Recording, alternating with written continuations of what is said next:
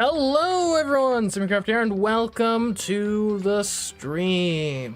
We're of course gonna today be playing some more Danganronpa. We're well into chapter 2, I believe. I think murder just occurred, so that'll be fun. Hopefully we'll investigate, obviously, probably also get to the court proceedings or trial or whatever.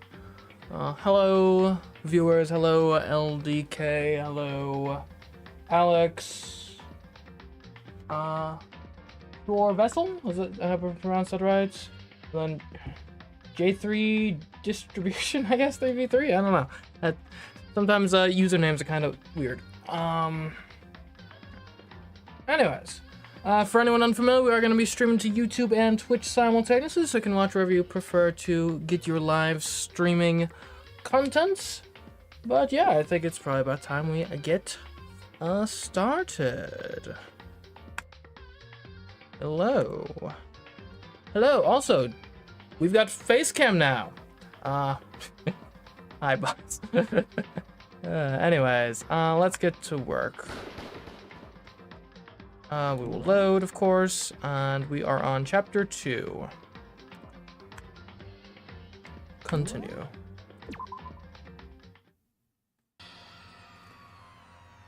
Alright. Okay. Damn, I couldn't keep her safe. So there's another victim! Which means we are now in the same position once again. Oh, thank you, LDK. Fuck, man! What the fuck is this? It's a dream! This is a dream! It's all just a dream! In fact, I haven't even been born yet. I don't have any memory of ever being alive. Okay. Weird thing to say under pressure. Shut up. Okay, so crime scene. What am I thinking?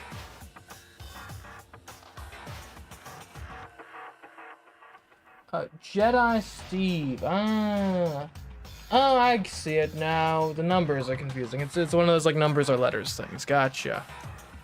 Yeah, that came up in a case a little bit ago, actually. I guess let's start by observing the body. Jeez. For now, pay attention to the wall. Huh? I said it once already. There's a word written there. On the wall? Oh yeah, bloodlust. A crime of passion, it would seem. The word bloodlust is written on the wall in blood. So... I don't think it's any kind of dying message. It's just too strange. But you know, that thing about writing bloodlust in blood, doesn't it sound kind of familiar? A murderous fiend who kills again and again using a bizarre and brutal method. Blood on the weights? Oh, yeah, it could be the murder weapon. Maybe.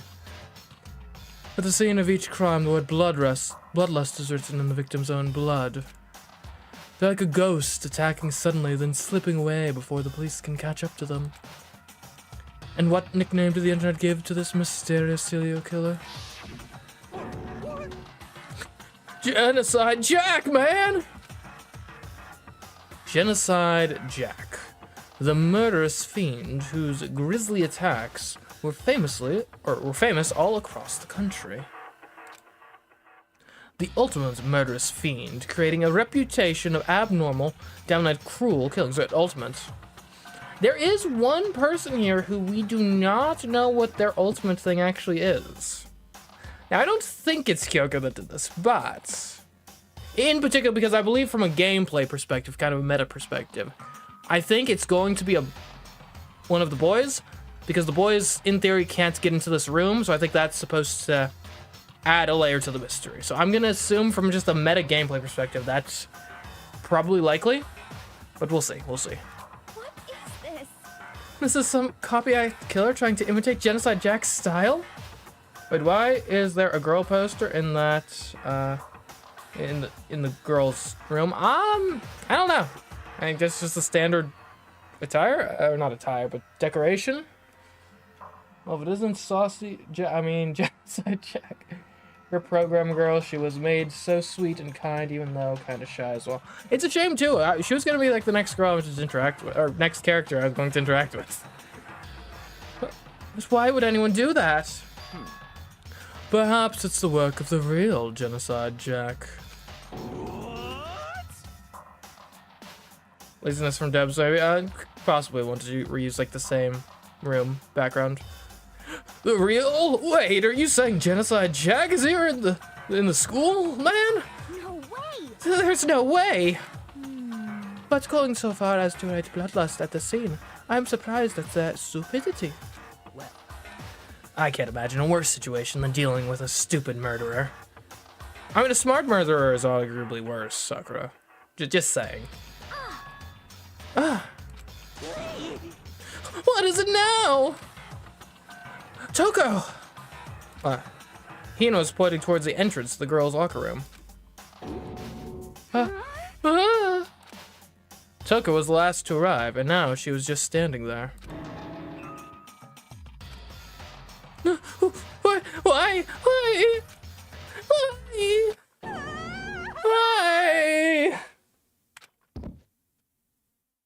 Good-unk. She fainted. That did not sound good. Toko! Hina rushed over to the collapsed Toko and started trying to shake her awake. Toko, are you okay? Come on, wake up. Oh, that's right. I just remembered what she said. How she faints anytime she sees blood.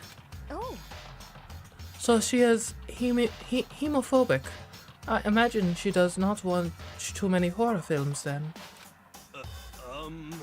This isn't a violation of the rules, right? I mean, technically she passed out somewhere besides her room. No, I think it should be okay. The regulations prohibit sleeping, like, on purpose. You never know, though. Monokuma can be kind of a jerk. So since she didn't faint on purpose, it doesn't count? Gotcha. Just a second. Toko, can you hear me? Hey, you gotta wake up. As if she'd heard her, Toko suddenly shot awake. As in, she literally jumped up from where she was laying. It was such a strange reaction, I was at a total loss for words. She jumped straight up into the air, changing her stance as she did. In no time flat, she was just standing up. You okay? Wait, didn't the boys' rooms and girls' rooms have their own poster, though? I don't think so. Sometimes it's easy to copy-paste things and only changing a few things like some colors and maybe some objects other than remake stuff. Yeah. Wait, Toko faints now, but not from before when there was blood in the gym. I think she just got here. Huh? What? Sorry about that. I was just so shocked. You know, it happens, right? Was I the only one? Toko, are you okay? I'm fine. Oh, is that a dead body? Hey, are you dead? Okay, time of death, 10:10. Victim Toko's sanity. What the heck? Must have hit her head real hard when she fainted. The world has a front and a back, a top, inning, and a bottom, and a sea of truth and a web of lies. Well, This is quite concerning. I mean, she sounds completely different. No, everything's fine. At least the stutter's all gone. Toko's crazy? Yeah. So Toko's insane now. Seems like it. Well, as if she was like particularly sane before, but that's a good thing. I see. It's clear to me that everything is not fine. Your eyes seem strangely vacant. It might be best if we take her back to her room for the time being. so, I don't mind taking her, but could someone help me? If you need help, I don't mind. Taka, could you help me? Oh, she totally ignored me. Very well, you take care of the girl and the rest of us can begin the investigation right away. Can I assume nobody has a problem leaving Sakura and Mondo on guard duty again? Hold on a second, rushing to an investigation? I mean, we probably should investigate that, that seems logical. The mastermind isn't behind that.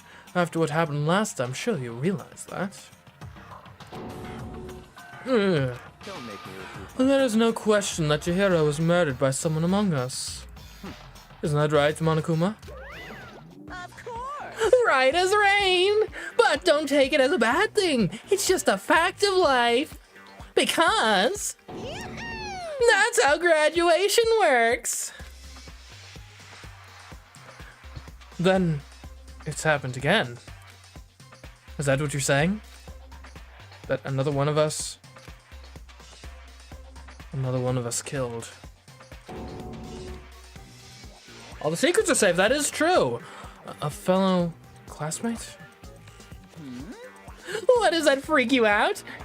You guys got no balls, you know that? Is there just nothing down there at all? Well, I'll let you pray to mine if you want. Actually, I don't have any either, sorry. Stop talking. Stop monologuing and give us what you came here to give us. You did bring it, right? I sure did, chum. It's the Monokuma file. Yes, allow me to present the next Monokuma file. I know how much you must be looking forward to it. See ya later. So please do your very tippy top best on this investigation. No way. Do we really gotta do another investigation? Yes, we do. Examining the corpse of one of our friends. Oh, sorry. Having to suspect all our other friends? Friends. I hate this. I can't take it anymore. I hate it too, man. I've had enough. I'm getting out of here. Hey! Where do you plan on going? There's nowhere to run. Such ignorance. Just accept it already. After all, blood is just a liquid. A dead body is a simple object. You are very enthusiastic about all of this, are you not? Naturally. How could I not be? If we don't unmask the culprit, we all die. That's true, but to jump into it so soon. No, time is money. What? What, do you want to die? Such ignorance. Fine, then go off and die somewhere right now. Go ahead, you're a waste of space. Damn you! A dead body is an object? Piece of shit! Jiro wasn't an object. Show a little respect or I'll beat some into you. Calm down. Everyone stop bickering.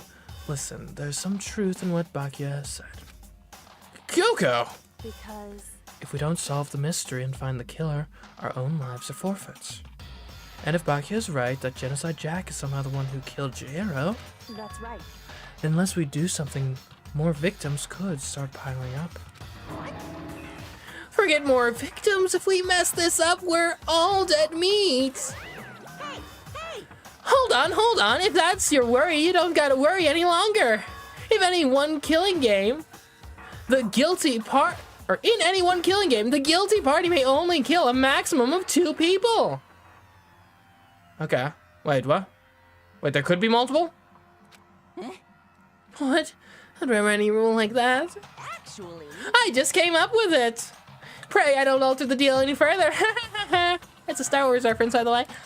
I mean, if one person went around and killed everyone, your lovely student life would be all over, right?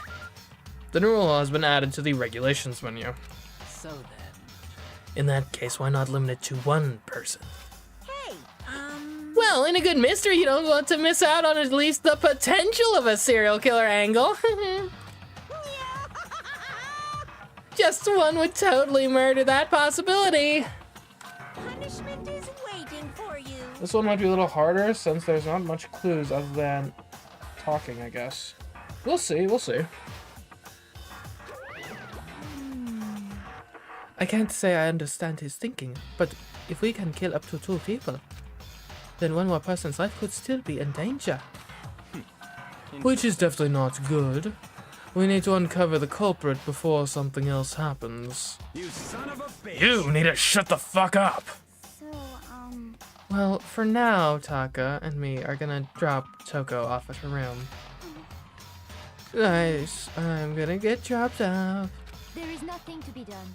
We have no time to stand around here. We must begin our investigation. Tout sweet. If we do not solve the mystery of who killed Chihiro, Is that okay? then we will quickly follow her into the afterlife. Makes sense if someone can kill only 2 people. It will ruin the killing game with everyone dead, but the black is alive. Yeah. I'm trying to think of the scenario in which you'd voluntarily just kill 2 people, though, because 2 people, that's 2, like, crimes, double the potential for clues to lead back to you. It seems like an unnecessary risk. I mean, unless you think someone's, like, on to you, I suppose. Oh, that's why. That's true.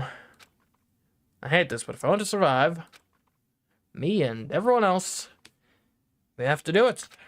We don't have any other choice. It's investigation time. First of all, I'd better check the Monokuma file to see exactly what's going on. The victim was Chihiro Fujisaki. The time of death is estimated to be around 2 a.m.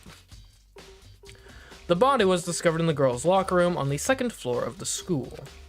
The cause of death was a blow to the head with a blunt object. She was killed instantly. That's all it says. Well, it sounds like there's any point in complaining about it. How do I gotta do what I gotta do? Alright, we got the file. Hey, Makoto, do you have a second? Huh? Did you need something from me? Naturally. Of course, life without purpose is quite dull, you know? So what did you need? I'm going to let you cooperate with me during my investigation. Huh? What? I'm purchasing your talent, the same talent which allowed you to solve Sayaka's case. Oh.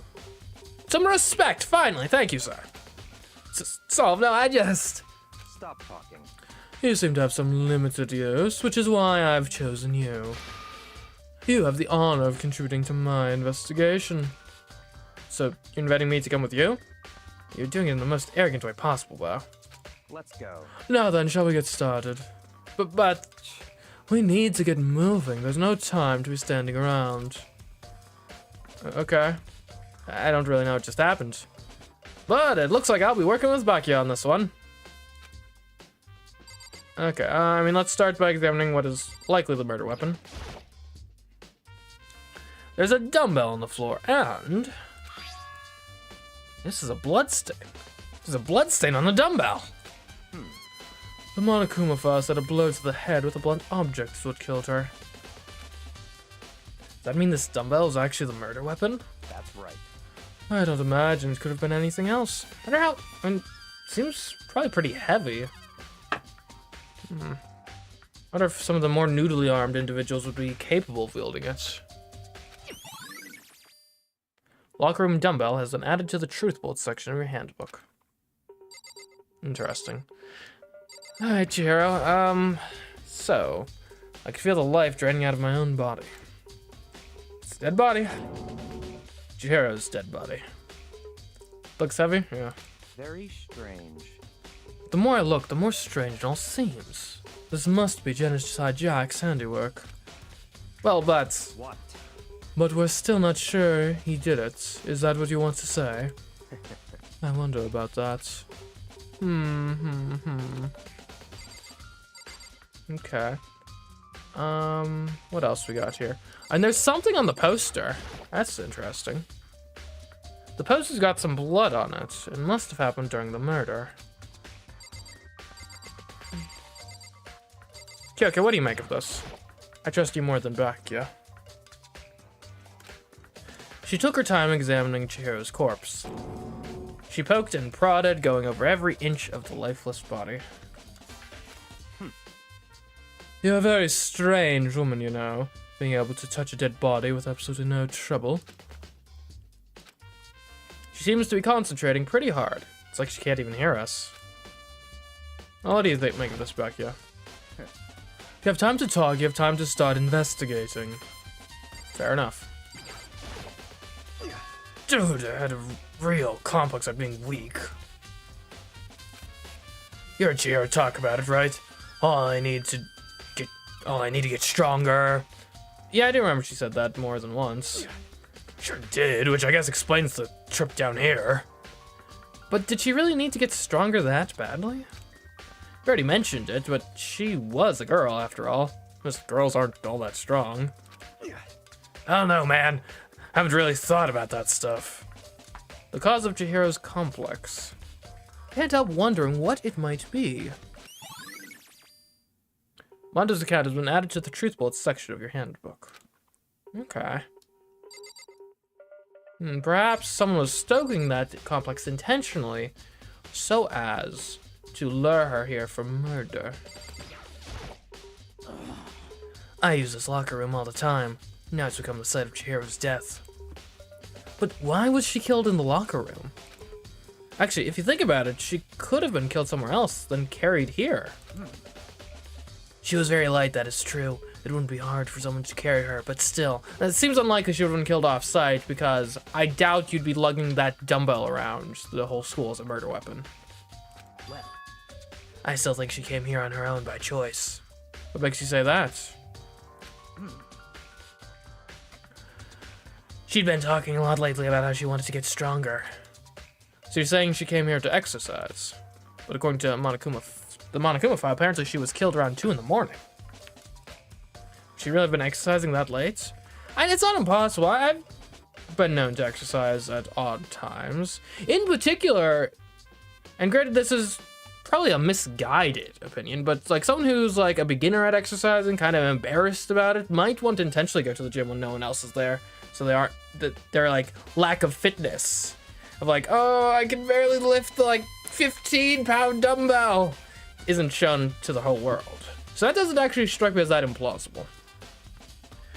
Wow, Kyoko is good at investigating things. Maybe she investigates to keep everyone alive except the Blackened.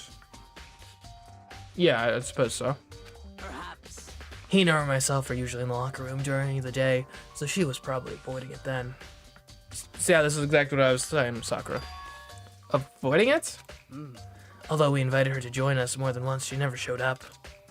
So I can only assume she was trying to avoid us. And instead she came to exercise in the middle of the night. However, Perhaps, so it's difficult for me to imagine she would have come alone.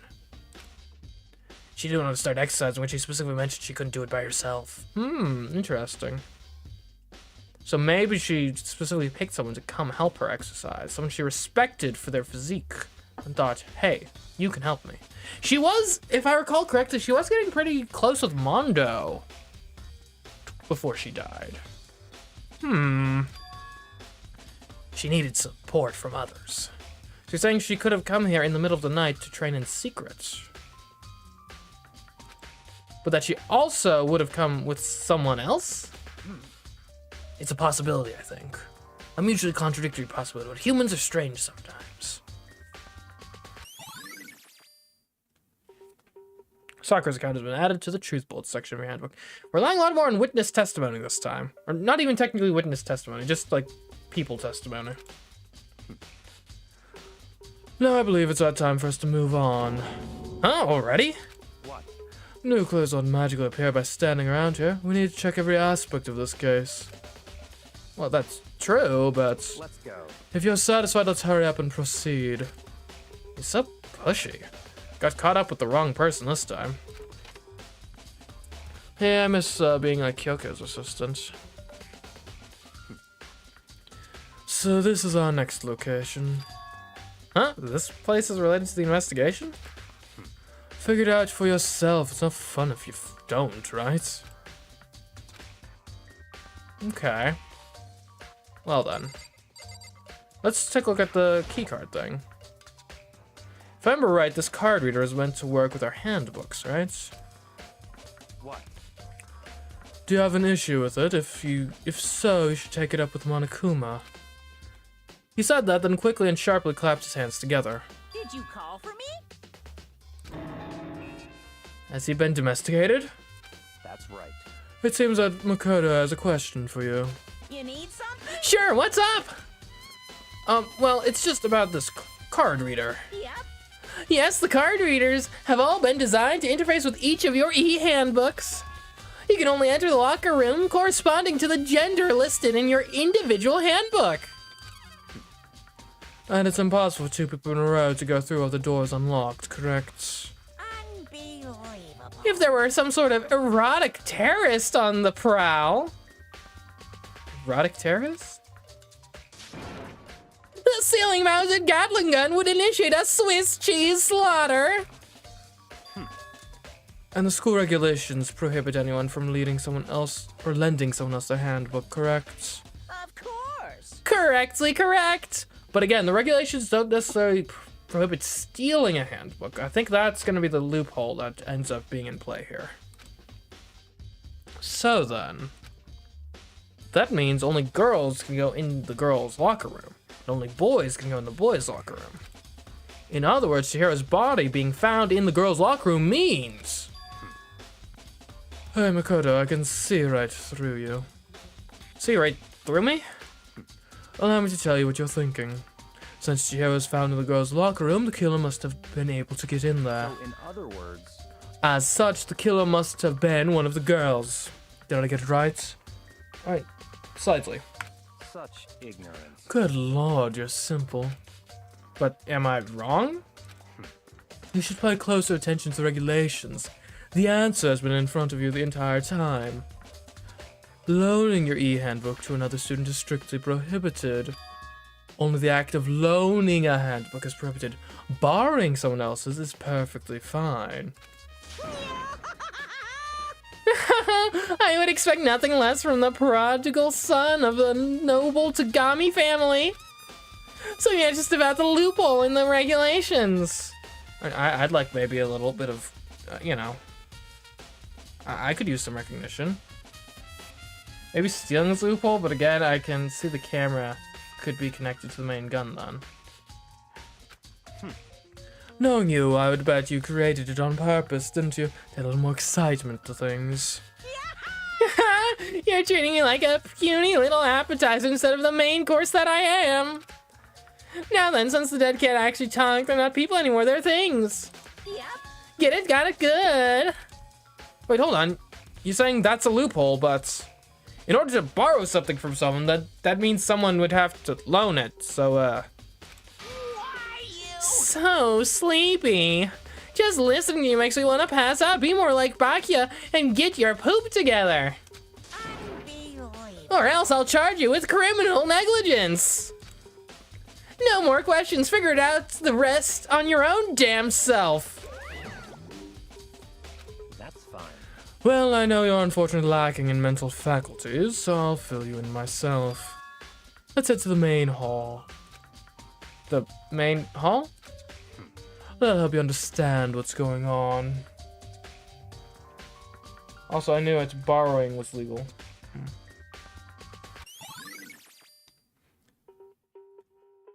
Well, the handbooks look all the same. You could... something you turn on your own, the handbook. I really hate that YouTube little, like, heart. Anyways, card reader has been added to the truth bolt section of your handbook.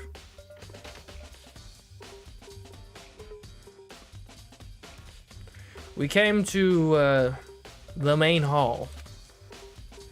So what are we looking for here? Oh, another possibility. Do the handbooks still exist for the dead students somewhere? Like, that would be an alternative to just straight up stealing it from a living person. So what are we looking for here? Does that mean I have to figure it out for myself? Okay, let's take a look at this. The hunk of metal blocking the entrance seems like some kind of machine. What about...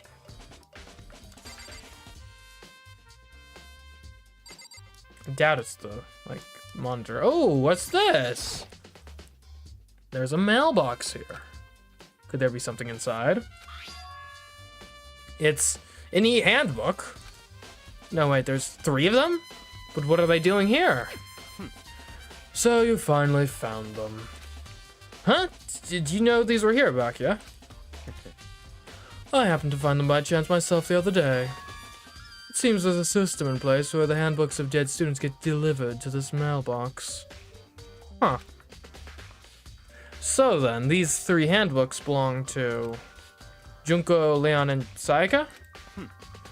You can go ahead and confirm it yourself. I immediately turned on one of the handbooks, and when I did... of course it's Sayaka. You're right, this is Sayaka's handbook. Now, do you understand? This is the key to the loophole that I revealed earlier. Yeah, I feel like I'm starting to get it. Appears I'm a genius. Let's see. And I guess since it would be them, but also the loophole of borrowing would still catch on camera. You should pay close attention to the regulations. The answer's been in front of you the entire time. Loaning your e-handbook to another student is strictly prohibited. Only the act of loaning a handbook is prohibited. Borrowing someone else's is perfectly fine. I see, yeah. Now I understand. Main Hall e-handbooks have been added to the Truth Bullets section of your handbook. What? Hold on a second. What's wrong? Very strange. That's strange. One of the handbooks won't turn on. Out of batteries, maybe? Is it broken? Whose is it? The other handbook showed Junko's name when I started it up. The one that won't turn on must be Leon's, right? I see. It would make sense, yes. After all, he did get pummeled with dozens and dozens of baseballs. Yeah, that makes sense, I suppose. Pummeled with baseballs. We don't need a flashback to this. The memory of it came flooding back. That cruel punishment which led to Leon's death. The execution that the mastermind concocted. A cruel, heartless death. You're right. It wouldn't be surprising for the handbook to break during that kind of assault. Damn it! Hey! Why are you, bad-mouthing the reliability of the products Monokuma has offered you? Hey! Angry! Hey! Really angry! What? Any handbook is essential to student life here. Crucial, integral, instrumental, a super big deal. There's no way it would break that easily. But it did. That's impossible! If I say it wouldn't break, it wouldn't freaking break. It can withstand up to 10 tons of pressure and it's waterproof up to 100 meters, okay? I don't care how many baseballs you hit it with, it wouldn't do crap. Oh, but even my amazing handbook does have one single weak point. It does? I can't hear you! But it's a secret. I wouldn't want you to go breaking any more handbooks. What? Then Leon must have broken it somehow without realizing what its weakness was, right? Hard to say. You know what I think? I think this handbook isn't actually broken. What? But you might ask, how could that be? Leaving the question hanging in the air, Monokuma disappeared. Kind of like an answer. Oh well, guess we aren't getting one. I believe the handbooks have limited battery and can't be broken super easy. Who's Leon? All I know is 11037. Tough. That's a tough one.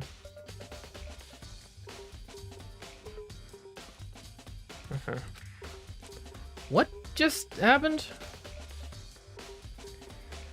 Monokuma said it's not broken, but it's an undeniable fact that it's not turning on. That's fine. Well, I don't see any connection to the case, so it doesn't matter for now. You think so? Either way, something about it still bothers me. The broken e-handbook has been added to the Truth Bullets section of your handbook. What could cause it to break? Like, I'm thinking probably something broke in the... It probably broke during the murder. They just, like, hit it here. It's probably not even Leon's, actually. Come to think of it. I don't know, maybe, could it be that your handbook gets deactivated if you ever fraudulently use someone else's handbook?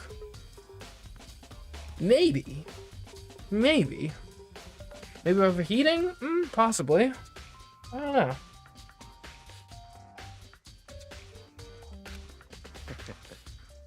Okay, then this should be easy enough to get rolling. Let's begin our investigation in earnest and track down the true culprits. Yeah, we need to find out who killed Chihiro. To be exact, not quite. Huh? Not quite? Like, anything else in here worth looking at? I mean, there's a machine gun. But I doubt that's relevant. Well, Bakya, what do you make of this? What do you mean by that, Bakya? To be exact, not quite. So now I want to reveal Chihiro's killer, but more precisely, I want to discover the true identity of Genocide Jack. Then, you really think? You truly believe Genocide Jack is the one that killed Chihiro? Don't make me repeat myself. Absolutely, I have no doubt that Genocide Jack is the culprit in this case. Really? Say more. That murderous fiend is Genocide Jack, right? What? There's nobody else it could be. A murderous fiend who kills again and again using a bizarre and brutal method. They're like a ghost, attacking suddenly, then slipping away before the police can catch up to them. And what nickname did the internet give to this mysterious serial killer? Genocide Jack. Not really technically accurate, given that genocide is, like, specifically, like, trying to eliminate a specific, well, kind of people, but whatever. It's a catchy name, I suppose. Can't see what could make the handbook overheat again. I don't think it's that easy. Yeah, probably not. Well, they say he's killed thousands of people, but that's gotta be an urban legend. Still, could one of us really be a demented psychotic killer like that? You're not wrong to wonder. But words mean little right now. I have something that will prove it, and I can show you. Okay. What is it? Okay, yeah. Genocide Jack, yep. Don't make me repeat myself. And I have a basis to believe that. I assure you Genocide Jack is one of us. Alright, how so? Is there really proof? There's somewhere I'd like to take you. This will provide all the evidence you need. It's all clear now. Evidence that Genocide Jack is the one that killed Chihiro. Evidence? Something like that really... Oh, hey, you two. Big trouble. Need your help. What, did someone else die? I don't have time to play with We're you. busy. Leave us alone. I mean, But it's an emergency! Emergency! Come on, please, you gotta help me. Alright, what's up? Alright. please. This is a serious emergency. Please, please, you gotta help me. Just calm down, okay, Ina? I mean, But it's an emergency! What sort of emergency? An emergency? What happened? well, Something's wrong with Toko. She's acting super strange. Well, I mean, she was acting pretty strange earlier, right? She actually always acts pretty strange, come to think of it. What should we do, Bakya? Very strange.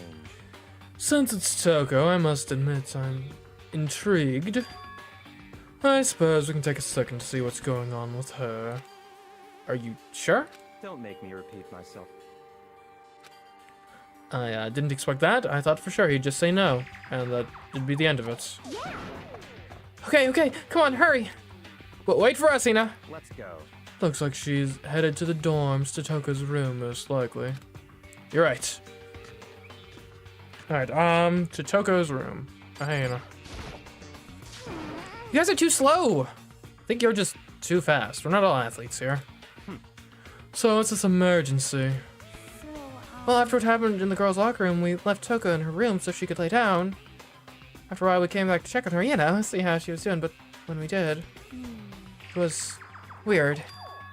She refused to come out, and she kept saying all this weird stuff. Weird stuff? That's fine. We should try talking to her ourselves. Yeah, good idea. Where is her room? That's Chihiro, Celeste, Wei, Sakura, Leon.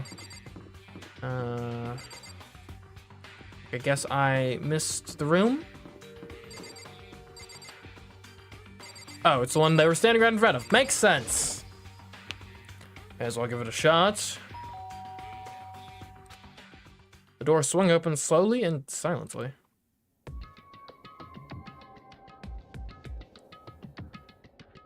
Hey, Toko, what's up in there? Oh, holy crap. An aura of negativity flowed out from behind the door, forcing a gasp out of me. What? Oh, nothing. It's just that Hina was really worried about you holding yourself up in your room. Leave me alone. Yeah, sure thing. But could you open up just for a second? Won't allow it. Huh? Huh? Won't let Genocide Jack have control. So you're saying Toko is a split personality between Toko and Genocide Jack? Is that where this is going? Okay, case closed, guys. We got it. And just like that, she slammed the door in my face. What was that? She's been acting like that the whole time when I rang a little while ago.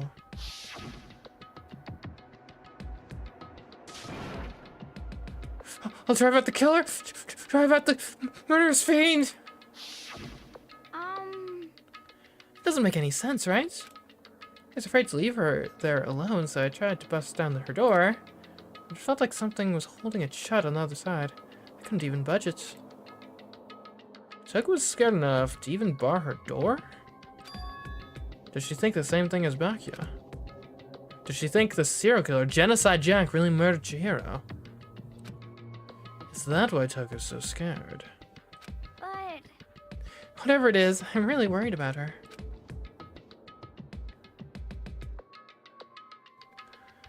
Isn't there anyone who might be able to persuade her? Bakya, maybe.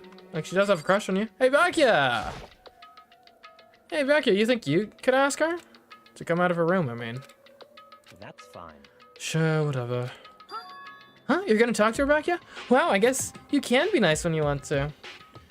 Should we get a spray bottle to clean Toko since she never washed herself? Which she herself said last class trial. Maybe. Little like cat sort of. Bad Toko. Bad Toko. Don't become Genocide Jack. Bad. Bad Toko.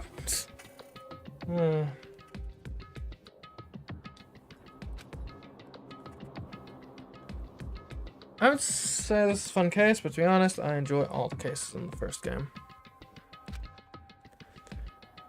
Bakya stood in front of her door, not making a sound, and pressed the doorbell. Ding dong. Well, I guess I didn't really need to voice that. It's kind of obvious. After a few moments, Trigger Happy Havoc is what do goaded. you want? Yes, yes, yes. Leave me alone. You're so annoying. Bakya. Bakula. It's Byakuya. Byakuya. I'm sorry, I couldn't keep our promise. Byakuya is maybe a jerk from time to time, but I bet if you get to know him, he might be a nice guy. Also, he's really smart. Would not really be on his bad side. So I wouldn't really want to be on his bad side. Fair enough. But don't worry, never again. I won't let Genocide Jack have control ever again. And with that, the door slammed shut. Even Byakuya couldn't pull it off. There's nothing else we can do. Let's get back to the investigation. Oh, hold on. Hey, Byakuya, what was Toko talking about just now? Something out of promise? What? Oh, I have no idea. Another one of her delusions, I'm sure. But Stop talking. if I say I don't know, that means I don't know. Just let Hina take care of her. Oh, yeah. Okay, I'll stay here and keep an eye on her. Let's go. Well then, let's go. Without waiting for a reply, Bianca sped away. Bianca! And I hurried to catch up. I tried to talk to him several times as we walked, but he didn't even look back, let alone say anything. He just kept on walking toward his destination. Finally, his feet brought him to a stop in front of a certain room. The library? Interesting. Why here? Come on, let's go in.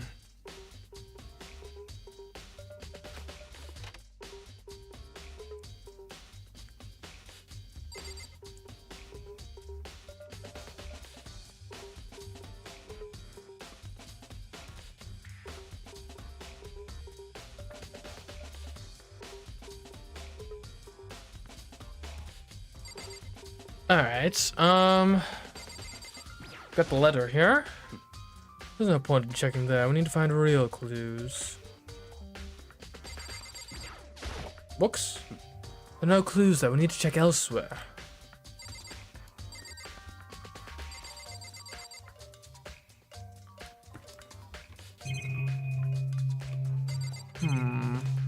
What about under the... What's this? Is that just a lamp? No clues though, we need to check it elsewhere. Right here? Knock it off, what does a desk lamp matter right now? Okay, well, where do you want to look? Is the evidence that proves it was Genocide Jack really in the library? Don't make me repeat myself. No, to make me say it again.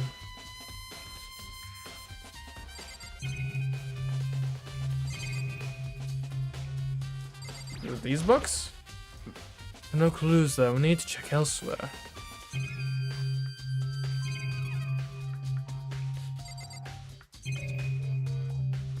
The camera? A surveillance camera. Mastermind must have been watching as Chihiro was killed. I know what happened and they're still forcing us to go through with this. Maybe the strange room in the back? What are you talking about, a strange room in the back? Isn't that just like the door to get in here? Remember, on the other side of this door, it's the archive, right? Hurry up and go inside. Oh, here? Let's go. It all makes sense once you're inside.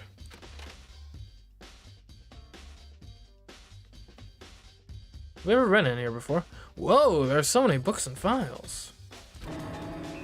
And so much dust, too. So, in other words, I would say there's enough value in this place to endure the dust.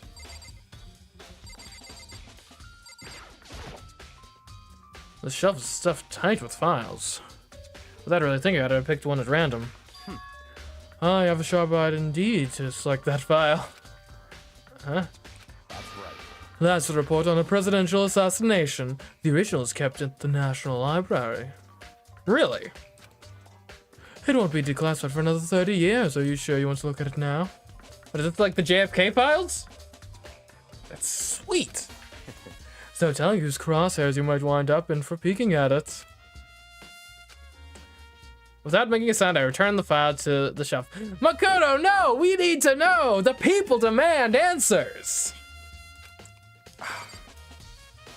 Fine. If you pay attention to your surroundings, you're sure to discover that value for yourself.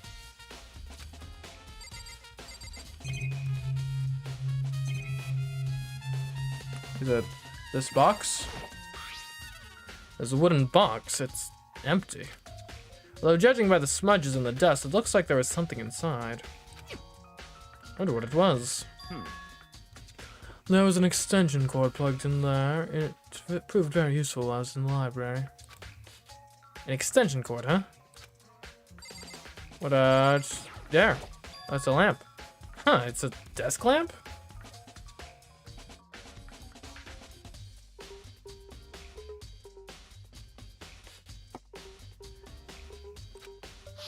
Thinking Tucker's sus. Fair enough.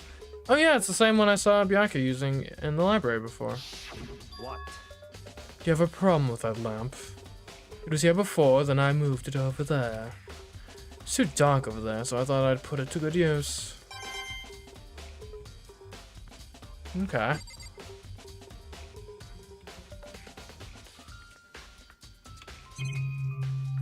Oh, what's this? Oh, that's a security camera. Okay. Maybe it's these books. So many files stuffed onto the shelf. What's in all these things? That's enough. Those documents are dangerous. Dangerous? They tell all the people who control the world from behind the scenes. Dangerous truth for a commoner. You mean like members of the Diet or something? No, I mean the ones with the real power. The secret council controlling everything from the shadows. What? You messing with me, man. You're messing with me, right? You're ready to be disappeared for. Take a look. There's some very interesting people in there. See, is this the Epstein client list? Is that what we got going on? Ooh.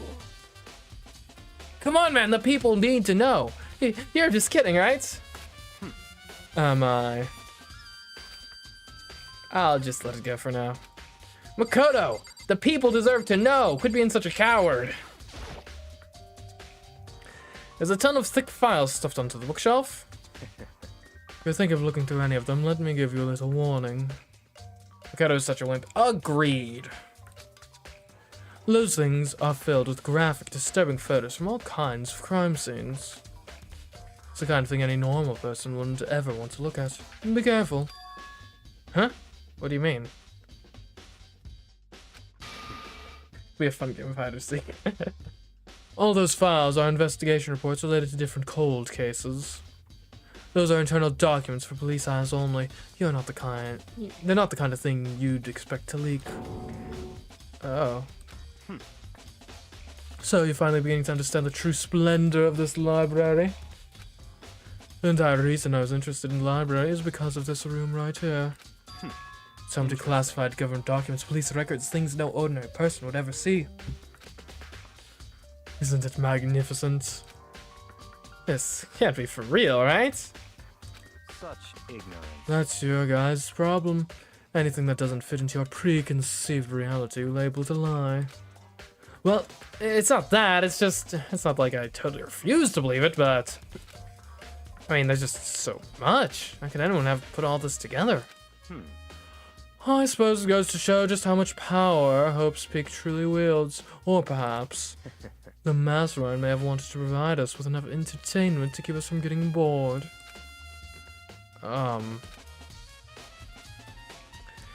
It's no use, I can't keep up with all this. It's just too unreal. What's wrong? You still can't believe it? What about you? How can you believe it so easily? Things like that are usually impossible. What? What do you mean, usually? Usual, normal, ordinary, simple? Those things don't exist anywhere in the real world. If you don't understand what they actually represent, you don't understand the nature of anything. You don't pull your punches, do you? Besides, what you consider usual is based on your common sense, right? But what makes you think your own common sense applies to me at all? Your common sense actually is just a side effect of the manner in which the place you were raised. And I'm sorry, but you were raised basically as like the cattle for people like me to boss around, so it's sad. It's a sad thing. Imagine your common sense is like the common sense of the chicken compared to the common sense of the farmer.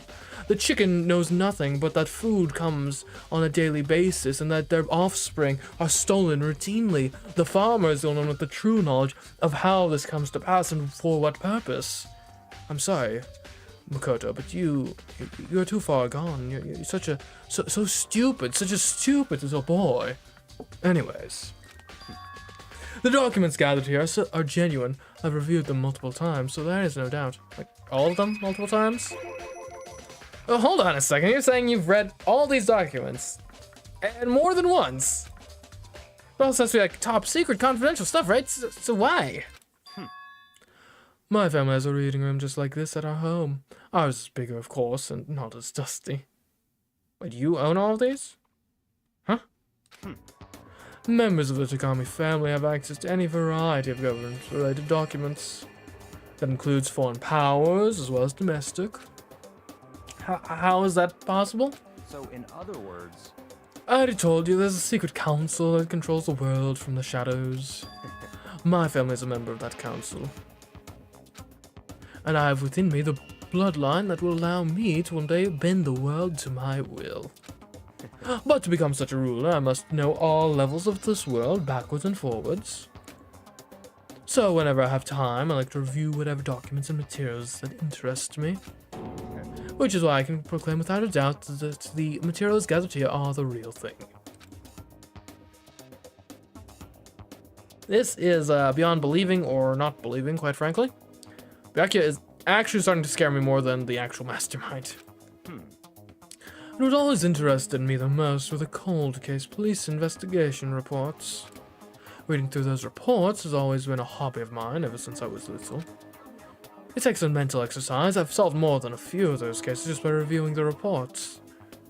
And among all those reports, one of my recent favorites is the Genocide Jack case. As he talked, Byakuya grabbed a specific file from the shelf. That's right. This is the complete case file. Every single report surrounding the Genocide Jack cases has been compiled in here. Because there are so many, allow me to quickly summarize the main points. To begin, there are two notable characteristics in every Genocide Jack murder. The first characteristic is that every crime scene the word bloodlust is written in the victim's own blood. And the second is that when the victims are murdered, their bodies are suspended in a certain way. Bloodlust is written in blood and the victim's body is suspended. It does look quite like a Genocide Jack situation. Though could someone just be invoking that intentionally to frame someone else? It's exactly the same as what happened to Chihiro. Save your surprise, the best part is yet to come. For the second characteristic, where the victims are suspended, the only ones who knew about that particular fact were members of the police and other higher-ups. By all accounts, nobody in the media ever found out. This is interesting, because it does imply, then, it reduces the likelihood of a copycat, because A, most people wouldn't know this, and B, even if they did know it, they know most other people wouldn't know, so it would be an inconsequential detail to add. Unless you knew that, like, Byakuya knew. But what would be the point in framing it as a Genocide Jack case? It's not like we know who Genocide Jack is off the bat. Unless you knew you could somehow bring to light who Genocide Jack is, and then frame them for your murder. But if I know that he knows that she knows that I know that he knows, then... In other words, no one on the news, no one online, nobody knew about that aspect of each crime. Byakuya's scariest part? Yeah. I'll say, like, early on I thought he was just, like, some sort of pompous, like, rich kid that just had money and nothing else, but he seems to have the intellect to sort of back up his snobbiness, as much as I hate to admit it. Only key officials and the killer himself knew about this act of mounting the victim. Now, if you recall Chihiro's corpse, her body was most certainly mounted in this fashion. So how could the killer have known about suspending the victim? That's right. That's the key question. In fact, the answer is quite simple. So, in other words, The culprit isn't a copycat killer, it's the real Genocide Jack. Again, we don't really want to end on his bad side, but more on the better side of him. Yeah, for sure. Ugh. in other words, That right there is the evidence that Genocide Jack has hidden himself among the rest of us. Then, Genocide Jack really is such a brutal, fiendish killer, really is walking around among us. interesting. Things are really starting to get interesting, aren't they? I never imagined a killer with such a reputation would ever become a part of our little game. Now, don't you think it'd be good for you to take a look at what I've already seen? You might just manage to ferret out a clue or two. Such ignorance. If you get down on your knees and beg, I might even show you myself.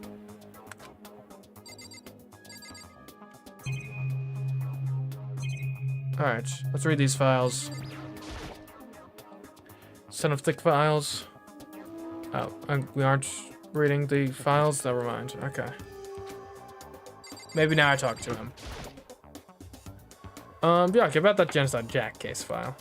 Could you let me see it? That's fine. Well, he didn't beg, but I guess it's okay this time. Feel free to look at it in here, but you can't take it with you.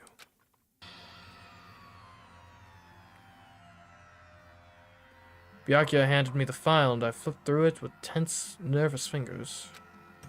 Suddenly my hand stopped. I reached the page where photos from the scene of each crime had all been collected. Oh. The names of Genocide Jack's victims ran on for several pages.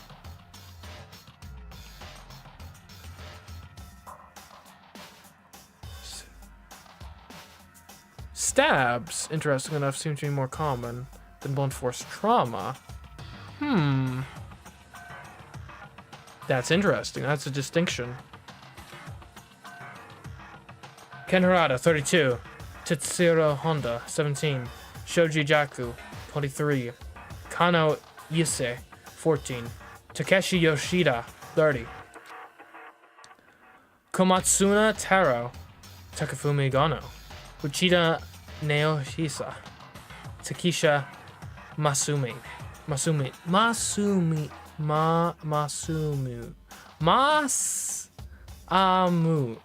there you go. Or it could be Masamune. Yuto Umejima. There's no end to it. But one thing became perfectly clear as I read. All of the killer's countless victims were killed and suspended in exactly the same way. And at the scene of every murder was the word bloodlust, left in the victim's own blood. Now take a look at the next page and you'll find another interesting tidbit. The next page.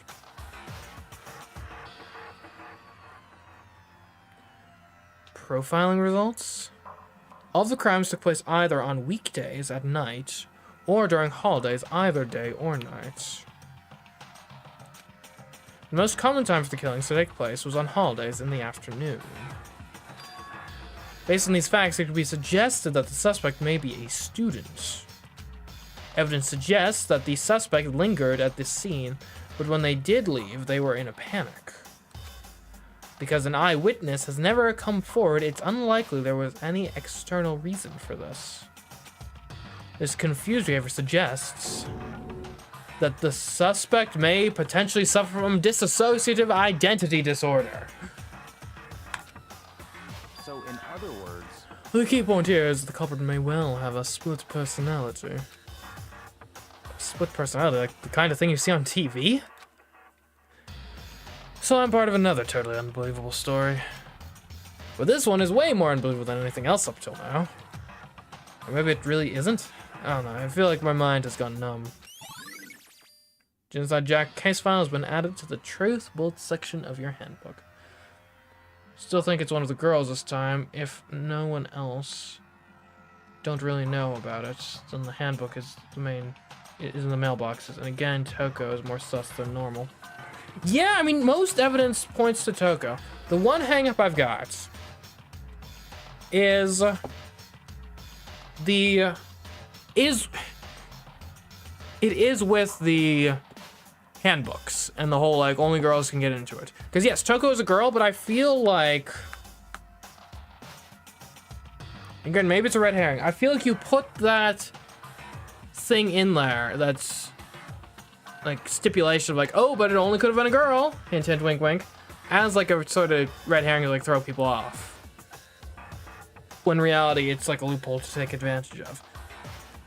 The thing it is to me is if Toko is the killer, the handbook thing is completely irrelevant because Toko has access to the girls' locker room in any case. Which makes me think it's plausible if someone else found out about Toko's split personality, we could actually have a copycat killer on our hands. But even that, it's a stretch because someone would A, have to know about Toko being Genocide Jack, and B, intuit that other people would catch on to Toko being Genocide Jack. Which is not implausible, but it's a bit of a stretch for sure. let's go. Alright, we should get going soon. And for sure, Toko is Genocide Jack. The only question is whether or not she committed this specific crime. Huh, where are we going? Anywhere but here. We finished our business here, haven't we? Well, face cam? Indeed, face cam. Oh, wait, Byakuya! As usual, Byakuya turned and left without another word. I hurried out of the library to catch up. Well, this is where we part ways. I have some things I need to take care of before the class trial. Maybe the blackened is Makoto. I don't know, though. I feel like I would know if I killed someone. Huh, just all of a sudden like that? I don't have time to play with you. Come on, enough of your annoying misapprehensions. Did you really think we'd be together the whole time?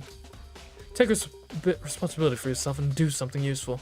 Move the investigation forward on your own. Goodbye. Well, goodbye. Just like that, he was gone. Just as quickly as he'd asked me to join him, he'd cut me off. In the end, I felt like I was just some plaything getting tossed around. At the same time, I'd uncovered some really important clues thanks to him. Genocide Jack. He's the one that killed Chihiro? That murderous fiend is one of us. But who is it? I have to find that out no matter what it takes. And to do that, there's somewhere I have to go. Investigate one more time. I have to go back to the crime scene. The girls' locker room. I checked the boys' locker room too. And the others might have come up with some info I might find useful while I'm at it. I need to find out everything I can. Clues 2 a.m.-ish, training with someone else. Not many. If only you and Byakuya know about the extra handbooks. Toko acts more sus and maybe split personalities. Evidence leads to Toko? Possibly. Alright, to the crime scene, which is this way, I hope? No, it's not this way.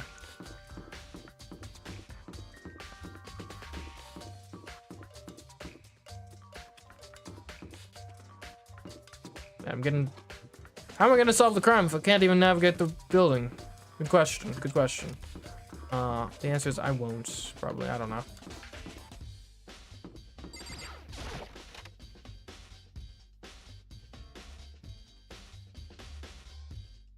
Oh, hello, Hifumi. Da-da-da-da-da! Ding ding ding, Hifumi has discovered evidence revealing the identity of the culprit. I feel as if... Another stat increase for me. Evidence? What did you find? I cannot reveal that just yet. I guarantee that what I find will steal the killer's breath from his lungs. Are you sure about that? Oh yeah, Miss Ludenberg said she'd witnessed something worthwhile too. Really? What did she see?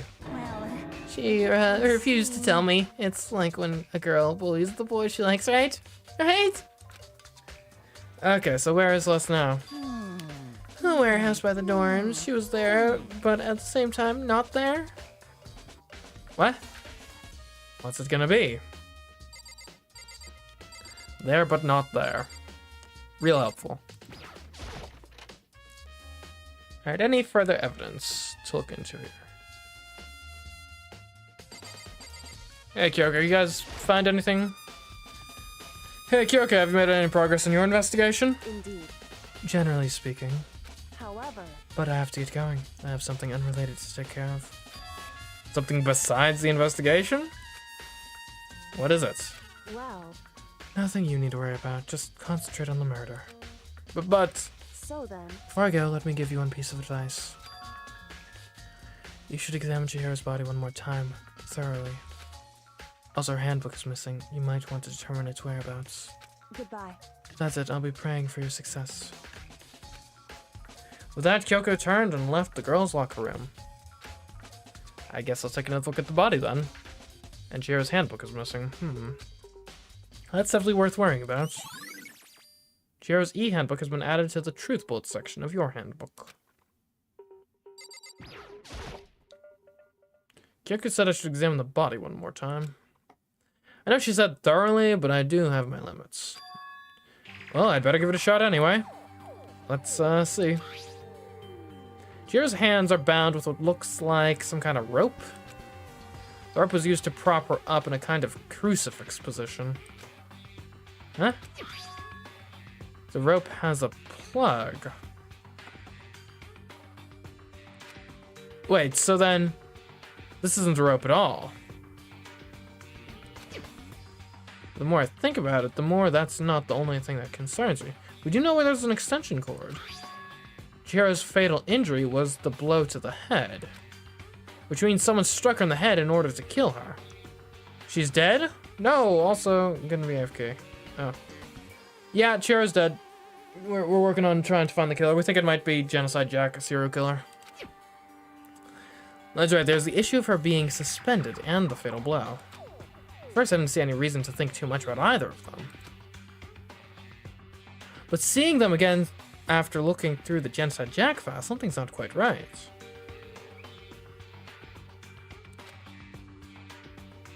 What does this all mean? Status of the dead body has been added to the truth bullet section of your handbook. Well, the one thing most likely to tie all these mysteries together is the true nature of the rope that was used to suspend Chihira. To figure that one out, there's a certain place I need to revisit to look over again.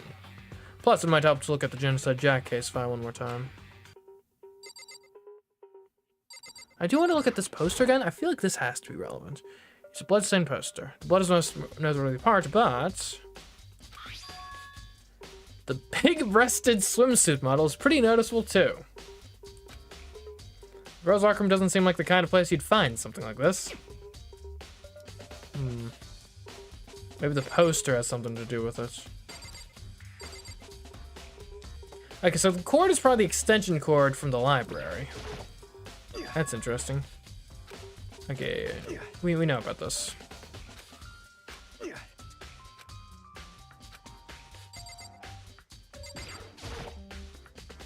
Store leads out to the pool. Indeed it does. Okay, get me out of here.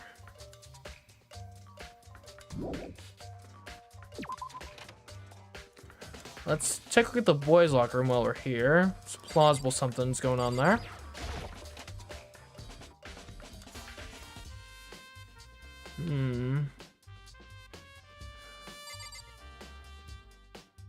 Wait a minute.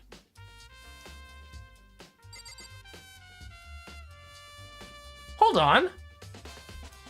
Wasn't the swimsuit poster was in here before, wasn't it? Like, I'm not misremembering that. Like, that makes way more sense too. That the swimsuit poster should be in the boys and the boy band should be in the girls. Huh. This poster. It's a popular boy band called Tornado. Somehow it doesn't quite seem to fit in the boys' locker room. Oh, but wait, that reminds you, the poster in the other locker room is... That's right, there's definitely something strange about this. In the boys' locker room, there's a poster of a popular boy band. In the girls' locker room, there's a poster of a big-breasted swimsuit model? Could the posters have been switched? But if they were, why? What's the reason? What reason would anyone have? Maybe we should talk to someone who knows a little more about the locker rooms. Okay, hold on. Murder was committed, here's the theory. Murder was committed here in the boys' locker room. Blood splatters on the poster. And so they get swapped to make it appear that the scene of the crime was the girls' locker room? Maybe? Because the murderer was male, and if it was in the girls' locker room, they're less likely to be suspicious? Huh. I don't know. Something doesn't add up.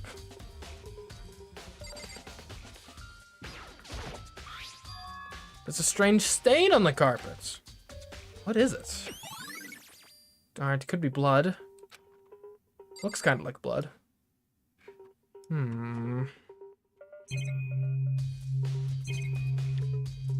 Here's a question. Is it plausible that Byakuya murdered her and is now just trying to frame Genocide Jack, knowing that Toko looks very suspicious as being Genocide Jack?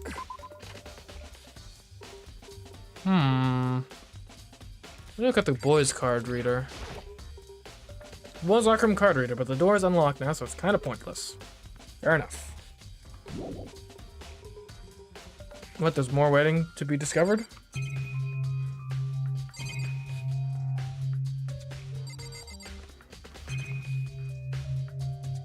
Life preserver, maybe? I don't think this flotation donut holds any clues to the case.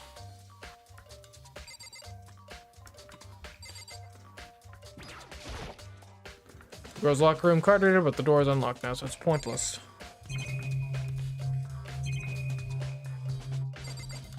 Did I miss a detail? I mean, I don't think the gun is terribly relevant. Is that a real gun? Why is there something like that here? It's dangerous, but it also has nothing to do with the case. Maybe we missed something in the boys' locker room.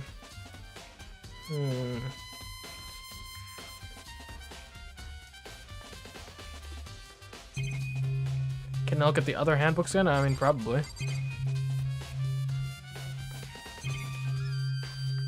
Okay, there's nothing else in here. Oh, I can go this way, though. Out into the pool. The pool.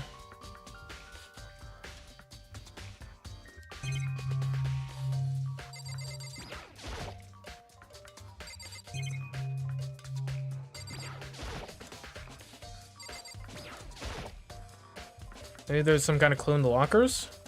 Guess not.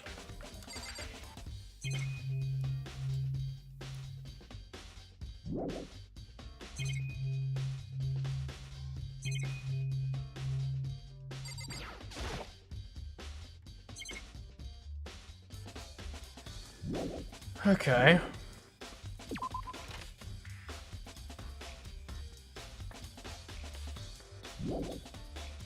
Maybe I missed something in the girls' locker room. It's plausible.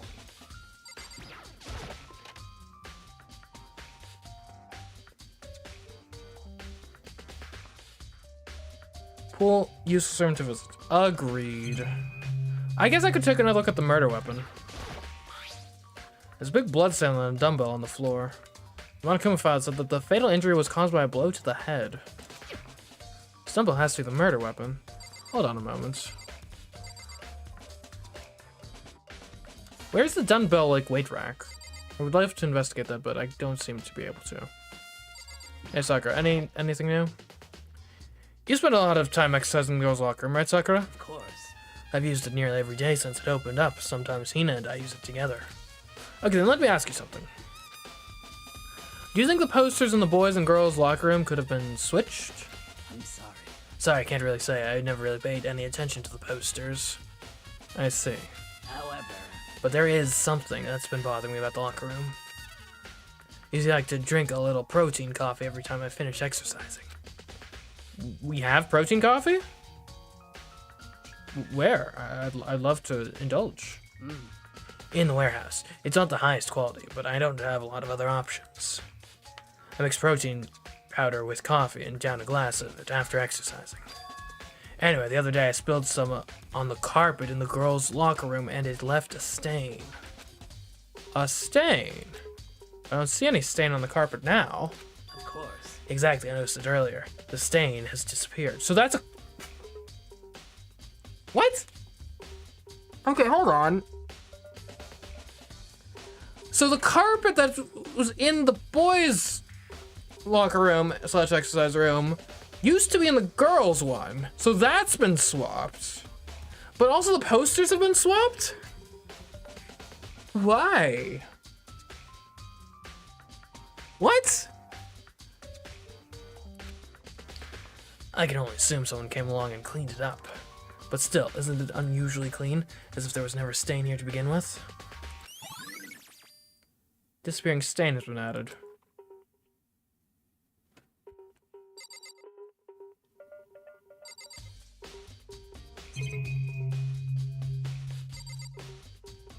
Sakura's more sus now since the stain and posters switched? I mean, maybe? I don't know. There's a blood stain on the carpet. It can only have been caused by Chihiro's murder. I'm just trying to think what... Because obviously the items have been switched. I'm trying to think what reason you'd have to do that. Okay, I think I've got everything now, though.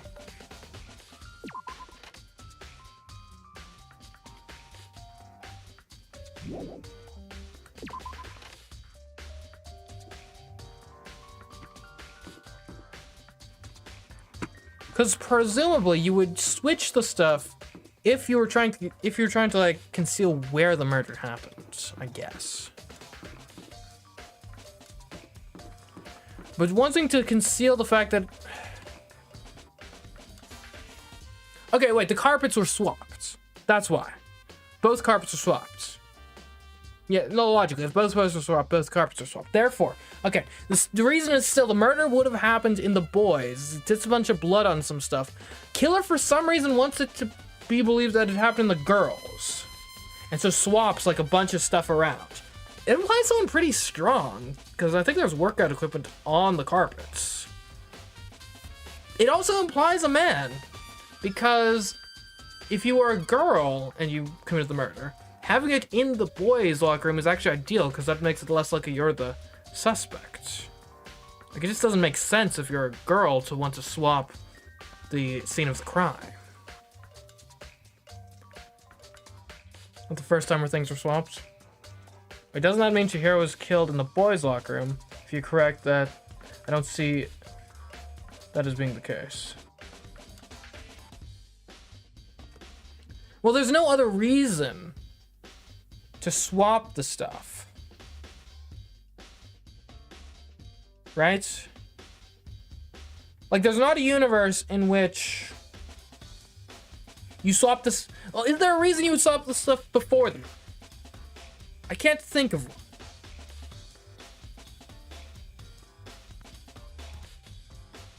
I mean, unless, like, you're trying to be like, oh, Chihiro, come and exercise, it'll be fun. And oh, I want to make sure it's like a pleasant sort of environment for her, so out with the stained carpet. And also we'll swap the boy band poster with the, like, pinup poster. I don't know, that doesn't add up to me. Don't forget, Leon's handbook is broken, but not by anything obvious, so maybe that's its weakness? What? Big-breasted swimsuit models? I think that's all of our weaknesses. Anyways, let's see.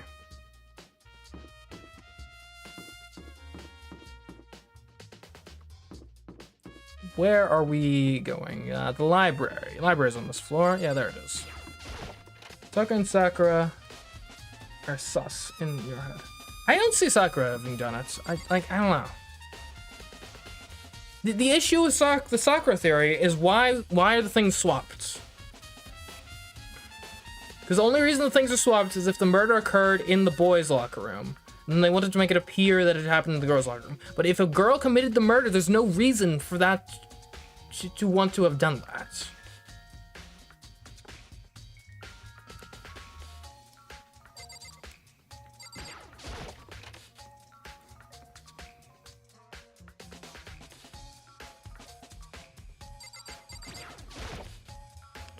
I'm taking a look at the Genocide Jack's case file. I know it was around here somewhere. Huh? It's gone? Someone take it out of the archive? Someone who would do something like that. Because of anything but Byakuya. Interesting. Also, so this is where the extension cord would have come from. Yeah, the extension cord was in there before.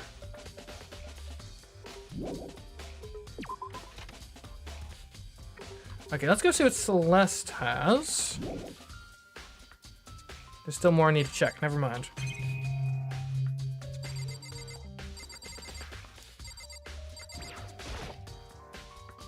Looks like we have desks on top of the desk. Maybe there's some kind of clue here. I guess not.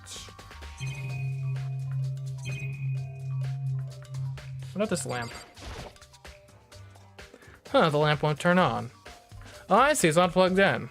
The lamp's cord isn't long enough to reach the outlet from here. The last time I saw it, it was definitely on, and it was definitely right here. Oh, that's right. Byakuya was using an extension cord. But there's no extension cord here now. I wonder if... Our desk lamp isn't added to the truth bullet section of your handbook. Okay. Right, that's not the door to leave. I don't think we need anything else from in here. Wait a minute. I thought he said, wait, the desk lamp. If I could grab that one from over here and put it over there? I'm sure it's dark over there.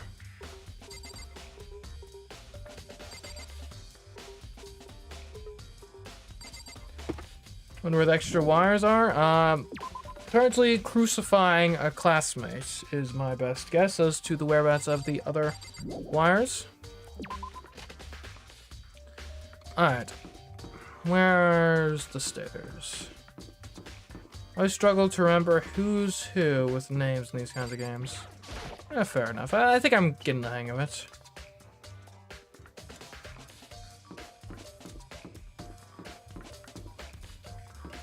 Hold on a second.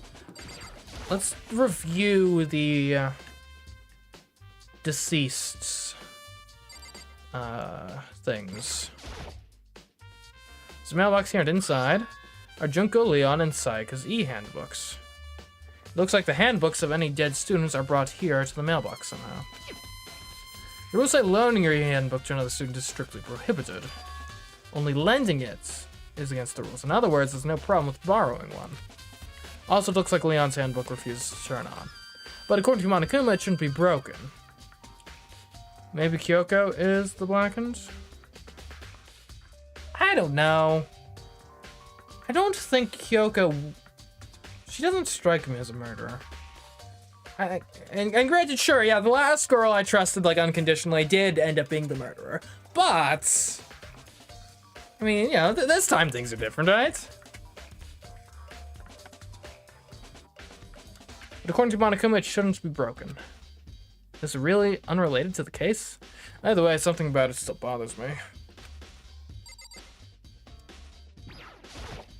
Huh? Oh, hey, Makoto, what's up? I haven't been up to anything myself, that's for sure. Definitely haven't looked inside the mailbox. Alright, now I'm suspicious of this guy.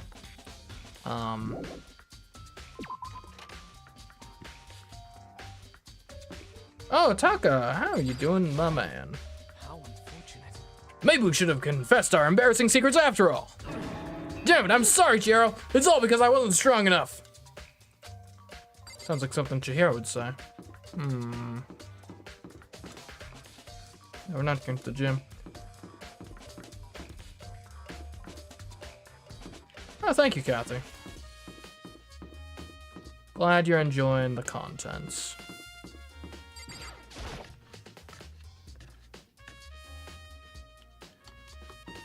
Okay, it's bath. Alright, Celeste is like around the storage room, right?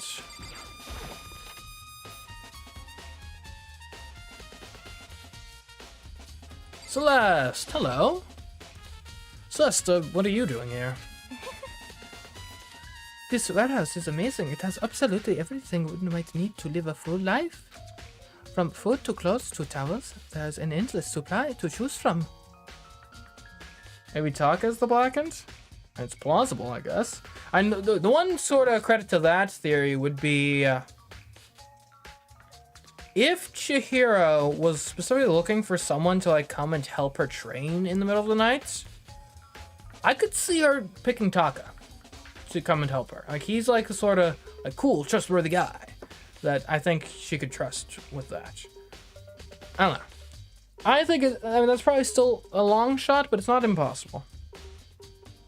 And let's also keep in mind, of all of the people he would like, he could be the one whose secret is like pretty bad, just because he's so buttoned up, like from the outside, that even a slight deviation could be very scandalous for him.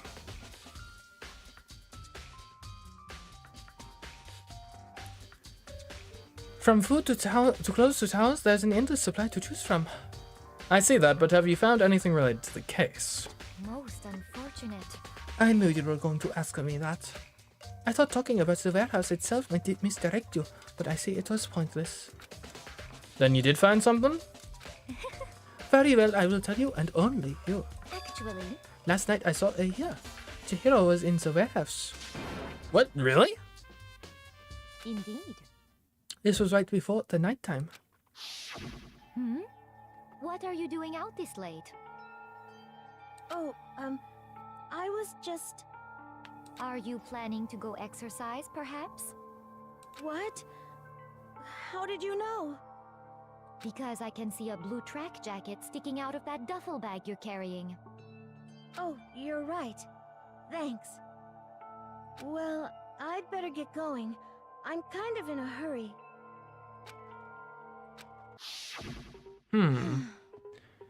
She stuffed the jacket into her bag in a hurry.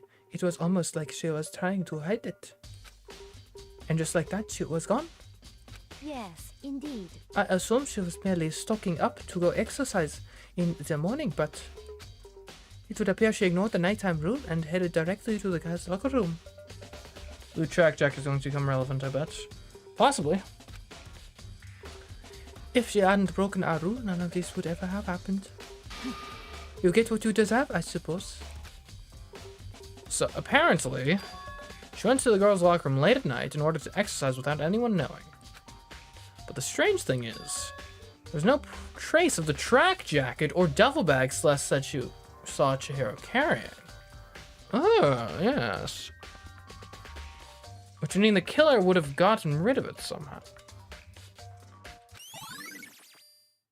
So that's accounted and added to the truth bolt section of your handbook.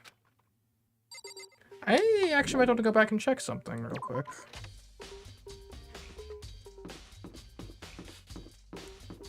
Is it possible we didn't see that stuff because we weren't looking for it, but maybe, because if we find the duffel bag in the boys' locker room,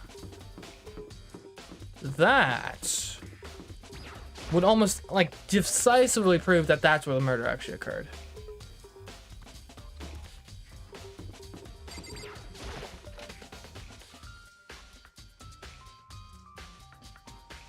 Yeah, sad with not realizing that that was the last time Celeste would speak with Chihiro, for sure.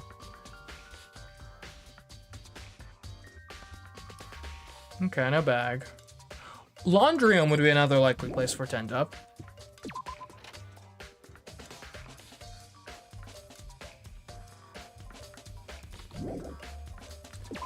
There's just a few changes. This game could become a lot darker and a lot sadder. I suppose so, probably. It's already kind of dark, you know, being about murder and all.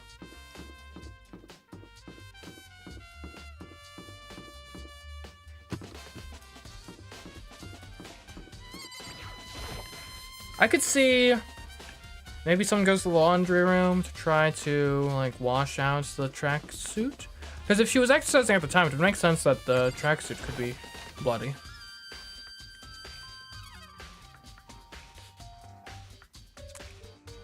Nothing here, it would seem. It's a washing machine, which has nothing to do with the case. Okay. Interesting. I guess let's check on Toko again. This is Toko's room. I should just leave her alone for now. Wait, since when was there a bathroom? Since always. It's more of like a sauna, sorta. Trash room maybe? Possibly. I would like to... Can we investigate Chihiro's room, actually? Where's Chihiro's room?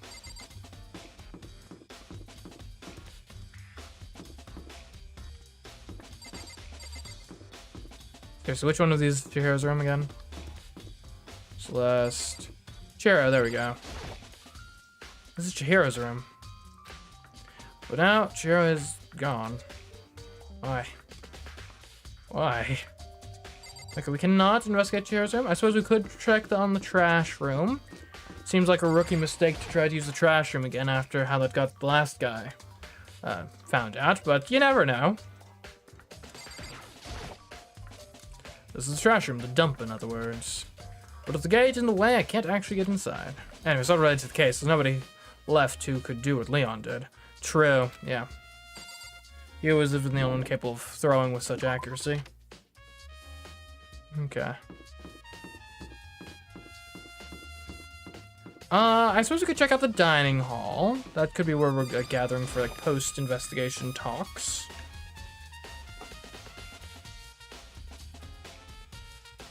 Hello, oi. Oh, Hina, how's Toko doing? Same as before. She won't come out and she just keeps on mumbling something about Genocide Jack. So I just left her there. You left her? My head was all swimmy and I was getting pretty hungry. Yeah. Oh, but don't worry, I'm gonna head back as soon as I'm done eating. Toko's not exactly pleasant, but I'm still worried about her. Speaking of which, what are you eating? Huh? A donut, of course. Huh. Of course? Figured you'd be into more like healthy foods. There's two things I'm sure God created. Outer space and donuts. Really? I bet you Hero would have liked to eat more donuts. Maybe that was her one big regret. Oh, I should have tried to spend more time with her.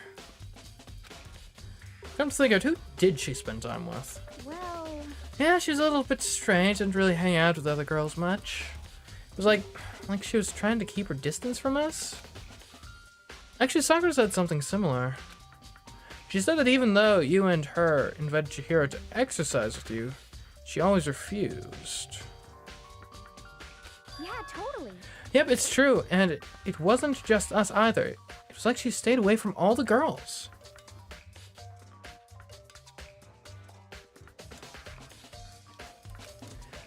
Was she just shy? I don't know, she talked to the boys all the time. Isn't it kind of weird to be shy around your own sex or totally fine with the opposite sex?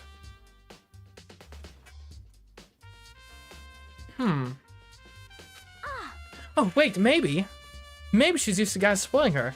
The law says you can't judge a book by its cover, right? You think so? I never really saw her as that kind of girl.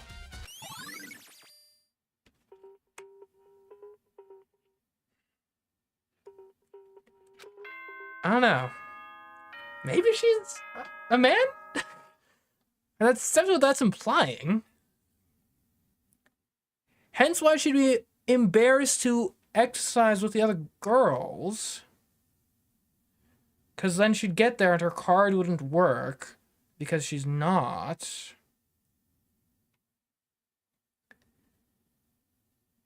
Then man kills her and the boys realize that since everyone thinks she's a girl, it would make more sense for the murder to take place in the girls, while also getting the man off the hook because he shouldn't have had access to the girls. You know, it doesn't not make sense.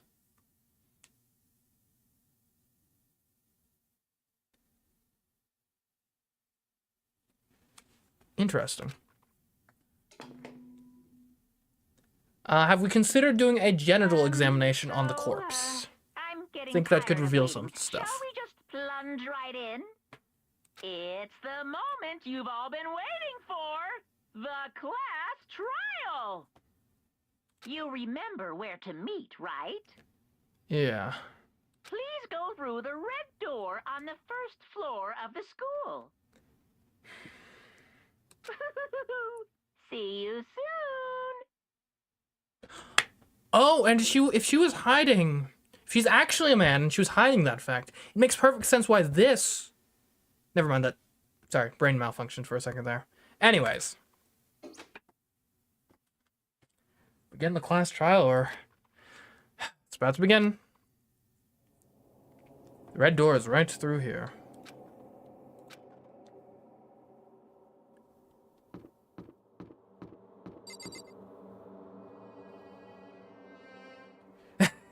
You just got your genital exam on the corpse? Okay, well, look, it makes sense in context. We think the murder victim might have been lying about their gender, okay? That's why.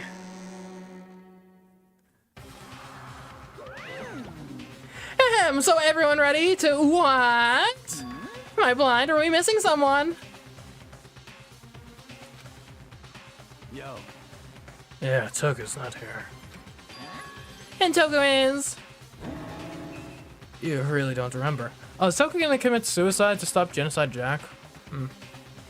Maybe. Kidding, I'm just kidding. How could I forget that little nut job? She's a crucial part of the class trial this time. What are you gonna Okie dokie, I'll go ahead and drag her out here, kicking and screaming. Just one moment, please. Just like you said, a few minutes later, he reappeared, dragging Toko behind him. Okay, she's alive. Good. I told him I didn't want to, but he forced me. I can't believe you would drag a girl around. Terrible! You're all terrible! Ooh, so now everyone's here, right? Okay, then hustle on to the elevator and let's get this show on the road! I'll see you guys down there! Let's go. So, shall we get going? It's time to find out who killed Chihiro. Chihiro. Good to see you made it back safe. Natko. Chihiro Fujisaki. So is this game an anime-themed school murder mystery? Yeah, sort of. Murder mystery meets like sort of death game battle royale. But yeah, basically. She's so gentle, so calm and meek. Nobody had any problems with her. Someone made the choice to kill a girl like that. Any pre-trial predictions? I think it's going to be a man. Who's left? I guess that'd mean, so it could be Hifumi, Taka, Mondo, or Byakuya? I don't know. Byakuya is kind of suspicious because he actually knows about a lot of the things which he led on. I think Byakuya found out Toko was Genocide Jack, then intentionally orchestrated the murder in such a way so as to frame Genocide Jack, thus framing Toko and getting himself off scot-free.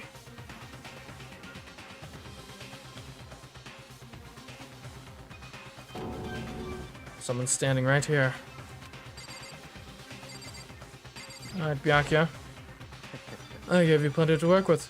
Shows how far your logic can take you.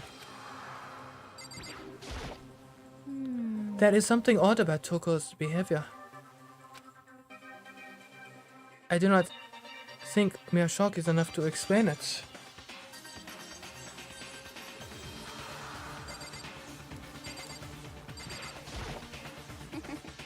I guess I wasn't much help at all on this one.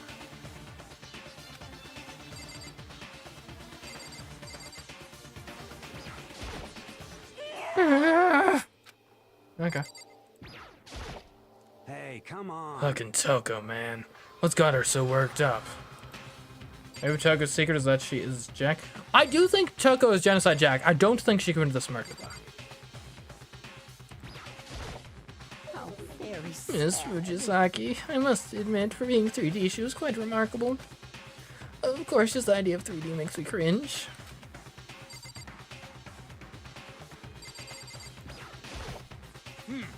I don't know why the killer did what they did, but I'm sure it'll work itself out. Justice always prevails, right, bro? Shall we go? Shall we begin? Well then. I will uncover the villain who performs such heinous acts on a weaker individual. You ready? We doing this? Alright, onwards. We have no choice, right? We have to do this. It's true. Yes. I gave a small nod in reply. With one last deep breath, I walked toward the elevator on shaky legs. With each step forward, I could feel my heart starting to race faster and faster. As soon as everyone was on, the elevator began to descend. I couldn't get a handle on my emotions. Couldn't stop speculating.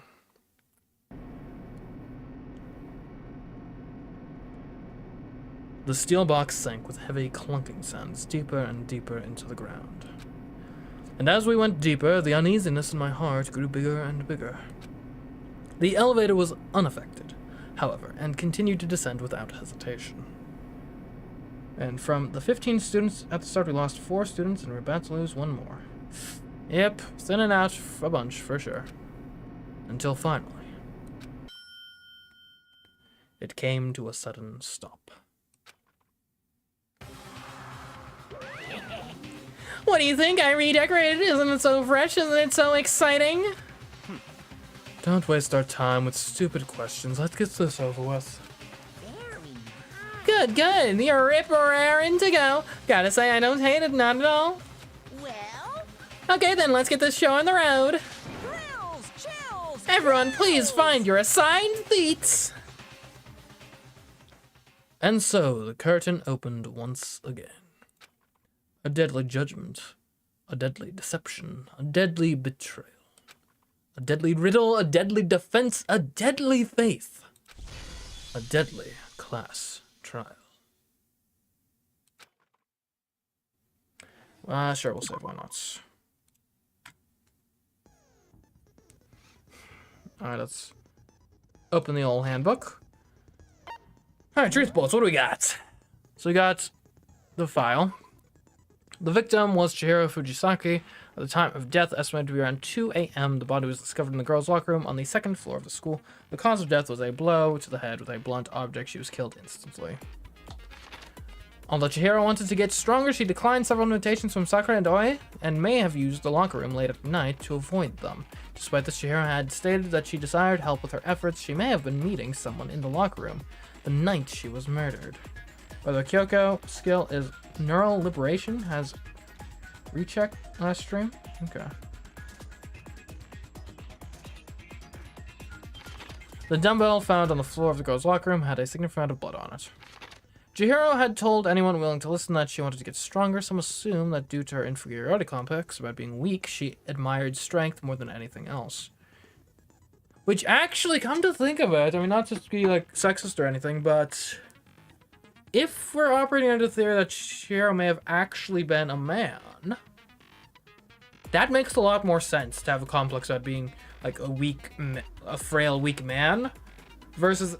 And great, I could be wrong on this. I don't think most girls kind of obsess about, oh, I'm so weak, I can't bench press enough.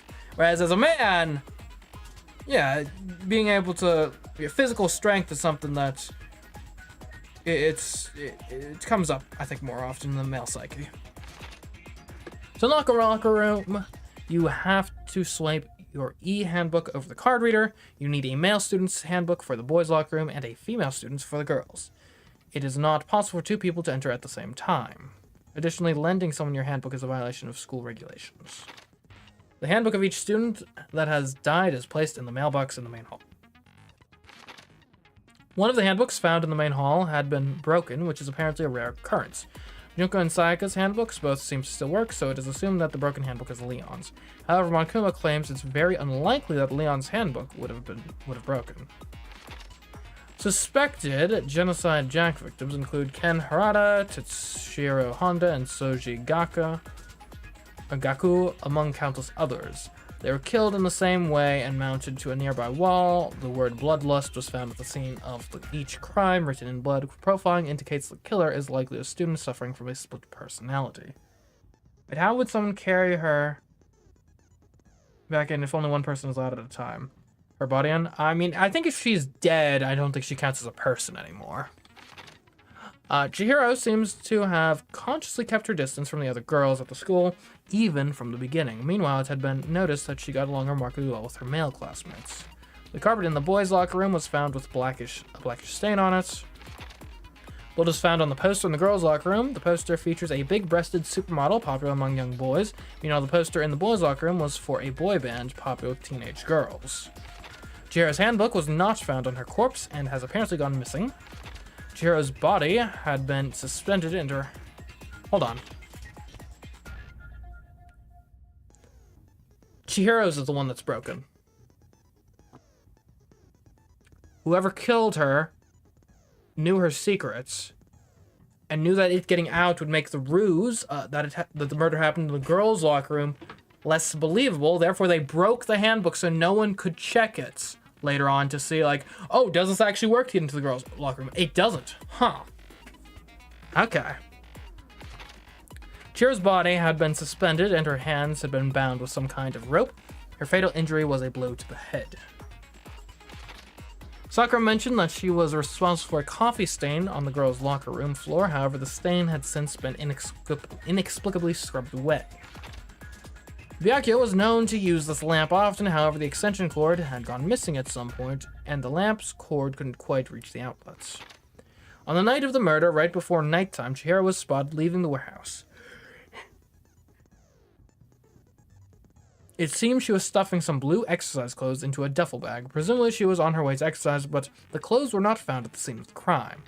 Celeste had not told anyone other than Makoto about this encounter. Okay.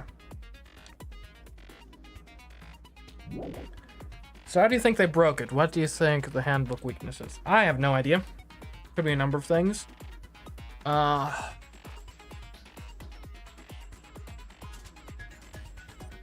I think that's something that'll probably come out during the trial itself, but I don't really have a theory about that. It's probably like something really specific, like, oh, if you like unscrew this screw or whatever, that voids the warranty and bricks it or something. I don't know. Don't forget to equip the skills. I will not forget to equip the skills. Alright, so let's look at our skills. Okay, so I have 3 of 14 skill points. So, I mean, there's no reason to not do Melodious Voice. Increases damage to the opponent when a statement is destroyed, effective during the bullet time battle. Cost 3 SP. Not sure, but this was a bit harder than the first murder. Seems like it.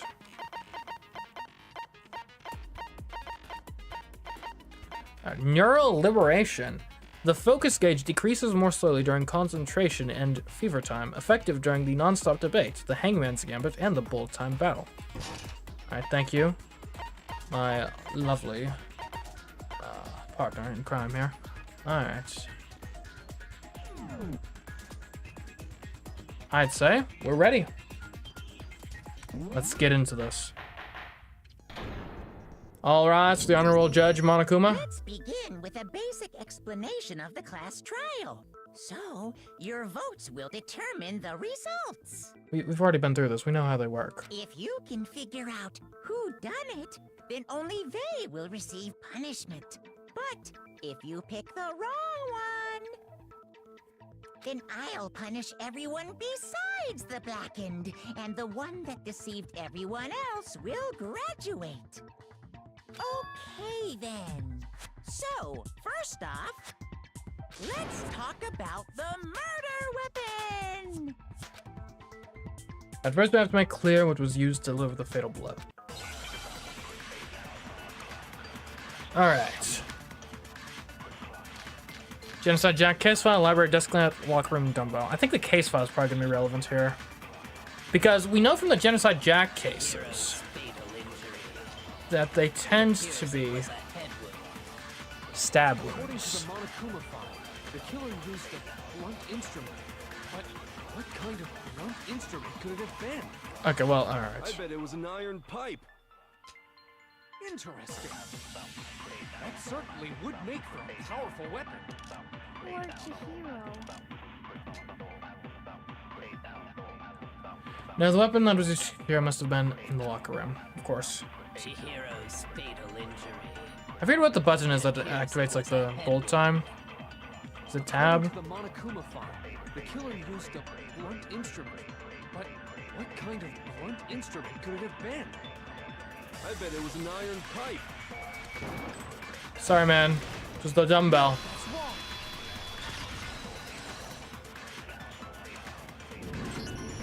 Can we agree that the object that dealt the fatal blow was the dumbbell found at the scene of the crime? Kyoko very OP with the focus gauge. Indeed, indeed. Kyoko is the best. Keyboard controls are whack.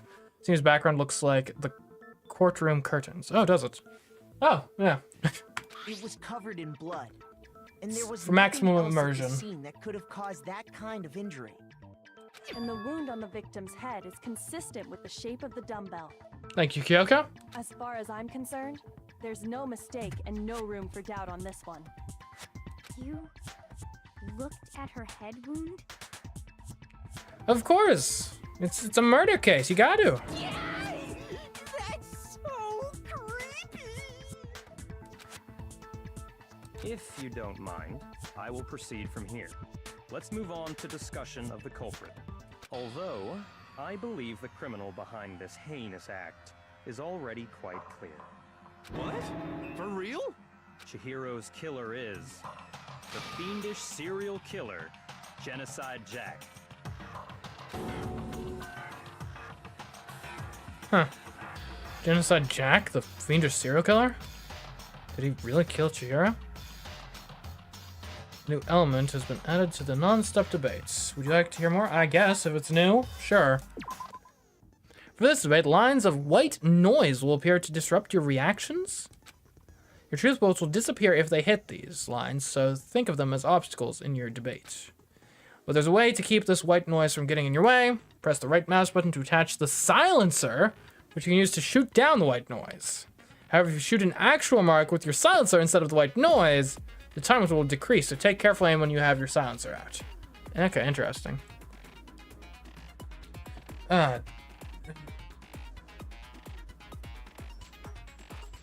Mods. Sheesh. Look.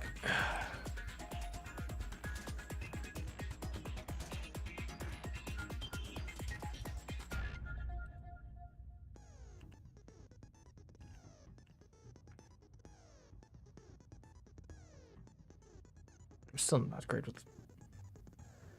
Okay. Look. There.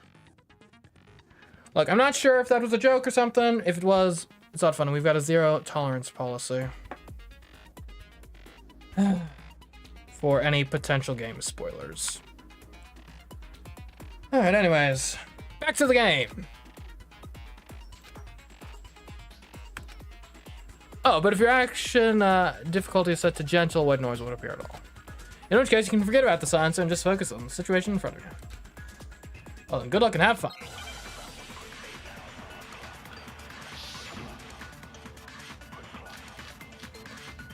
Okay. Let's see what we have going on here. The culprit is Genocide Jack. I'm sure. Case closed, as far as I'm concerned. But that's impossible. Why? What makes it impossible? Well, I mean, come on. There's just no proof for it. Actually, wait, no, this is the wrong thing.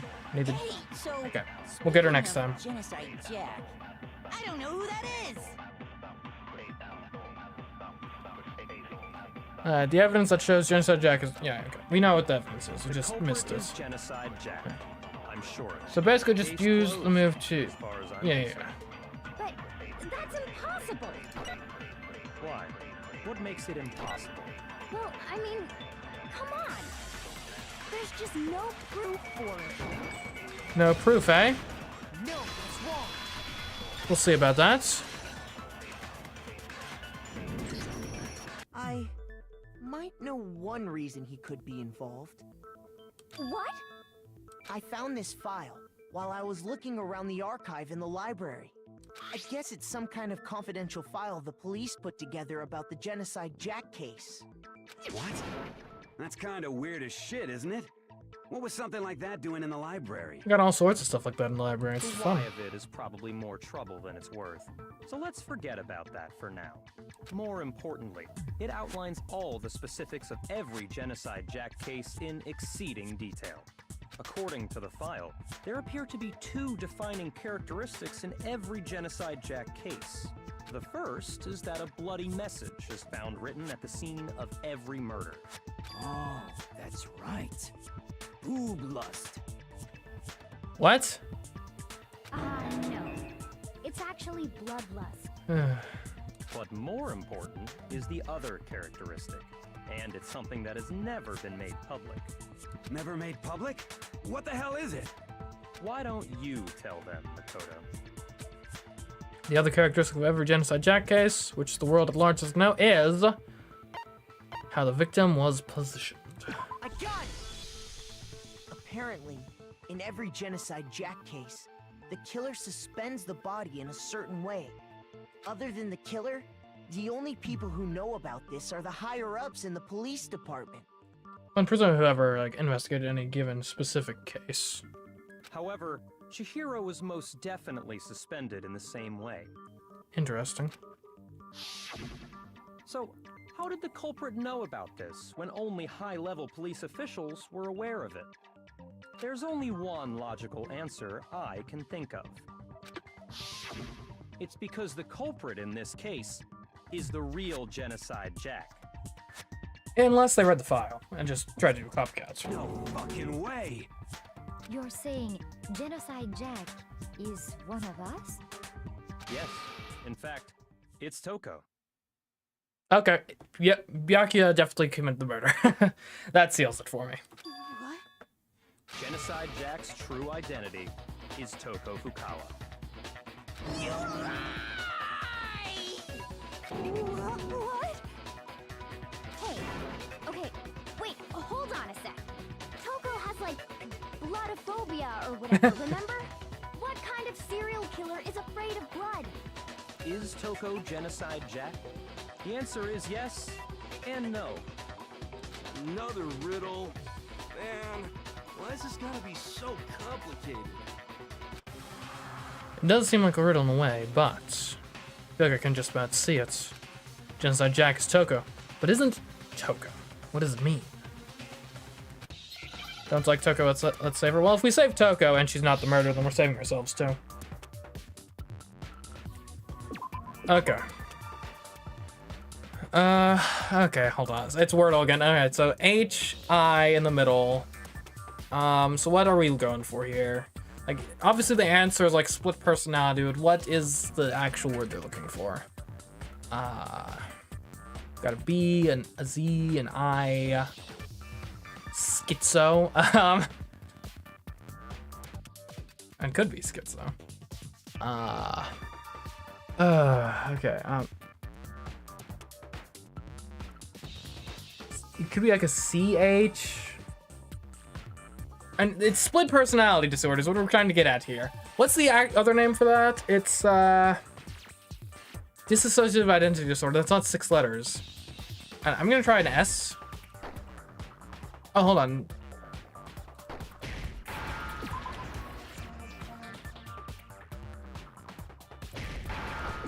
I think it's gonna be schizo.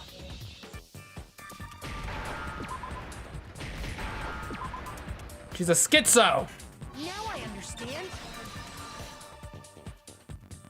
But you really say he's blackened? Is it because Genocide Jack has a split personality? Huh? I think I read that somewhere in the file too.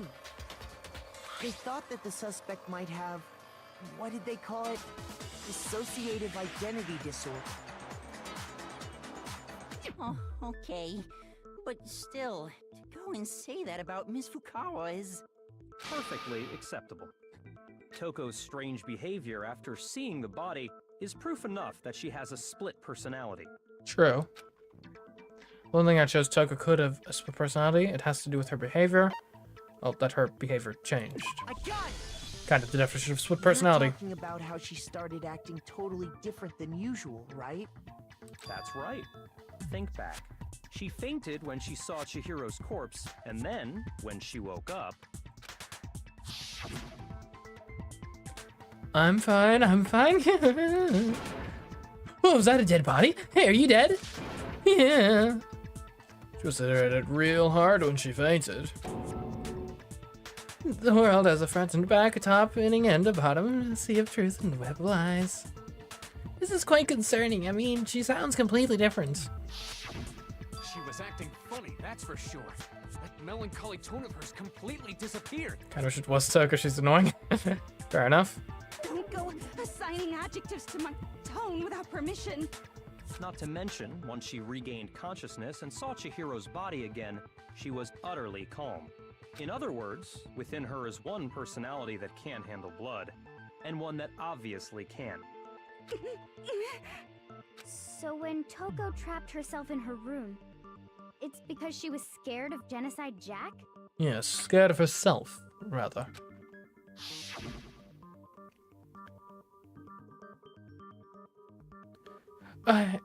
You want a Genocide Jack have control? I'll drive out the killer, drive out the murderous fiend. The reason she locked herself in her room wasn't to keep other people from getting in. It was to keep her other personality from getting out. How noble. What? Toko was afraid. Afraid of the murderous fiend inside of her. Of killing even more people. How? Yeah. How can you know all this? Oh, thank you. Icon Games. Glad to have you here. I believe you misunderstood her. What she's trying to say isn't, how can you know all this? No. What she wants to know is, how could you tell them? None undershoots accused her when the first murder happened. Fair enough. Last night, just before Monokuma gave his motive speech, Toko and I had a strange conversation. She told me a most interesting story. She said a murderous fiend lived within her, and she was afraid it could appear and attack at any time. Well, that just seems kind of unwise to reveal, quite frankly, in this scenario. And that trepidation is what's caused her to have such a bleak attitude. Isn't that right, Toko? This is all a lie. Right, Toko? You said you wouldn't tell anyone. What? You promised! I can't believe you lied! You have only yourself to blame. You came to me with your tragic little story. I didn't ask you to. Fair enough. This is the real world, not some romantic fantasy fairy tale. Oh. Yeah, I'm kind of feeling bad for Toko now, which I didn't think was possible, but here we are. Besides, you broke your promise first.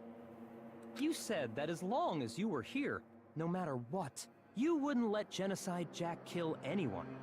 But in spite of that promise...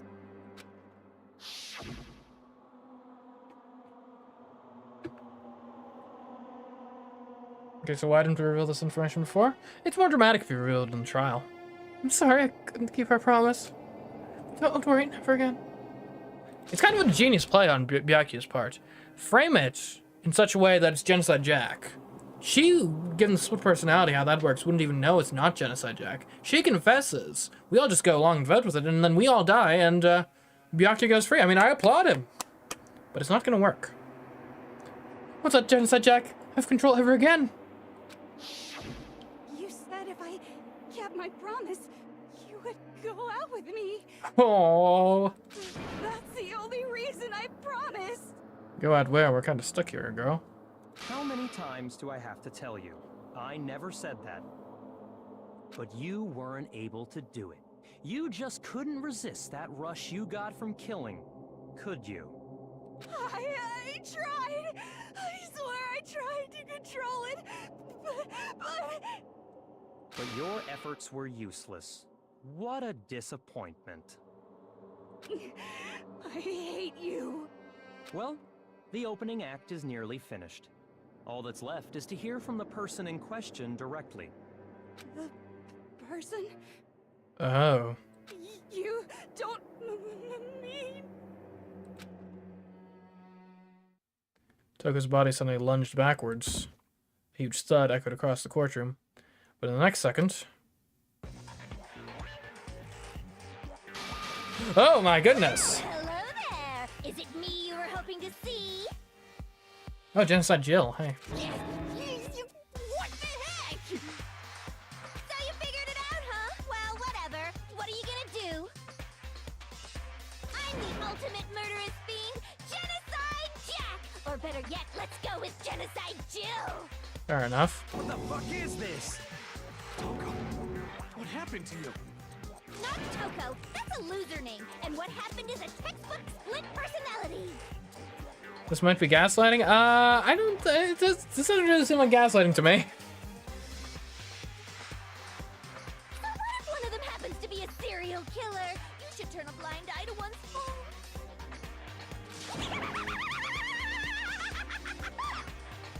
So intense. Like they say, sound in murderous mind, sound in murderous body. This one is so different from the one we've come to know. Agreed, Sakura. Agreed. Yes, well, the world is composed of a front and a back, you know. Just like how every inning has a top and a bottom, or how in the depths of every truth lives a little lie. Uh-huh. See, the sad thing, or the thing that's annoys me is she's not the killer, I'm fairly certain. So we're gonna have to, like, live with her for, like, as, like, a psychopath, like a maniac, a schizo for, like, at least until the next trial, maybe beyond. Like, how will we live with her knowing that she's a serial killer after this trial? Behind every dark and gloomy soul lives another that shines as bright as the sun! This is the murderous fiend, Genocide Jack. This is beyond insane. Miss Jack, Jill, can I ask you a question? What's up? Huh. Some of us think you might be the mastermind behind our entire situation. What are your thoughts on that? Well, I'll tell you. I am the mastermind of all masterminds! Uh-huh. Just kidding! Uh-huh. Then it's not true? Of course it's not true. How dare you try to link me to that creepazoid? Sorry, Monokuma. Your Honor, my apologies. And another thing, the police and government and society in the outside world are totally powerless. I mean, they just let this idiotic, bloodthirsty maniac go buck wild all over town. How is it that Monokuma is, like, in the moral right here? What pills am I taking? What the heck? Sure, I'm a bloodthirsty maniac, but life is pain, right? To live is to hurt other people. It's a necessary evil if you want to survive. The act of living itself causes pain for everyone. Just kidding again! So you don't actually wax philosophical? This should be enough to convince you. This murderous fiend is responsible for Chihiro's death. There's clearly a motive, so there should be no doubt. A motive? Remember what Monokuma told us? If someone didn't murder and graduate within 24 hours, an embarrassing memory or secret would be revealed. Well, let's assume that Toko's secret was about Genocide Jack. If a secret like that came to light, Toko's life would have undoubtedly been forever ruined. So she had a very clear motive to never have that side of herself exposed. Interesting. Very, very, very interesting. Well, there's a difference though, Kathy, because Genocide Jack is chaotic evil. Monokuma is more of like a lawful evil, I think, or neutral evil. But sorry, as much as I hate to admit it, I'm not the culprit. Huh? But I cannot imagine anyone other than you could murder someone in such a bizarre fashion. Imagine living with someone that Monokuma calls a freakazoid. Yeah. Creepazoid, technically. Maybe so, but nevertheless, it's the truth. Hello, Lights. How are you doing? Do you really expect any of us to believe you? Yeah. I could never believe a word you say, you monster. Which is why Byakuya's plan is working so well. Guys, you have to see through this. Maybe she's totally right about that, but something's still bothering me. When she said, I need to get some more details about all of this.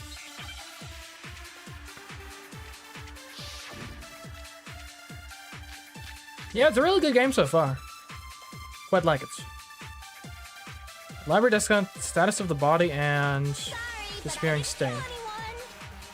You say that, but do you really expect any of us to believe it? Perhaps if you had an alibi, that would change things.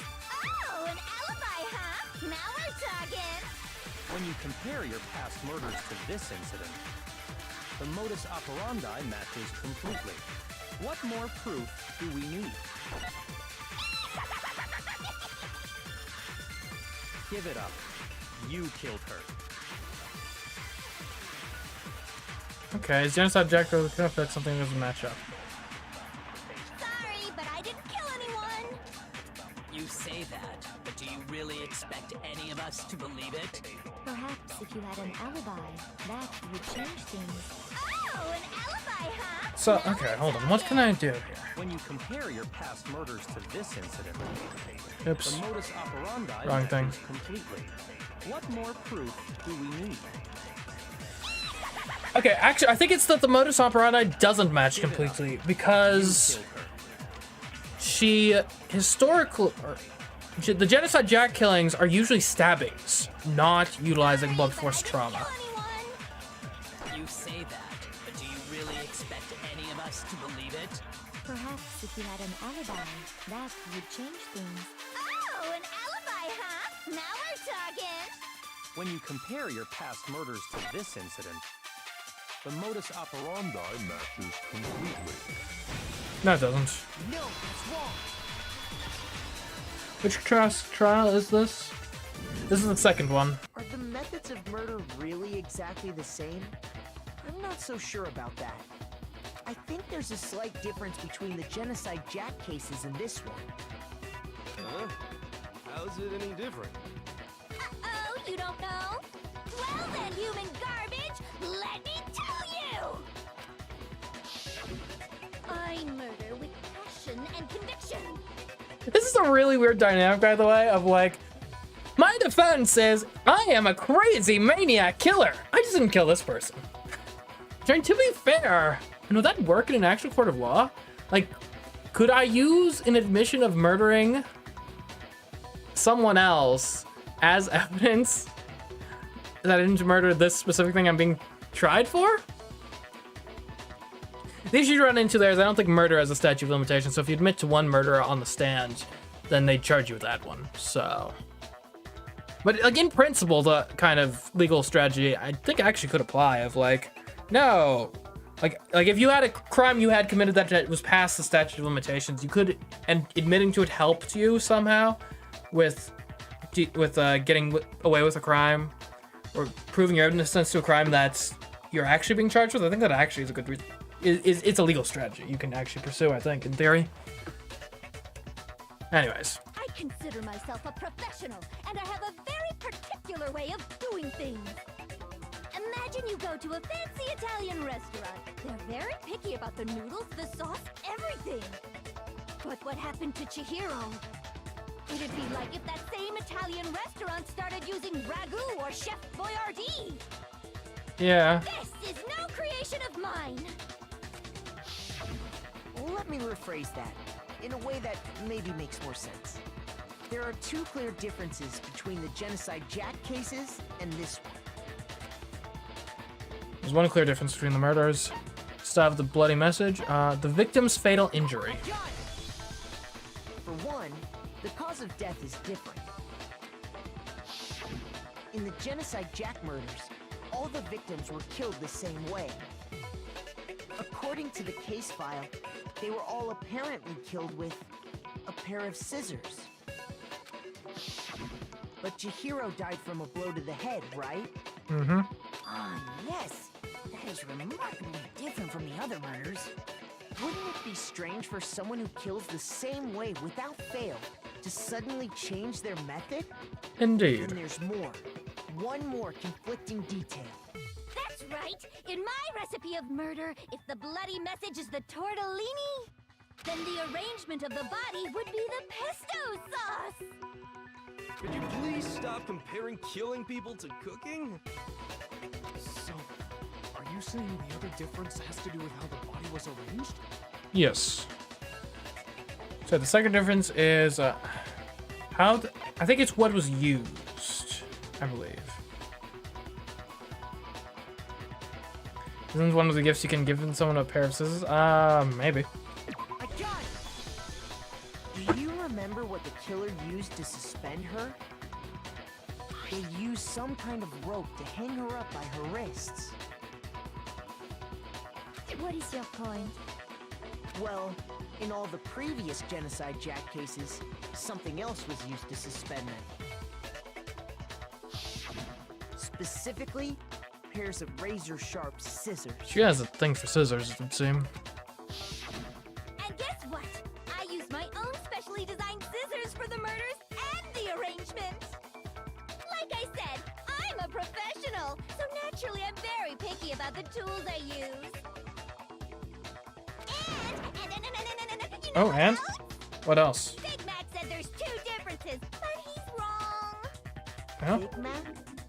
Are you referring to me? God, I'm not that fat, am I? Listen up, Big Mac. There's actually one more difference. Huh? My word, you really didn't notice? Take a look at who the victims were in each Genocide Jack case. There's a pattern there, just waiting to be discovered. Oh, is there? Figure that out, and it'll be plain as death why I couldn't have possibly definitely killed that little lolly girl. Let's see. Pattern surrounding the genocide Jack victims, and Chihiro didn't fit it. Because she was a girl, I guess? That's the only thing that really makes sense. Were all the other ones male? I think so? My gun!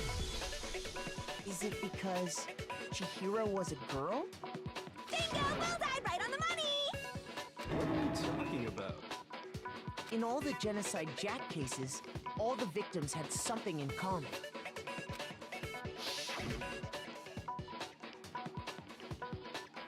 Yep, they're all men. They were all guys?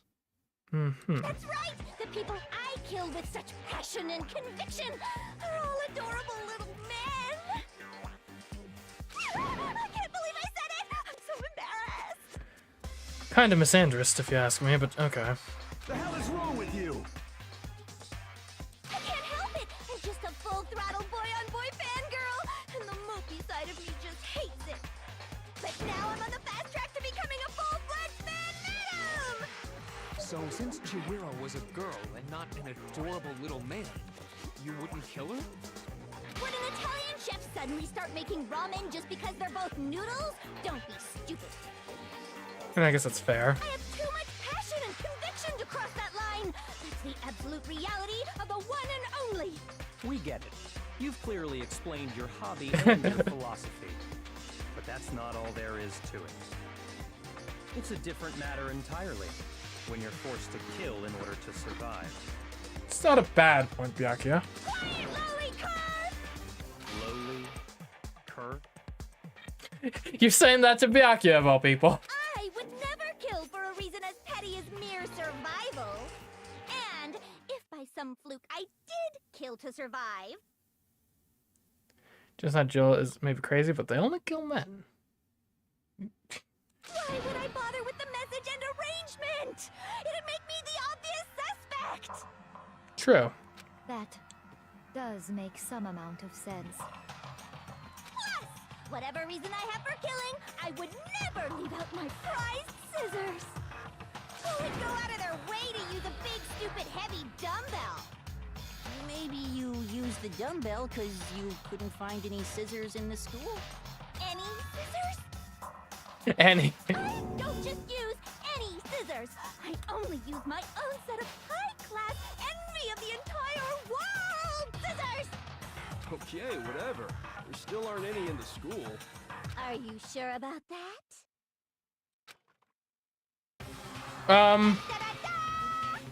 Okay, don't go killing us, though, please. She's fully equipped. Shuffle nervously a few feet away from Jill. Seriously. Right, so I can kill anywhere, anytime. Why would I resort to dumbbells or rope when I have my trusty scissors by my side? Go ahead, tell me I'm wrong. You can't, can you? Gutter dogs, all of you. Jill's voice actress is so good. Agreed, agreed. Not to mention, I have no clue how to tie a good knot. So rope's totally out of the question anyway. Oh, he's getting pretty upset. I have no idea what's going on anymore. Could such a heinous villain really be innocent? But the body really was suspended, right? And nobody but the police knew about that. Aside from Byakuya. Yeah. That's why we figured it had to be the real deal and not some copycat killer or whatever. Actually, hold on. There is one person who could have copied the Genocide Jack cases. I mean,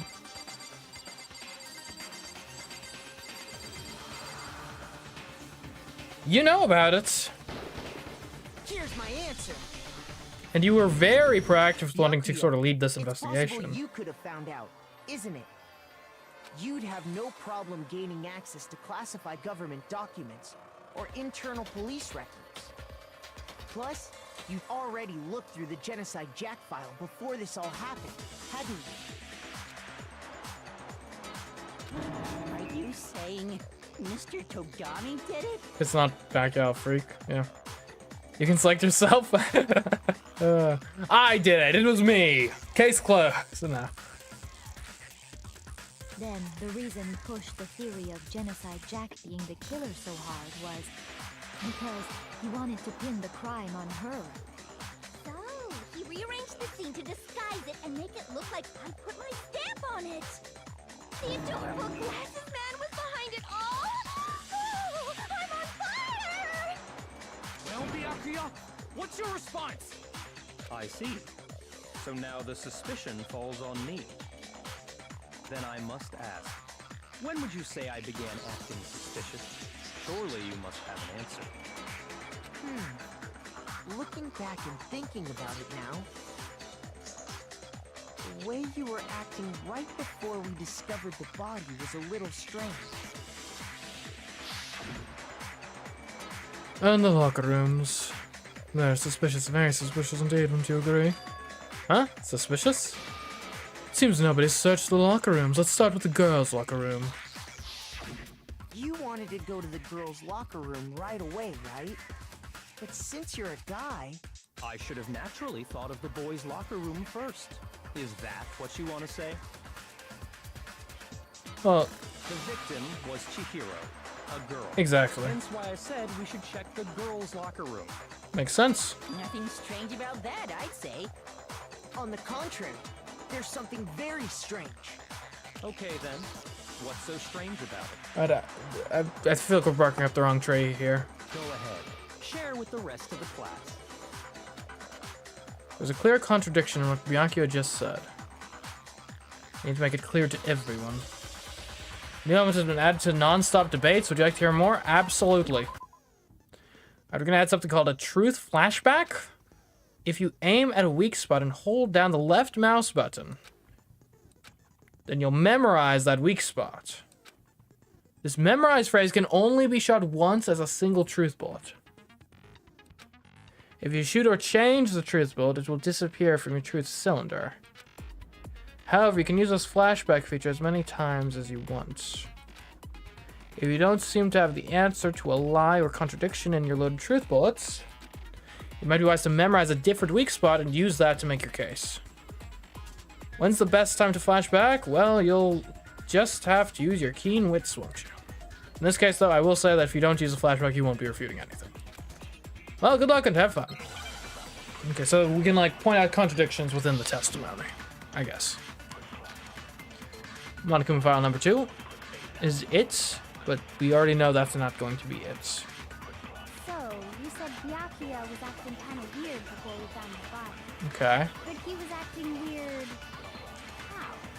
If you're presented with the opportunity to check out the girls' locker room, You absolutely take it! That's a natural reaction for any guy! The victim was Chihiro, who was a girl.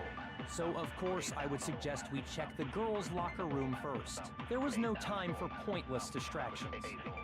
What's so strange about that? I wish you'd taken me with you. Huh? Hearing Byakuya's comment about Chihiro being a girl, I realized there's a clear contradiction there. So, you said Byakuya was acting kind of weird before we found the body. But he was acting weird... Oh, is it that we didn't know Chihiro was the one who was murdered? With the opportunity to check out the girls' locker room, You absolutely take it! But we would have known she was the one who was, like, missing, right? Maybe? The victim was Chihiro, who was a girl. No, it's wrong.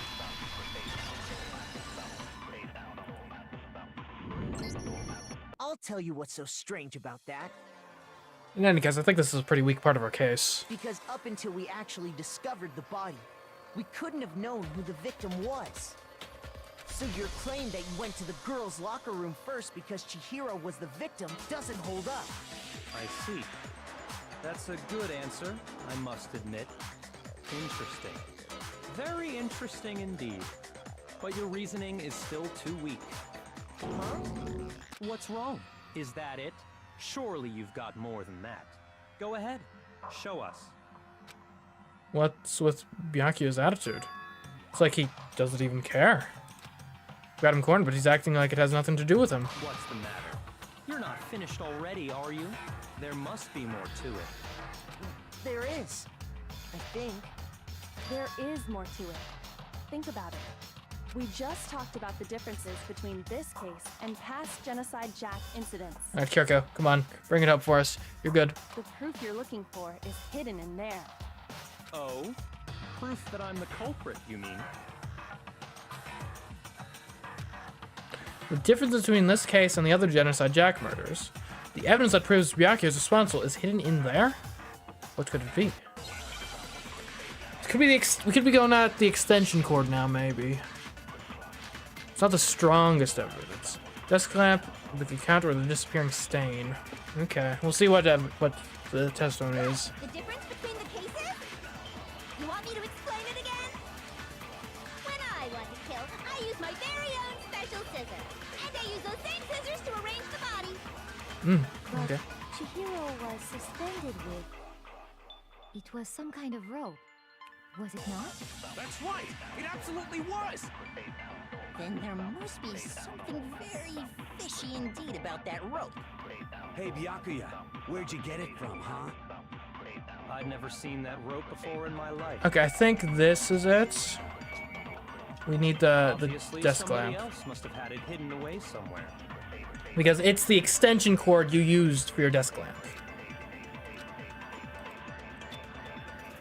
What? The difference between the cases? You want me to explain it again? When I want to kill, I use my very own special scissors. And I use those same scissors to arrange the body. But Chihiro was suspended with... It was some kind of rope. Was it not? That's right! It absolutely was! Then there must be something very Because the fact that it's the extension cord doesn't really prove anything, but the fact that he's overstated his case of I've never seen it before in my life. He's taken too much to try to take the heat off him, and it's created a logical contradiction. Actually, I'm pretty sure you have seen it before. Because, you see, that rope, or should I say, that extension cord? What? An extension cord? Byakuya, you've used the extension cord in the library more than once, haven't you? And the same extension cord that was in the library all this time went missing after the murder. Mm-hmm. And there's no way someone who uses that extension cord as much as you do wouldn't discover that fact. Perhaps. And Byakuya must be the one who took the extension cord. I can't imagine any other possibility. That's really what you think? Then your conclusion is something like this? I killed Chihiro in the girls' locker room, then hung her up and wrote that bloody message. I intentionally made it look like Genocide Jack was behind it. Is that about right? I mean, more or less, yeah. What's the problem? He's doing it again. He's totally calm, totally unconcerned. As if he's not even involved. Wait, not even involved? What's wrong? I asked you if you think that's what happened. Hell yes, that's what happened. So that's it, right? Byakuya's the killer. I don't disagree with not disagreeing. What? He kept calling this a game, right? So he'd be totally willing to do something like this to win. Sorry, but could we hold on just a second? I think we need to talk about this a little more. Huh? Do we really need to? We've already decided who did it. I know, but still, there's something that's still bothering me. Is that right? And what, pray tell, is still bothering you? I killed her in the girls' locker room, then disguised my crime. Specifically, I dressed it up to make it look like it was the work of a homicidal psychopath. What about all that bothers you? Why are you so calm, man? Wait. What was that just now? Something's not right. Byakuya's remarks right now, there's something in there that concerns me. The scene of the... It's gotta be the scene of the crime, right? Yeah. I got it! You Now we're going say for you the... killed Chihiro in the girls' locker room, right? But are you sure about that? Isn't it possible that the murder took place somewhere else? How disappointing. What kind of question is that? Even in the world of disappointments, this is a true letdown. Hey, Byakuya! She was found dead in the girls' locker room. There is absolutely no question about that. How could the scene of the crime have been anywhere else? Well, I think it's entirely possible that she was killed somewhere else, then carried there later, along with the rest of the murder scene. The rest of the murder scene? That was awfully specific. Please tell me you have a reason for saying all of that. I believe I do. Hey, Byakuya, did I just take you off guard? The story suddenly moved to the crime scene, Byakuya, who had been so confident up till now. Maybe Byakuya never even realized that the actual scene of the crime could have been somewhere else. Hey, don't just move on without permission! What do you mean she was killed somewhere else? Come on, Makoto. If there's any chance the murder took place somewhere else, let's see the proof. Evidence that shows the murder took place somewhere else? Okay, I mean, there's a lot of things. I just need to focus on those things that got switched. And it's gonna be the carpet and the posters. Hopefully it doesn't matter which one, and the stain. Let's just start with the posters. I think that's probably the most obvious one. I got it. There's a lot of things that she was are killed there. somewhere else is the poster that's hanging in each locker room. Your proof is some posters? It's part of the proof, okay? The poster in the girls' locker room was a picture of a big boobed supermodel. But don't you think that's kind of strange? Why would the girls' locker room have a poster like that?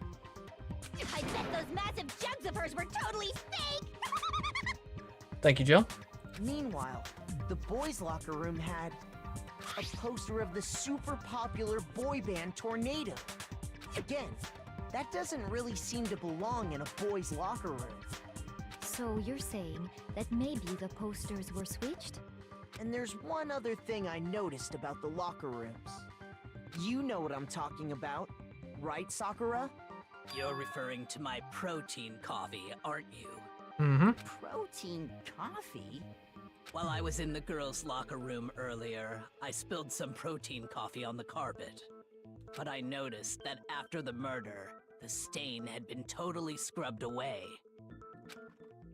No, it's not that the stain was scrubbed away. It was moved.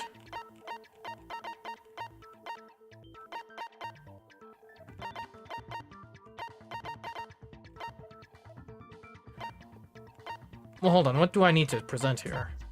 It could be the boys' locker room. Oops. The stain on the girls' locker room carpet wasn't... Okay, yeah, that was the right thing to present. In fact, I found it on the boys' locker room carpet. That's definitely the stain from my protein coffee. Then, does that mean that the carpets were switched too? But why would anyone do that? Because there would have obviously been blood on the carpet that was the murder took place at. To move the murder scene from one locker room to the other. It's certainly plausible, don't you think? What? In other words, in order to completely swap the scene of the crime, the blood-stained poster and carpet were moved along with the dead body. By doing this, the killer was able to change the entire room where the murder took place. I can certainly follow your reasoning, but why would they do why that? would the culprit bother doing that? That's the question, isn't it? Huh? Why would they go through all that trouble of switching the scene of the crime? Actually, an even bigger question. If the murder did take place in the boys' locker room, then how did Chihiro get in the boys' locker room in the first place? To get into the locker rooms, you have to swipe your e-handbook across the card reader device.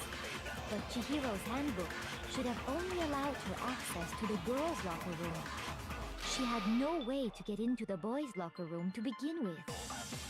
No, she did have a way, and I can tell you what it was. I highly doubt that. Shut up! I'm telling you, I know how she could have done it. Is he right? Could Chihiro really have gotten into the boys' locker room somehow? Yes, he could have. Alright, broken handbook, 2 locker room posters, or the boys' locker room car poster. It's gotta be the broken handbook, right? Or a previous statement. Is it really possible? Could Chihiro really have gotten into the boys' locker room somehow? Ah, I got it! She must have hacked her e-handbook. Oh. She was the ultimate programmer, after all. I'm sure that would have been no problem for her. No, I don't think that's it. She used the thing that was in the main hall. Huh? What thing? I'm talking about Leon's handbook, of course. If she had that, she could get into the boys' locker room no problem. Oh! That's why it's important that it's broken, because she couldn't have used it. Okay. Is it really There we go. possible? Could Chihiro really have gotten into the boys' locker room somehow? Ah, I got it! She must have hacked her She e-handbook. does. Okay. She was the ultimate programmer, after all. I'm sure that would have been no problem for her. No, I don't think that's it. She used the thing that was in the main hall. Huh? What thing? I'm talking about Leon's handbook, of course. No, it's wrong. It's wrong. Dead wrong. I'm sorry. No, I don't think Chihiro used Leon's handbook. Why not? Because Leon's handbook was broken. Oh. Well, then, yeah, I guess that'd be pretty impossible, huh? I am struck silent by how quickly you gave up. Plus, isn't there a regulation against using someone else's handbook? Well, technically no. Actually, the rule states that loaning your handbook is prohibited. It says nothing about borrowing one. In other words, you could borrow a dead person's handbook all you want, and you'd be safe. Yup. Hit the nail square on the noggin. Of course, if it were broken, that wouldn't make any sense anyway. So then, she must have hacked hers, like I said. She used her ultimate programmer skills and... Psst. You can't fix an e-handbook. The instant you open one up, a security buzzer starts blaring. Really? So, if she didn't use Leon's handbook, and she didn't modify her own handbook... Maybe Mr. Naegi's initial assumption is just wrong? No, I'm not. I'm never wrong. It seems like there's no way she could have got into the boys' locker room. So I guess so. Okay then, I vote for Byakuya. Well, the thing is, I still think it's Byakuya. So I'm not. Maybe is it not Byakuya? Maybe if it's not Byakuya, it could be Taka. Because Taka is the sort of guy I think she would trust to work out with her. That or Mondo. She and Mondo are pretty close, too. Is that it, then? Joe was killed in the girls' locker room, and Byakuya is the one who did it? Really? That's still... I don't know what else I can do. Like, I know exactly how the murder happened. I just don't know who did it. With certainty. Hold on a second. Thank you, Kyoko. Okay. I agree with you, though. I think you're on the right track. What the? You finally decide to open your mouth and that's what you've got to say? There's no way she could get in the boys' locker room, right? So... Why are you so sure she couldn't get in? There's still one other way she could have gained access. Mm-hmm. What? What are you talking about? What other way is there? Well, to explain that, why don't we take a little break from the trial? I'd like you all to come see something. Wait. Kyoko's a real one, for sure. What do you think you're doing? Don't worry. This'll make the whole trial more exciting. I'm sure that thought must please you. Huh? It'll make things more exciting? Well, all right then. I declare an official class trial recess. Oh, a recess. That's new. For real? Now then, what is it you want to show us? It better not be boring or I'll be very unhappy. Oh, I have no doubt it'll meet your lofty expectations. So, shall we go? I'm kind of nervous about what's gonna happen. So before I even knew what was happening, the class trial had been put on hold. We headed off with Kyoko in the lead. Where she took us was... Okay. The girls' locker room? Alright. We've already searched this place top to bottom. What are you trying to pull, Missy?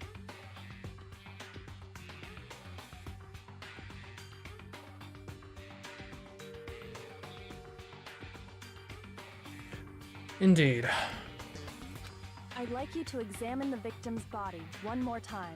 Uh-huh. You want to check it again. You did say thoroughly. Be sure to examine the entire body very carefully. The entire body, yep. Yeah, I was half joking when I said we should do a genital exam, but I guess that's what we're doing. Examine her carefully? Like using our hands? Hifumi, you're gonna be disappointed. I'm sorry, buddy. No way, no way, no way, no way, no way! It's probably best if I don't run my hands all over a girl's dead body. It's not that I'm creeped out or anything, it's just based on religious grounds, you know? Very well. I'll do it. Thank you, Sakura. Thank you. But you're a girl. You shouldn't have to touch a dead body. Just let one of the boys do it. No, it's okay. I think Chihiro would rather have a girl examine her. So just leave this to me. Sakura. What is this? Some kind of secret girl-on-girl action? Is that what you two are about? Hi, Jill. Are you ever going to be normal again, or is this how you are from now on? That's not it at all. Stop screwing around. Okay, here I go. I'm sorry, Chihiro. Please excuse the intrusion. Putting her hands together in a brief prayer, Sakura then began to quietly examine the body. Be sure to check her entire body, and I believe we will solve this particular mystery. Her entire body? I know you say that, but... What? This is... What is this... What is it? Not possible. It's not possible. Oh my goodness, it's so shocking. She's going Super Saiyan. Sakura's eyes are staring wildly at Chihiro's lifeless form. Her massive frame trembled. This girl is what? Is a boy. Ah, I see. So she was actually a he. Interesting. Thank you for confirming this fact. Okay. You're joking, right? I wouldn't joke about this.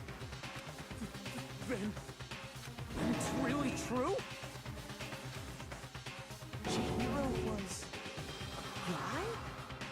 Apparently. Oh, what? You guys didn't know? Heck, I knew that right off the bat. Well, thanks for telling us, Monokuma. Chihiro Fujisaki was totally a guy. He was a cross-dresser? Oh, we're really on fire! I wish I had killed him! So that's what Kyoko wanted to show everyone, huh? Interesting. Kyoko could have just told everyone, I guess, but, you know, having, like, the evidence before us, having other people confirm it, yeah, it's good policy, I suppose. Yes, that certainly does make things much more exciting. Now let's ride this wave of excitement back to the courtroom and get back to the trial. Oh, theory confirmed. I do apologize for keeping you waiting. Now then, let's resume the class trial. We've all just learned of the shocking revelation that Chihiro was actually a boy. Let's pick up from there. Yes, well, I don't know his reason for hiding it, but the fact is, Chihiro was not a girl, but a boy. To think that Chihiro was actually a guy. The thought had never even crossed my mind. And because the victim was Wow. male, he would have had no problem gaining access to the boys' locker room. Indeed. Assuming his handbook did, in fact, list his gender as male, then yes, that would be true. Of course his handbook said he was a boy. He dressed like a girl, but he was a boy through and through. Okay, fair enough. So then, there should be no issue with Makoto's initial assertion. The victim was killed in the boys' locker room, and was then later moved to the girls' locker room. And the killer could have easily used Sayaka or Junko's handbook to get into the girls' locker room. Mm-hmm. So Chihiro really was killed in the boys' locker room? I still don't understand the motive for moving the body, but yes, that does seem plausible. Well, to make it... In theory, if it's the killer's a guy, it would make it so that it'd be... You know, less likely that they'd be the killer. Well, I must admit, I did find it rather odd. I knew he felt a little off. There was a certain incongruity to his female body. This is the most titillating situation! Thanks, Jill. So now everything has been connected. All the mysteries have finally become clear. Okay, well, connected or clear or whatever. We still think you're the killer, remember? Very interesting. This has become very interesting indeed. I guess the question is, would anyone else have known about the Genocide Jack stuff? And known enough that we could have framed someone? And who else would have figured that out? He's off in his own little world. What about you, Makoto? After everything we've learned, do you still think Byakuya's the killer? I don't know! Like, it makes sense, it all lines up. The only thing that doesn't line up is his reaction to the trial, but that could just be acting. Like, who else could it have been? Mondo? Taka? The creepy fat guy? I don't know. Well, without a doubt, Byakuya is the one that made Chihiro's death look like Genocide Jack did it. But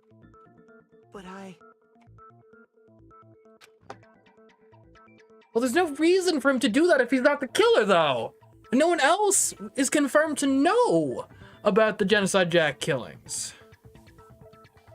I think he might not actually be the killer after all. Byakuya's just always suspicious? Yeah. What? But aren't you the one who accused him in the first place? Yes, but... He just seems to be too easygoing about all this. Like he's enjoying us solving the mystery. He's insane for real, indeed. The way he's acting, it makes it seem like it doesn't have anything to do with him.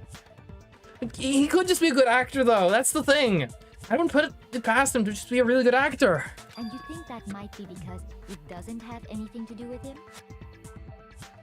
Celeste has a clue only you and she knows? Yeah, I'm just not sure how that's relevant right now. I mean, if we can find that bag, that could tell us something, but we don't have it right now. Everyone here is insane? Yeah, kinda. Plus, the evidence he left behind was a little too... how can I put it? Overt. He consciously chose to use the extension cord, knowing it could connect him to the murder. At least, that's how I see it. Wait, is the going theory here... Wait, let's get this straight. Is the going theory here that Byakuya stumbled upon the body, the site of the scene of the crime, and instead of going and telling people about it, he decided, you know what, here's what I'm gonna do. I'm just gonna screw with everyone and alter the scene of the crime, move it into an entirely different room, make it look like the work of some serial killer. For what? Just to, like, have a laugh? Like, that seems to be what's being pushed here, that someone killed... What? That someone killed Chihiro, and then later, Byakuya found it and tampered with the crime scene. Is that the theory we're pushing here? Huh. Just have... Oh my goodness. To bring Jill to light? I guess maybe. And Byakuya, when you found out the murder took place in the boys' locker room, it seemed to rattle you. And then again, when you found out Chihiro was actually a guy. If you really were the killer, that stuff wouldn't have had any effect on you. So that's your thinking, huh? Well, it bothers me that you don't have more concrete reasons, but it's fine. I guess I'll mark it as correct for the time being. Okay. Mark it as correct? He's right. I am not the culprit. I just happened to come across the corpse in the girls' locker room and decided to alter it. Oh. He didn't move the rooms. He just... Bianca, you are... mad. Are you fucking with us right now?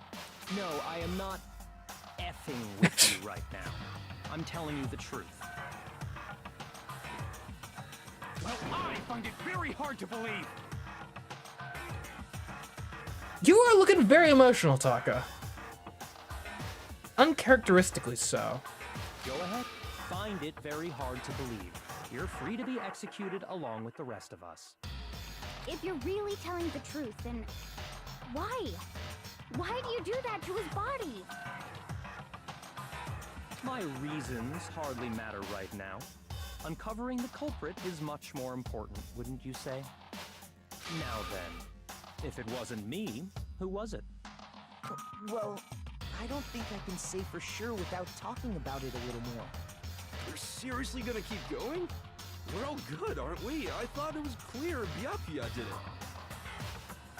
Is it too obvious if Baki was the killer since he knows way too much about this case? Kinda.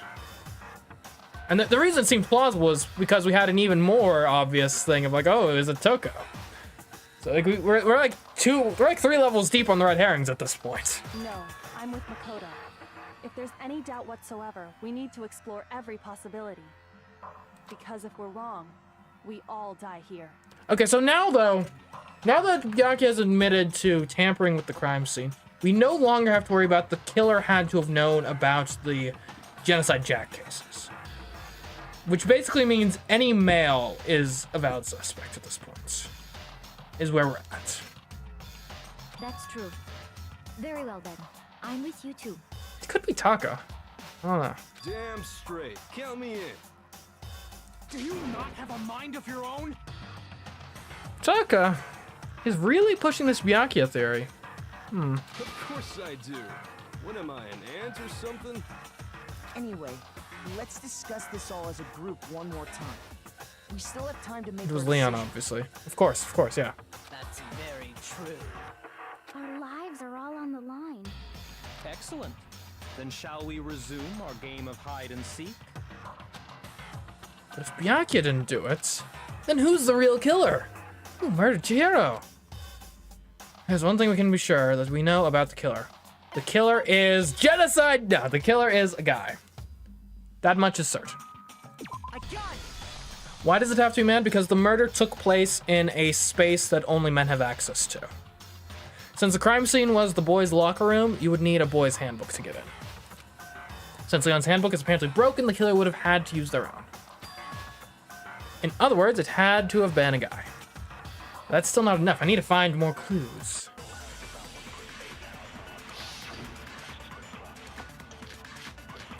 Okay, the stain. I mean, Celeste's account is probably what's going to be relevant here, if anything.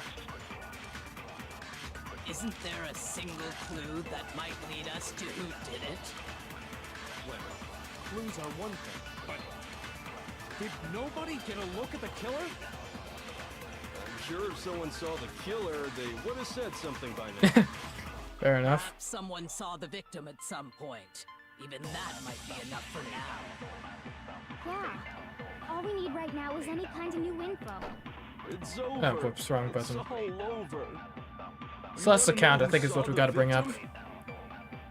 The killer, and only the killer. And it's not like they're just gonna turn themselves in. Game over, man. Game over. Considering putting out any other games in the series? Yeah, probably at some point. I've been having fun with this so far, so don't see why not.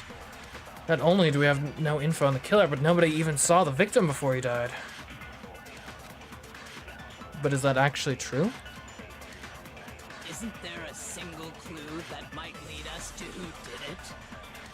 Well, clues are one thing, but did nobody get a look at the killer? I'm sure if someone saw the killer, they would have said something by now. Perhaps someone saw the victim at some point. No Even question. that might be enough for now. Yeah. All we need right now is any kind of... I think this works for this. Never mind. Okay. Come on, Makoto, don't scare me like that. It makes me think something weird is going on. Shoot! Okay, I guess it's a different thing. Isn't there a single clue that might lead us to who did it? And it could be a single clue. Clues are one thing, but And I think it's nobody get a look at the killer? it's gotta be Celeste's account that we're Someone bringing saw up, the right? killer, they would have said something by now. Perhaps someone saw the victim at some point. Even that might be enough for now. Yeah. All we need right now is any kind of new info. It's over. It's all over. You want to know who saw the victim? The killer. Alright, I guess this is the only direct contradiction we have. No, it's wrong.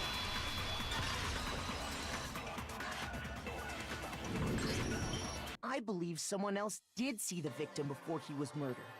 What do you think, Celeste? Now that you mention it, yes, I did see him. Huh? Really? Oh, but I suppose only Makoto knows about this. The rest of you had no idea, did you? That is why you're all making such ugly noises. Whatever! Just hurry up and tell us! It was last night, right before nighttime. I saw Chihiro in the dormitory warehouse. I saw him stuffing a track jacket into a duffel bag. Okay. And then, I assume, he headed off to exercise. A track jacket and a duffel bag. But we didn't find anything like that at the murder scene. Yeah, that's the problem. It seems likely that the culprit destroyed them to get rid of any evidence. How though? And that is when he said something that struck me as rather odd. Well, I'd better get going. I'm kind of in a hurry. Chihiro told me he was in a hurry. But why would he be in a hurry? Only if someone were waiting for him, I should think. True. So, Mr. Fujisaki was on his way to meet with someone, and then they were going to work out together? But Hina and I had invited him to exercise with us plenty of times, and he always declined. Probably because he was afraid you'd find out the secret he was hiding, right? Yes. Which means that conversely, he must have trusted whoever he was meeting with very much.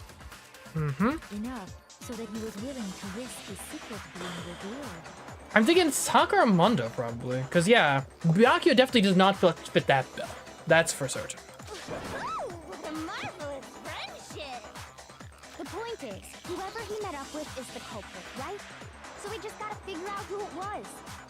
But knowing what we know, I can't even guess. No. You already have what you need to make the connection. I do? Huh? You know who the killer is.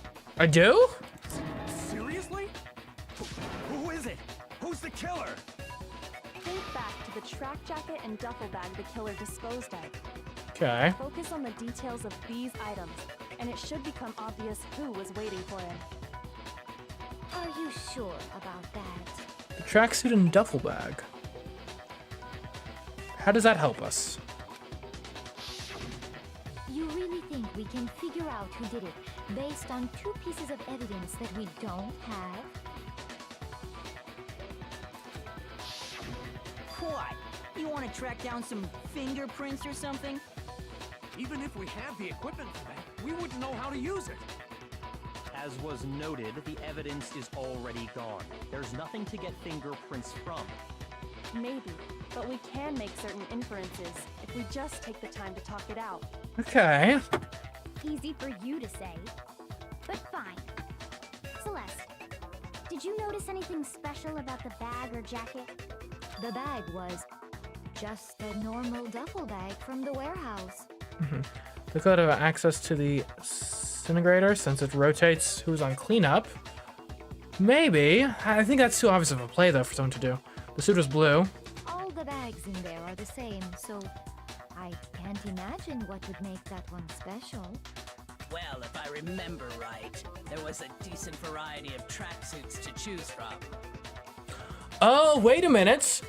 What if the tracksuit was for... She was getting the tracksuit for whoever she was working out with, therefore whoever the tracksuit fits is the killer. Do you think there might be some connection between the culprit and Chihiro's jacket? Perhaps. Let's explore that and talk a bit more about the jacket he took. Does Chihiro's track jacket really hold some clue about the killer? Somehow it's really hard to believe.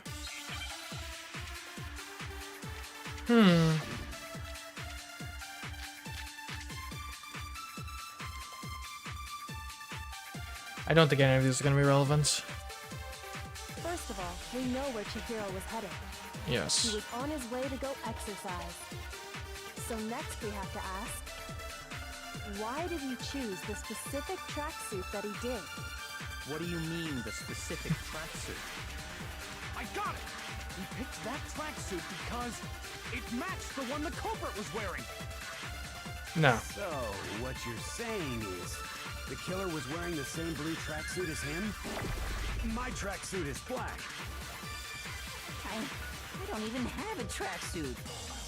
Because exercising sucks. I have a white tracksuit personally.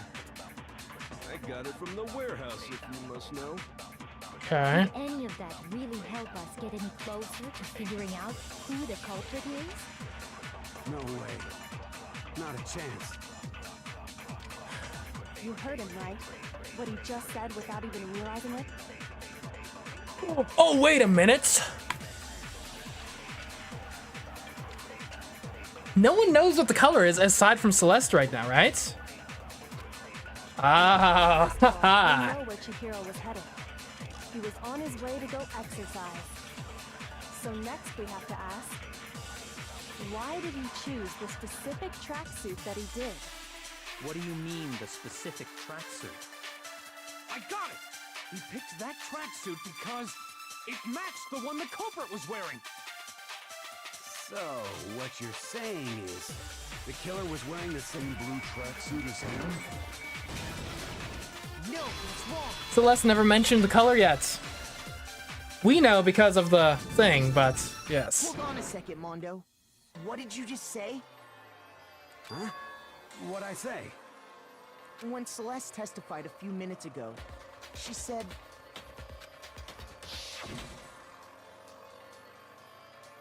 I saw him stuffing a jacket into a duffel bag.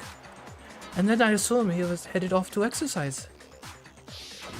She never said anything about the jacket's color. So why did you say Chihiro's blue tracksuit?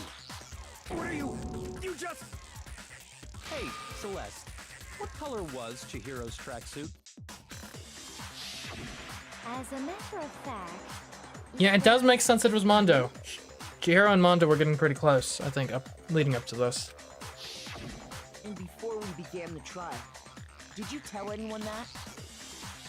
The only one I told about any of this was you. Then, Mondo, how did you know what color Chihiro's tracksuit was? Because I just... I'm sure he saw the clothes at some point in the investigation. No one did. No, that can't be it. The bag and clothes were surely disposed of by the time we began our investigation. Then the only reason he could have known what color the tracksuit was is if he saw Cherry with it before he died. That's the only possibility. Cherry? Are you talking about Chihiro? So, how about it? Did you see the tracksuit or didn't you? Just by chance. I just happened to see it last night. How? When? Why? He walked past me, and he was carrying the tracksuit in his hands. No. It was in the bag. Can't be it either. She stuffed the tracksuit into her bag in a hurry. It was almost like she was trying to hide it. And just like that, she was gone. When Celeste noticed it, Chihiro made a point of making sure the jacket was completely in the bag. If you just ran into him briefly, you couldn't possibly have seen what color the tracksuit was. It would appear you've dug your own grave. Perhaps. But you handed him the shovel, didn't you? That's why you said what you did. Focus on the tracksuit and it'll be obvious who he met with? What a bunch of nonsense. Ah, now I understand. It was all one big bluff, wasn't it? Okay, so I feel less bad at being confused because the evidence that was required to figure out who specifically did it didn't come out until trial. Okay. I felt really bad that I didn't know going into this who it was, but you know, whatever. That's why you said you knew who did it, to put them on edge. That's right. However, Mondo was my target all along. I had my suspicions about him from the very beginning. But why? What made you so suspicious? That's a good question. Because I hate him. Or the way he was acting? No? There was a certain turning point that tipped me off. Maybe you didn't notice it, Mondo, but you tend to refer to men and women differently. Oh. You only call guys dudes. For girls, it's chick. You know what? I did actually kind of find that weird when he was talking about the dude was talking about wanting to get strong. And after he was killed, you happened to refer to him as dude. Once I picked up on that, it occurred to me that Mondo knew something we didn't. You noticed such a tiny detail? Are you a witch? She's a witch! You're positively frightful! No, I'm not the frightful one. Not nearly as frightful as someone capable of murdering a friend. Mondo, was it really you? Yeah, I'm getting concerned about Kyoko's safety, because it's becoming obviously like if you want to get away with murder, probably the smartest thing you can do is make sure Kyoko isn't alive to investigate it. I gotta love the writing in these games, certainly. Did you really kill Chihiro? I didn't kill anyone! Okay, he's maintaining his innocence. You've been all over me, judging everything I say, putting words in my mouth. What gives you the right to treat me like a goddamn criminal? Yeah, he would never do something like that. This is a false accusation. Look, just because you're like blood brothers from the sauna doesn't mean you have to defend him, Taka. It's true. My reasoning on that is pretty shaky. Rhythm game time? Oh no. That was fast. Well, this does present us with a problem. It seems we are all out of leads. My time has nearly come. Oh, you said you had some evidence, didn't you? That's what my little ghost friend is telling me. Oh yeah, that reminds me. Hifumi, weren't you telling me you found some evidence? Really? What kind of evidence? Actually, you know, now that I'm thinking about it here calmly, it might not be all that relevant. It might be relevant though. Jeez, does your confidence just get up and walk away? It's fine, man. Just tell us. If you really insist, then... here it is. What do you have there? It happens to be an e-handbook. I found it laying on the ground, so I scooped it up. Okay. Found on the ground, right? It must belong to... I guess it must be Chihiro's? And she's the only one who's missing, right? I got it! We know Chihiro's handbook was missing from the scene of the crime, right? For a fact. For a fact indeed. I was totally sure I'd found it. Then it must hold some clue about the culprit, right? Well, that's what I was hoping. But it's busted. It won't even turn on. Huh. I imagine the culprit broke it to get rid of any evidence after the murder. But how do they break? That's odd. I didn't think the handbooks were quite so fragile. You're right. They're not. They're totally waterproof and shock resistant. It would take an awful lot to break one. Then what did break it? And yet, this one does appear to be broken, as is Leon's, sitting useless in the main hall. And is it just that all male handbooks break when the owner dies? For all your confidence, that is a remarkably high failure rate. Do you think there might be some kind of mystery in there somewhere? How precisely did the handbooks get broken? How did the handbooks break? There's only one possible explanation. Hacking it, hitting its weak point, or exploiting a bug. And he did mention a weak point specifically. It wouldn't be hacking, because we're assuming probably Mondo did it in this case. I got it! You already told us before that the handbook has one weak point, didn't you? Yeah, you remember that? Sure, maybe I let that slip, but I never told anyone what the weak point actually was. But if the handbook is supposed to never break, and two of them broke in quick succession, then we can only assume that someone's figured out its weakness. You know what the weakness is, right, Monokuma? So, what is it? You're asking me? Yeah, we're putting you on trial. I think it's a necessary piece of information if you want this to be a fair trial. But if I tell you, and someone else decides to copy it, that would be very not good. Just tell us already. Why would we want to break our own handbooks? Oh well, I have a weakness for pushy demands. But you're sure you won't follow their example? Then allow me to make a special announcement. The weak point of my cutting-edge e-handbook It's gonna be something like is... super dumb, where it's like banging it with a hammer or something. When it's exposed to high temperatures for too long, it will suffer a meltdown and totally break!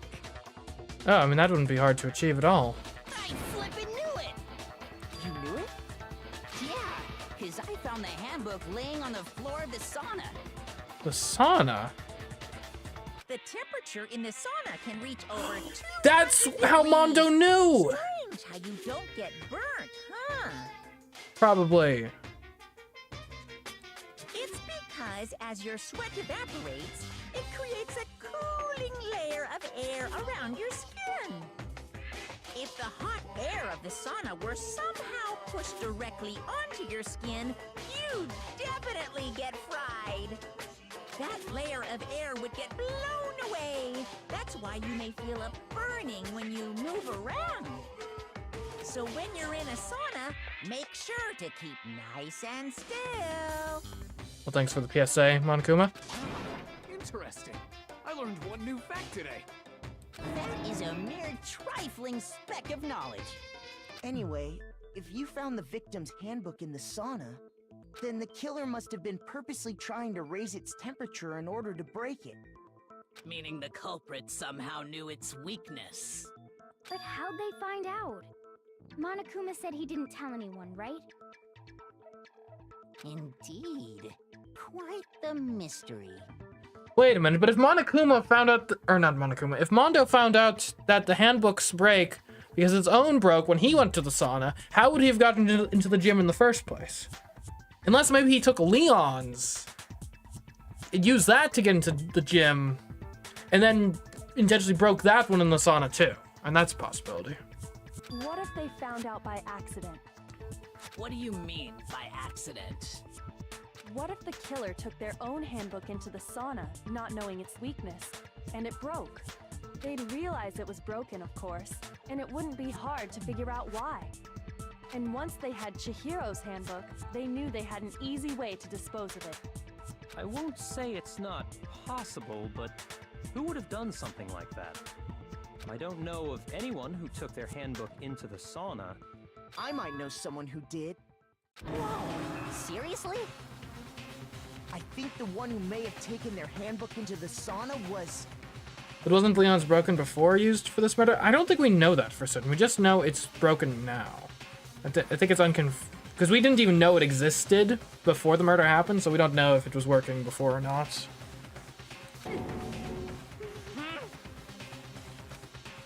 Who might have brought their handbook into the sauna? It could have only been one person. Wait a minute! Hold on, what? Yeah, because Mondo was fully clothed in the sauna.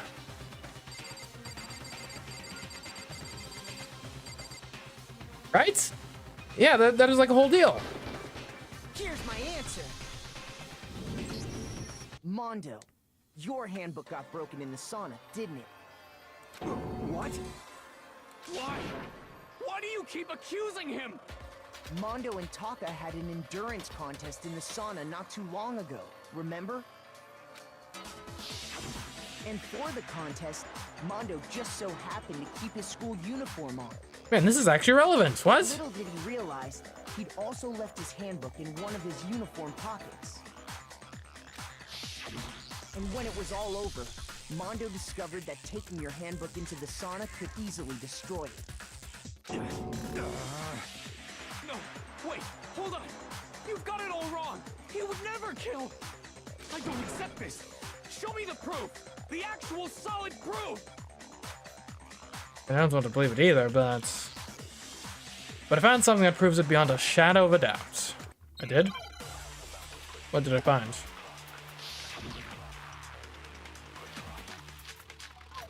Oh my goodness.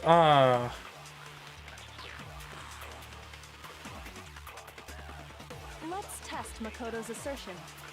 If what he says is correct, then Mondo, you broke your own handbook. In other words, if Mondo's handbook is actually broken, then that proves that what Makoto said is right.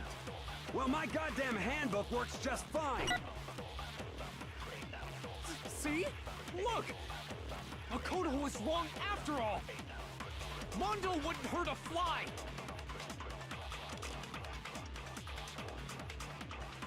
Even I don't want to believe. Oh! The broken handbook isn't Leon's, it's Mondo's. He swapped it. That's what's going on here. If what he says is correct, then Mondo, you broke your own handbook. That's what's going on. In other words, if Mondo's handbook is actually broken, then that proves that what Show us your handbook, Mondo. Show us it's yours and not Leon's, eh? Damn handbook works just fine. Does it? No, it's wrong.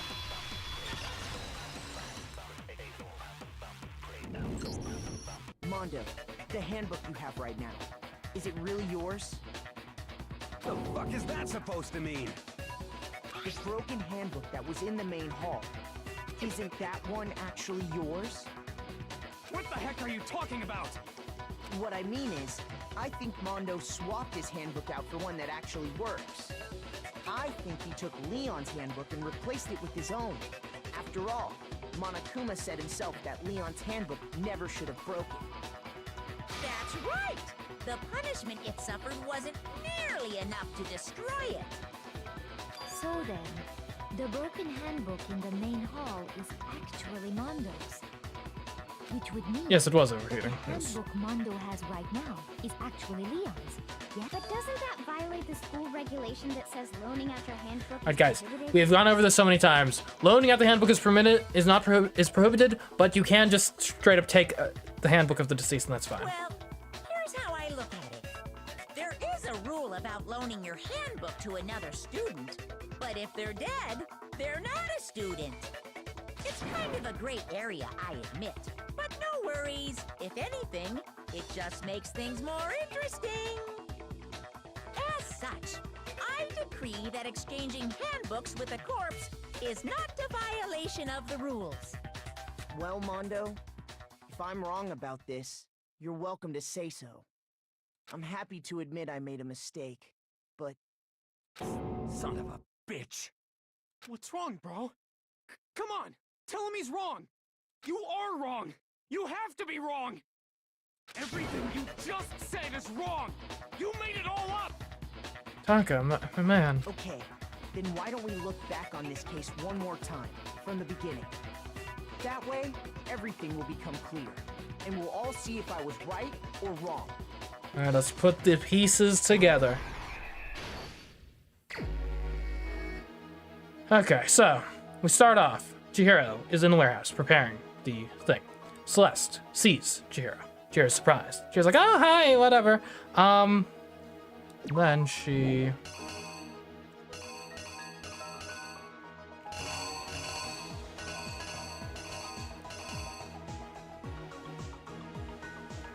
Well, hold on. So, okay. Right. Celeste sees the thing. Chihoro's like, oh no, I better have that. Bye! Chihiro, we cut to the thing. Chihiro walks into the boys' locker room. At which point...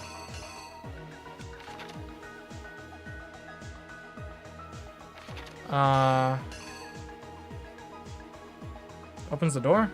I don't know.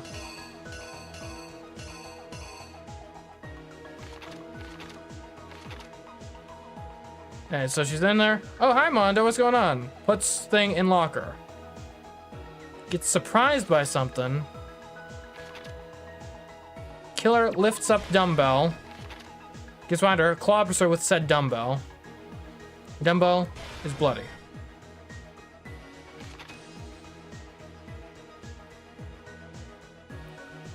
Oh, was it an accidental death?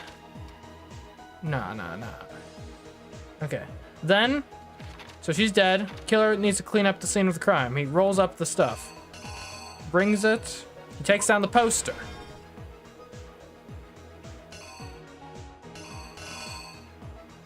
Puts it up in the neighboring room. No, he doesn't put...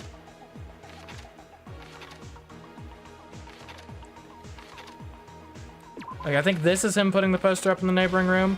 This is him taking the poster down. Then he goes to the girls' room. Okay, you come on in. You notice the body arc. Oh, this is really fun. Let's...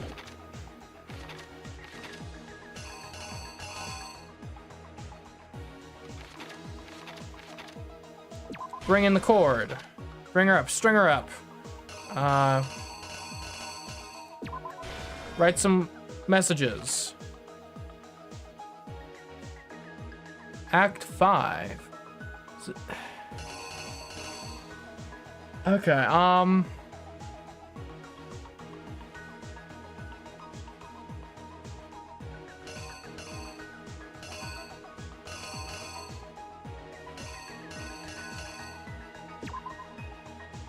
is this the sauna? You head to the sauna?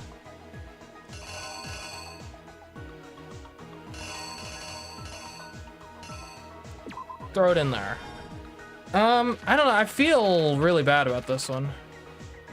Can I, like, get any extra details on these? Okay, so this I'm pretty confident. Celeste sees that. Alright, Chihiro goes along. She goes here. She goes into... That's... What does she do? She... You can click the question marks for hints. What question marks? Oh. Which locker room? Oh! That's the thing? Oh. That's there. It's something everyone has that you need to get into the locker room. Okay, so Chihiro has a thing. Wow. She went into there. Then, in here... Weapon the killer used was the dumbbell. As the murder took place, some blood splattered onto something, didn't it? The something I think that's relevant here is actually going to be the poster. Poster, carpet, that sort of things. He goes, oh no, she's dead. He rolls up the thing, takes the poster down, goes to the girls' room, brings the body in, goes in, puts the poster up. There, it's all done. You come in here. What is it that Byakuya brought? It was obviously the electrical cord. Wrote the thing.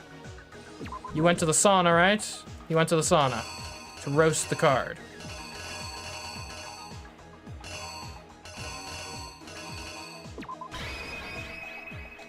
Okay, now the only thing is that I think is a repeated image from this, so it can't be this. Alright, repeat images don't happen.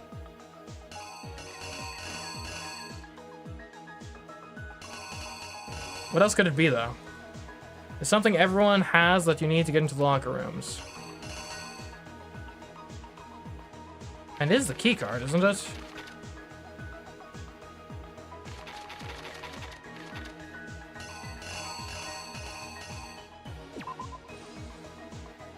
That doesn't make sense. It's not. What is this? Okay. I don't see what else it would be, but I know you don't normally repeat rooms or repeat images. But maybe in this instance. The killer is you! First, let's take a look back to before the incident. Last night, Celeste saw Chihiro in the warehouse, correct? At the time, she was apparently stuffing something into a duffel bag.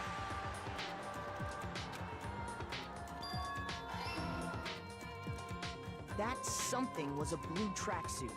You can confirm this, right, Celeste?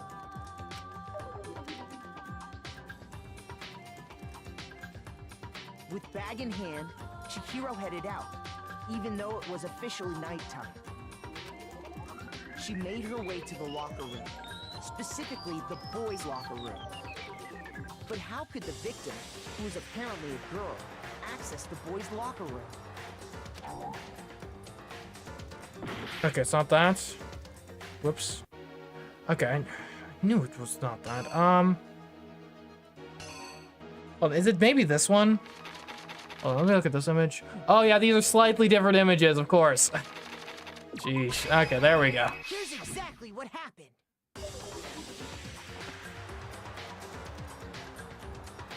With bag in hand, Chihiro headed out, even though it was officially nighttime.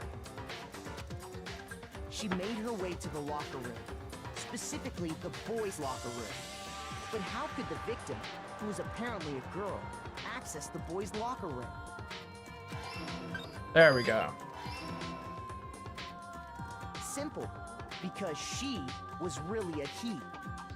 Which is why he was able to use his own e-handbook to gain entrance to the boys' locker room. Once inside, he met with someone there. And the person he met was the one who killed him.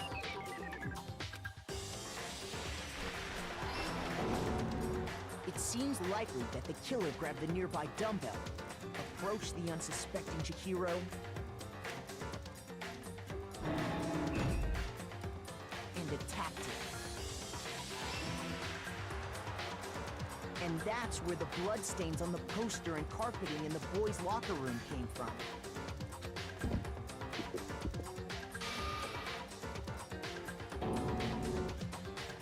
It was likely in the heat of the moment. The body was arranged, but the murder itself felt unplanned.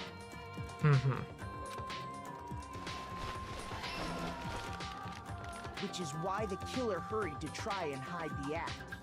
First, pulling up the bloodstained carpet. Then, removing the bloody poster.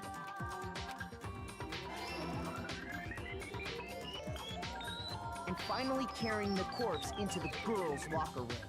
Okay. A girl's handbook was necessary to get into the locker room, of course. But this alone doesn't prove that the killer was necessarily a girl. After all, Sayaka and Junko's handbooks had been placed in the main hall. Okay. Using one of those, a boy could get into the girls' locker room without much problem. Seems like a bit of a security flaw, but okay. And that's exactly how the killer did it. With the carpet and the poster they brought with them, they got to work. They changed the layout of the boys' and girls' locker room in what you might call a crime scene switch. That could have been the end of things, but no. Byakuya, darn Byakuya. Byakuya discovered the body and decided to intervene in the situation, making things even more complicated.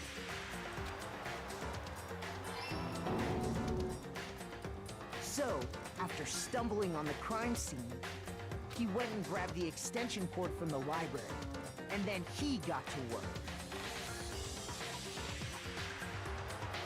He used the cord to string up Chihiro's lifeless body.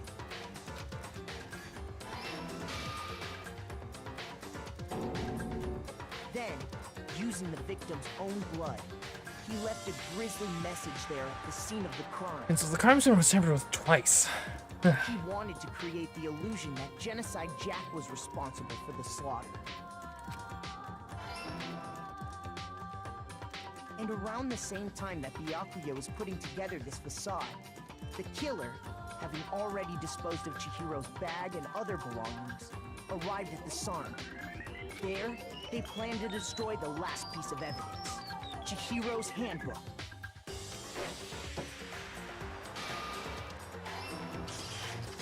And just as the killer expected, the steamy sauna was enough to ruin the electronic gadget. Okay. Somehow, the killer knew that the handbook couldn't stand up to the heat of the sauna.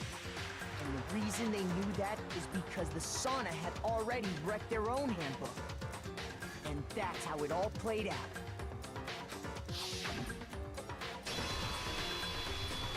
Isn't that right, Mondo Arata? Hello, Shay. We're just working on convicting a killer. The usual.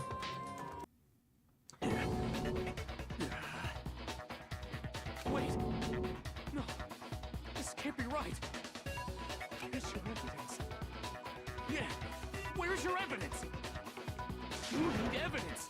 You need proof. Without any proof, you can't pin any of this on him.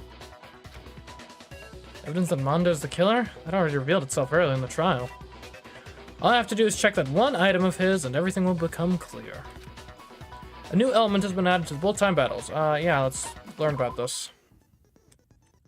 Fever time and... Be careful when saying that. Nega time. Okay. During a bullet time battle, if you press the space key, Fever time will activate and the tempo will be forced to its max. At this point, even if you push the buttons at random, you won't miss. So you can push right mouse button, left mouse button, right mouse button, left mouse button, however you want to destroy your opponent's verbal assault. But this only lasts until your focus gauge runs out, so make sure to make the best possible use of your time. Of course, it wouldn't be fair if only you got to access special time, right? So we've also prepared something called Nega time that your opponent can use. If the opponent activates Nega time during the bullet time battle, your tempo marker will disappear, making it quite a bit tougher to hit the buttons in rhythm. If you were to activate the fever time at this point, no, never mind, I'm sure nothing would happen. I don't know what I was worried about. Unsurprising, if your action difficulty is set to gentle, the opponent won't use Nega time. Well then, good luck and have fun. Why'd they call it that?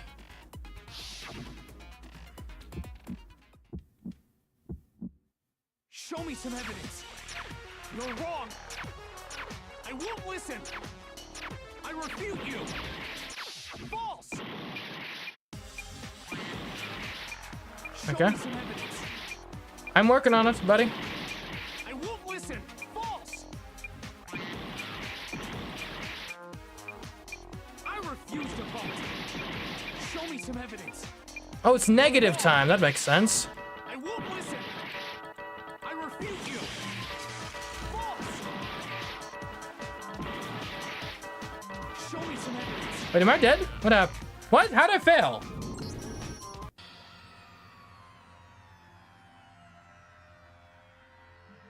Nobody believes you. Nobody wants to hear what I have to say. No, we haven't come to the... What? No, what the heck? No, what? No, what? I don't even know how I failed that. What? No, man. How am I the one with the most votes? What the heck? I wasn't even a suspect.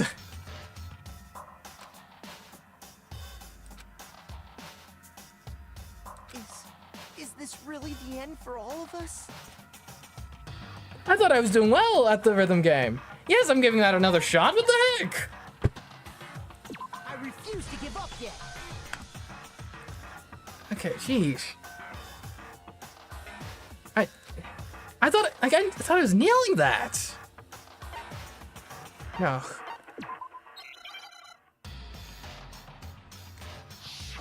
Okay, here we go again. Show me some evidence. You're wrong. I won't listen. I refute you.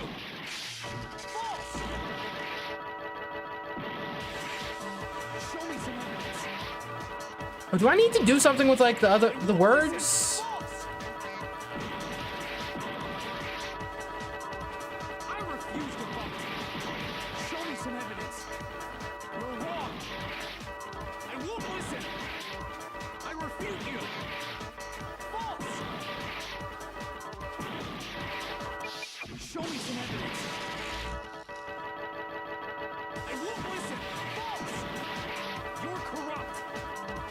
Okay, what?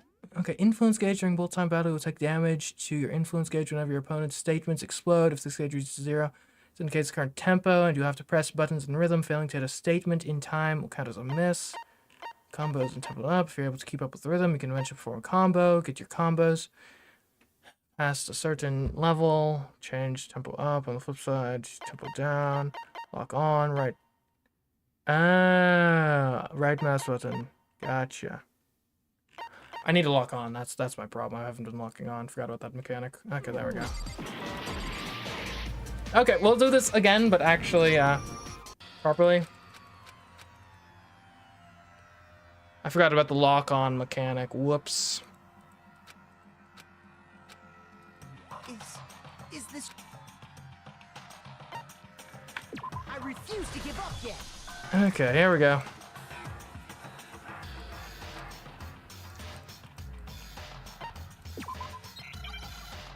Alright, lock on. Use the right mouse. I thought right mouse button left were the same for this. Show me some evidence. You're wrong. I won't listen. I refute you. False. Show me some evidence. I won't listen. False. I refuse to vote. Show me some evidence. You're wrong. I won't listen. I refute you. False. Show me some evidence. I won't listen. False. Final strike. There we go. Show me some evidence. This should prove it. Here's the proof. If my thinking so far is right, Mondo must have replaced his broken handbook with Leon's. Exactly. In which case, we can just check each of our handbooks right now. Once we do that, we'll... We don't gotta do that. Huh? Yeah. I did it. I killed him. I see.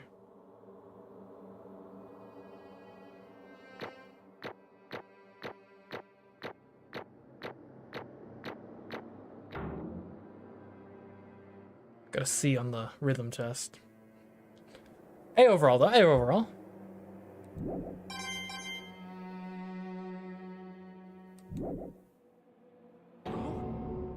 Bro, what are you saying? I got no choice, man. After hearing all that, I gotta just... give up. Go ahead, Monokuma. Get it over with.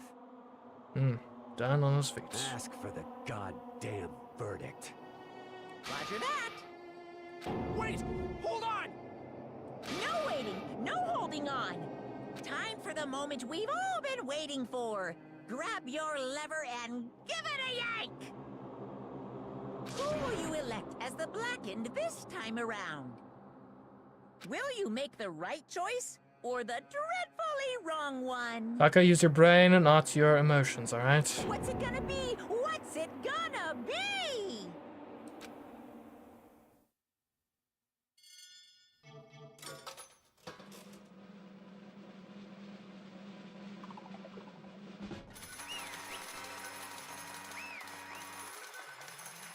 Okay.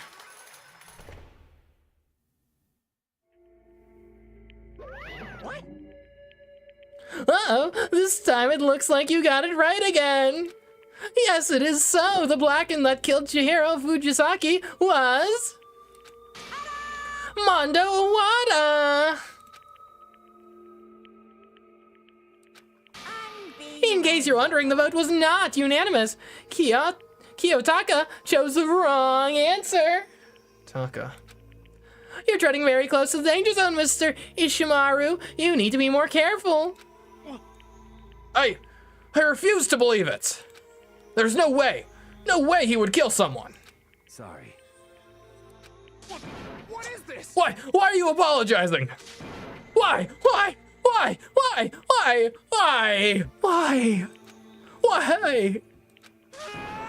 did you do it? Now then. Well, it looks like Mondo's taken a vow of silence, so allow me to explain on his behalf. Actually... The story of the murder this time is the sad story of two men.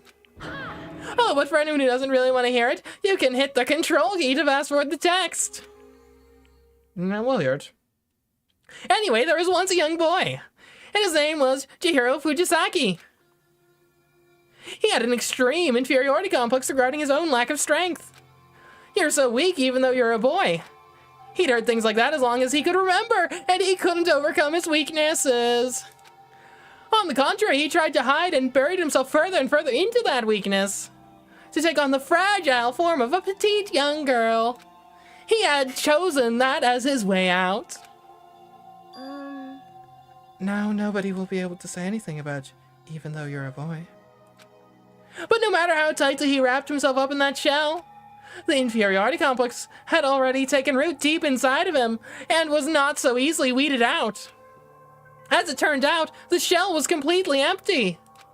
The complex didn't disappear. Instead, it only grew stronger and stronger. I'm weak. Weak, weak, weak, weak, weak, weak, weak, weak. Once the killing game had begun here at the school, he had no choice but to accept this fact. After all, this world is survival of the fittest. If you're not strong, you don't survive. And then the lovely and hateful Monokuma announced the revealing of the embarrassing secrets. Which of course include Chihiro's embarrassing secret, which I was more than willing to divulge. Even though he dresses like a girl, Chihiro is actually a boy. And that was something Chihiro couldn't let anyone find out, no matter the cost. If that was revealed, it would be the end. The hardened shell would crack, the armor would fall away. Without a doubt, those around him would torture him more than ever before. Everyone figured being thrust into such a dilemma must have sent him spiraling into despair. What? And yet... I'm sorry. Sorry. I don't really want to talk about it right now. But I also don't want to leave things the way they are, so maybe I can talk about it later? After I try us to become strong, then I can tell everyone. Annoyingly, he used the thread of discovery to motivate himself to become stronger. That's right. Now's my chance. I want to change. I'm going to get stronger and accept who I am. Strong enough so that when someone says, even though you're a boy, I'll be okay. I'll get better. With that thought at the front of his mind, he resolved to take immediate action. And so... that day he made the commitment to begin exercising. He was prepared to retrain his mind and body. But sadly, that would be the first and only chance he would get at it. When he decided to start exercising, he thought it would be good to ask for someone's help. But he wanted to tell that person his secret first, and then ask them to help him from there. And the person he went to... Yeah, that's right. It was me. Yep, it sure was. The biker gang fella had been painfully clear about how important his manly promises were. So Chihiro probably figured that even if he confided in Mondo, his honor would make him keep the secret. Plus, Mr. Macho Mondo was the very symbol of a strong man that Chihiro had always aspired to. Maybe talking to Mondo about it will help give me some courage. So he went and asked Mondo to help him become strong. That was his aspiration. And he thought that only with Mondo's support would he ever be able to come close to that. Correct. So then that must be why Mondo did what he did to keep the promise he'd made to Chihiro. Oh. Huh? Did what he did? You mean that's why Mondo carried Chihiro from the boys' locker room into the girls' locker room? Oh. Indeed. Yes, that's exactly what I mean. Wasn't that to cover up what he'd done? Certainly. That could have been part of it, but I don't think it was the main reason. The real purpose was to keep the promise between men he'd made to Chihiro. But How does moving the body keep his secret? Because if everyone knew he'd been killed in the boys' locker room, then everyone would have been arguing about how she got into the boys' locker room, right? Once that started up, at least a few of us would have immediately begun to suspect his identity, so... He tried to protect Chihiro's secret by putting him in the girls' locker room and stealing his handbook, see? Then Mondo did all that to keep the promise he'd made to Chihiro, who he'd also killed. Why? Why would he do that? The more I hear you talk, the more I don't understand. I mean, you guys trusted each other, right? So why? Why did you? Because no matter what, I didn't want anyone to know. I knew it. So that's what triggered it after all. The possibility of having your embarrassing memories and secrets exposed. What is this? That's impossible! Nothing could have been that bad. Something he didn't want anyone to know, even if it meant killing someone? You're wrong. It's impossible! Don't make me repeat myself. How many times must I repeat myself? To judge others by your own standards is the height of folly. Even if you can't comprehend it, he obviously can. That's all there is to it. Well, while we're on the subject, why don't I tell you? That embarrassing memory, that secret he didn't want anyone to know. Hey, You know what Mondo did? He killed his own brother!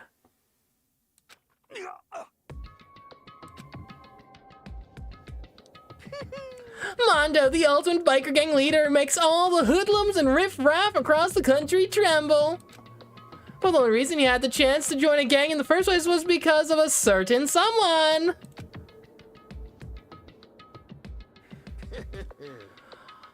Mondo's older brother's name was Daya Awada. Mondo had nothing but respect for him. It was because of Daya that Mondo ever got on a motorcycle. Mondo's brother was his only family growing up. He was the only one Mondo could trust or respect. He wanted to measure up to his big brother, so he intimidated him in everything imitated him rather, in everything he did. Mondo was the epitome of the starry-eyed kid brother. Meanwhile, the charismatic older brother had put together a local motorcycle gang. And before anyone knew it, it had grown into the biggest biker gang in the country. Daya, the older brother, #1 in the gang, and his #2 his younger brother Mondo. In the beginning, everything was peaches and gravy. But when Mondo started to think about how he would have to take over the gang from his brother someday, his brother's greatness, his reputation began to gnaw on Mondo's very soul. The kid's gonna take over for Daya, huh? Daya created this gang with his bare hands. Mondo's just along for the ride. Can someone like that really be our leader? All that'll do is make the gang look bad. Almost every day, Mondo heard the gossip and whispers of the other members of the gang. Which is why... I gotta get stronger. Stronger than Daya. Once. Just one time. No matter what, I gotta win. Don't fuck with me. I don't care what it takes, I gotta come out on top. And on the night of his amazing brother's retirement ceremony, Mondo challenged him to a street race. But during the race, tragedy struck. The kid brother pushed ahead with reckless abandon, eager for victory, and dashed into oncoming traffic. But suddenly...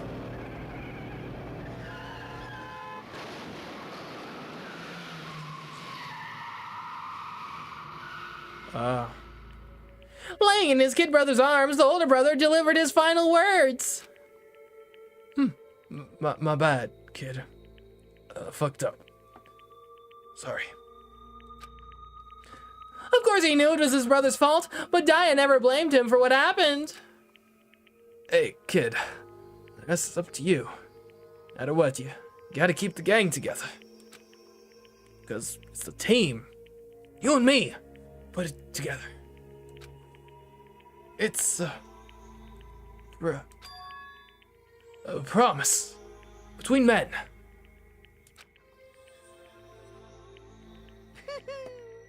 He decided to hide the truth of what happened from everyone else in the gang, in order to keep the gang together and keep the promise to his brother. He could never admit to anyone that it was his own weakness that had caused the accident. And as a result, the team was made even stronger under the banner of the kid who'd bested his big brother. Dio was gonna lose to his kid brother, so he got stupid and got himself killed.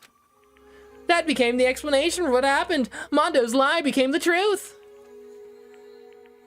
He wanted to lead the team so bad he was willing to tell all kinds of lies about his brother. I'm strong. Strong.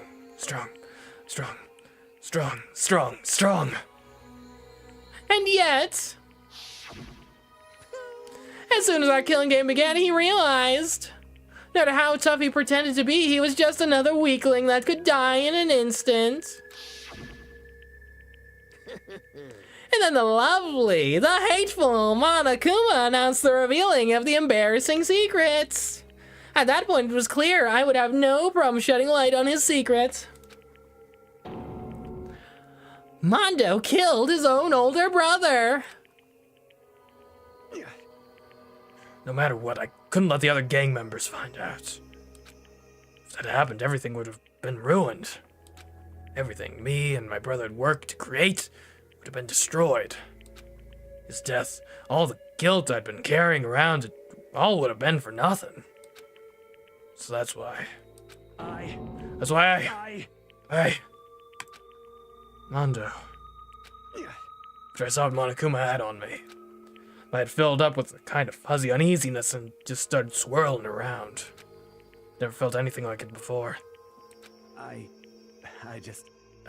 didn't know what to do about it. I wasn't sure what to think or say, but after a while that fuzzy uneasiness turned itself into a rock-hard lump of anxiety way down in my stomach. And it was right around then that Chihiro asked me to start working out with him. And right there, he told me a secret. Seriously? Jesus. I'm sorry. Yeah, I'm sorry I lied to you. But why? Why now? Why are you telling me this all of a sudden? Huh? Because, I mean, you kept that secret all this time, right? If anyone found out, you would. But You're right, but I want to change. I've wrapped myself in lies. I'm weak. I want to destroy that version of me forever.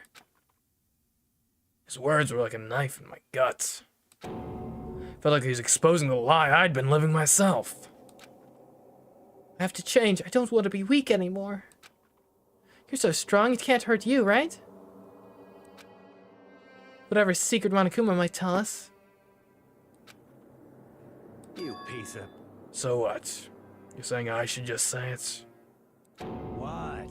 You're saying if I really am, I should just be able to tell everyone my secrets. Huh?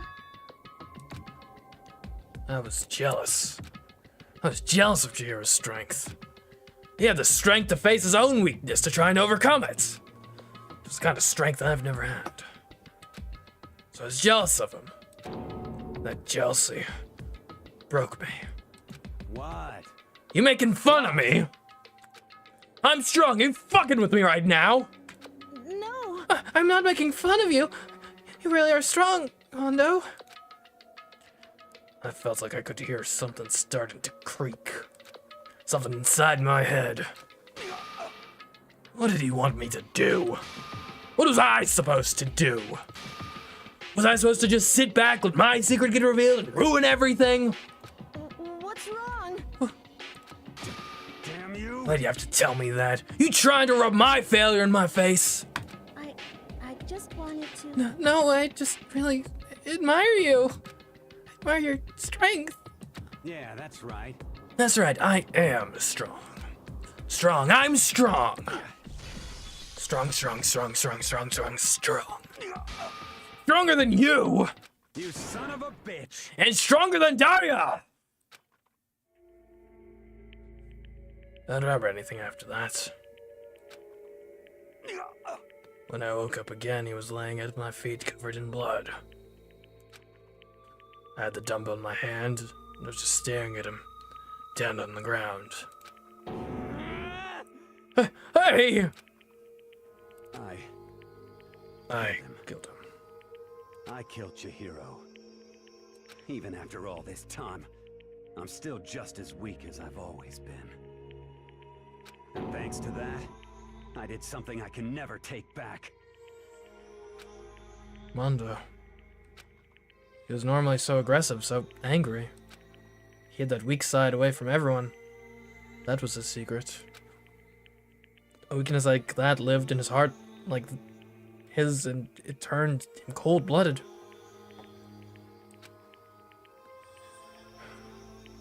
God damn it!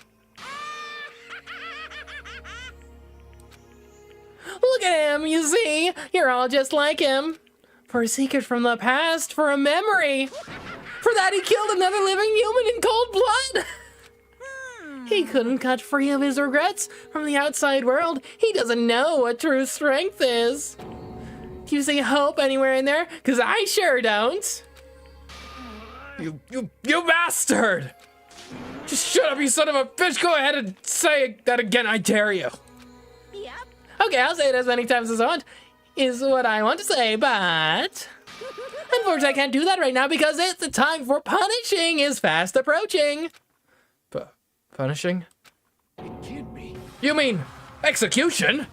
Well now. That's what I promised you, right? The blackened that disturbs the peace will be punished. Ridiculous. Hold on.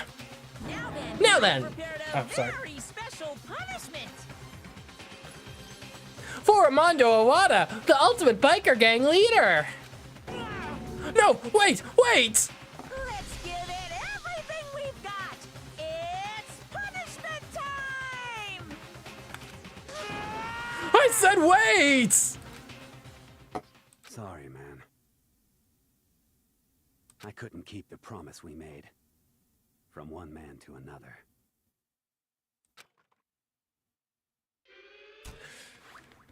Oh no, what's this gonna be? Game over. Armando has been found guilty. Armando, time for the punishment.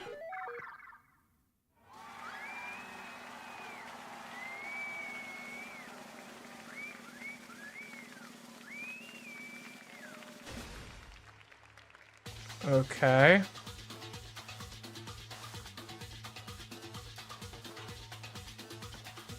Oh my goodness, Monica, what the heck?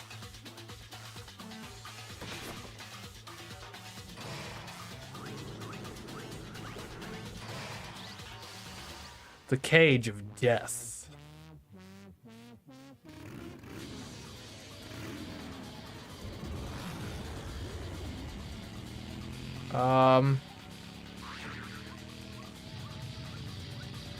That's not too bad. It's not great, but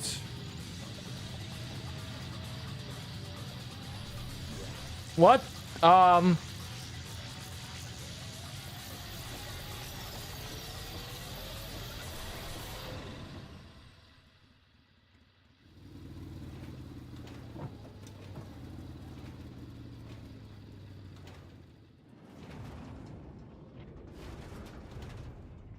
Where'd he go?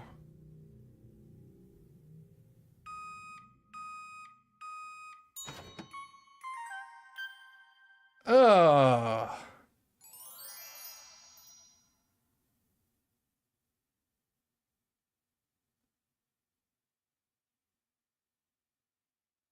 I'm trying not to butter my toast for the rest of my stay here. Laugh at death and your soul will forever be at peace. It can't be! My brother! Another murder, and another execution. I want to feel again. Everyone's lives are taken so lightly here. I feel like I might be going mad. Maybe I'll just let it happen.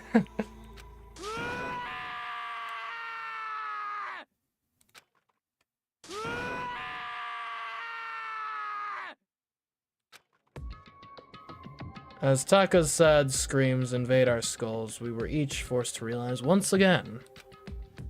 But he, of course, he had to. What a disappointment. This is the end of the game. Byakuya? What is this? You're completely insane, you know that? A game? One of our friends is dead. Do you realize that? Naturally. Of course I do, because this is a game of life or death. Hey, I don't have anything to say to you. I don't have a response except that. however, I just don't understand why. Why'd you go out of your way to disguise Mondo's crime? What? Why? Isn't it obvious? Because it made things more interesting. His voice was calm. Emotionless. Because it made things more interesting. Like the voice of death. It chilled me to the bone. Last night, when the murder took place, I was in the library as usual. Honestly. So you ignored the nighttime rule too? That rule never mattered to me. I don't recall agreeing to it. There is nothing to be. But I don't particularly care. Please continue. The night grew late, and I decided to return to my room, which is when I stumbled upon him. I spotted Mondo coming out of the girls' locker room. After he'd gone, I looked inside and saw the corpse. What? You mean you actually witnessed the murder? He was such a fool. He didn't have the slightest idea that I'd seen him. Wait, so you were a witness to the murderer? You didn't tell anyone this. Ugh. Byakuya? Why? Well, So you're saying you knew who the culprit was from the very beginning? That's right. Indeed. If that had been the end of it, how boring would that have been? I mean, what a waste of time to have the answer revealed right at the beginning. Which is why I decided to lend a little helping hand. I thought it would liven things up. You did all that to liven things up? I see. So after hearing about Genocide Jack from Toko, you decided to use that to create the fake murder scene. But damn, man, if we hadn't figured out who'd really done it, you would have been dead too, right? Well, obviously I would have revealed the truth before it reached that point. Of course. Byakuya turned and looked me in the eye. I could feel his sharp eyes piercing into me. Thanks to a certain remarkable someone, it never did, and I was able to perform an interesting experiment. Once I do decide to become blackened, I now know who I'll have to watch out for. Oh. Ah. You know, that does make a certain sick sort of sense. Huh? Correct. So that was your reason. Are you satisfied? Indeed. Yes, we're done listening to your story. Okay, so I'm concerned now for my life and Kyoko's life. Because we've been so smart at figuring out these trials thus far. Like, the clear intellectual leaders of the group. Anyone who wants to get away with murder probably at this point knows they should kill me or Kyoko. If they're, like, if it's not gonna be spur of the moment. If it's gonna be actually planned out. Moving on. Hey, There's something I'd like to ask Monokuma. What's this? Oh, I'm up next! you. You like to perform these elaborate executions each time, correct? My question is, why? Don't Byakuya becomes imposter, you dead? Probably. Yeah. You like them? But you know, this punishment, this despair, it's not just for you. All this punishment, all this despair is my gift to mankind itself. What? You're over-exaggerating. I'm not over-exaggerating. These punishments are meant to transform all hope to despair. Damn. What do you mean? Mean? Mean? Mean? What the heck? Mean. Good grief, I don't understand why you have to pick apart every little stupid thing. Whatever, it doesn't matter. In the end, I'm going to stand alone as the victor, and then everything will be revealed to me. Ah, the noble son of a noble family. Truly, you understand me.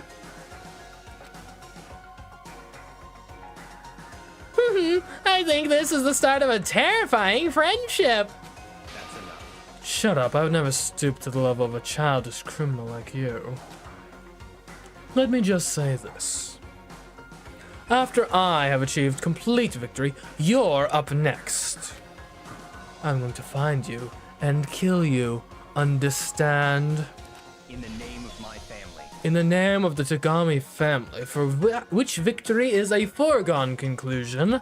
You're getting all riled up. Oh, so cool. It's like you're the main character of a video game or something. No trash mob for you.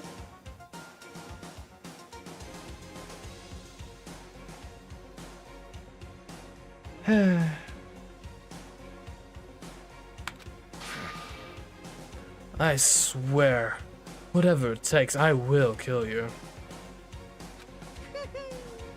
Temper, temper. Sounds like someone needs a nap.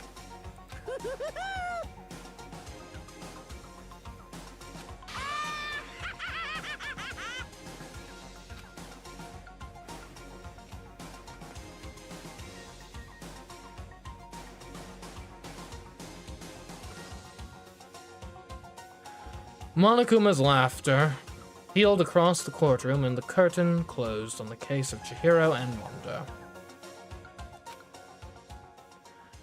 But I knew that wasn't the end.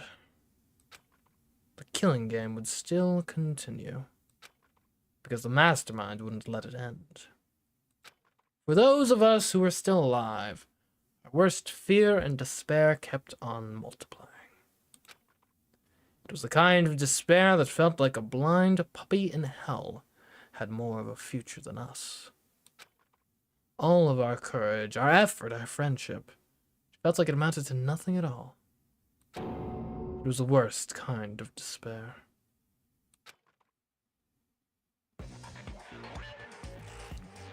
Well, anyway, like I was saying, What's this? this is a pretty good spot. Yeah, a really good spot. Anyway, isn't it amazing how that girl went and killed someone before things even had a chance to get boring?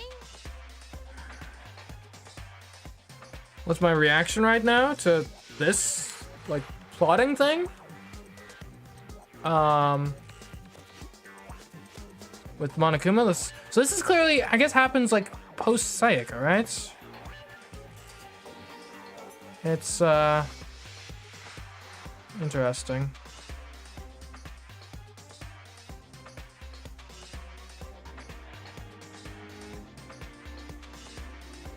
Oh, dang it.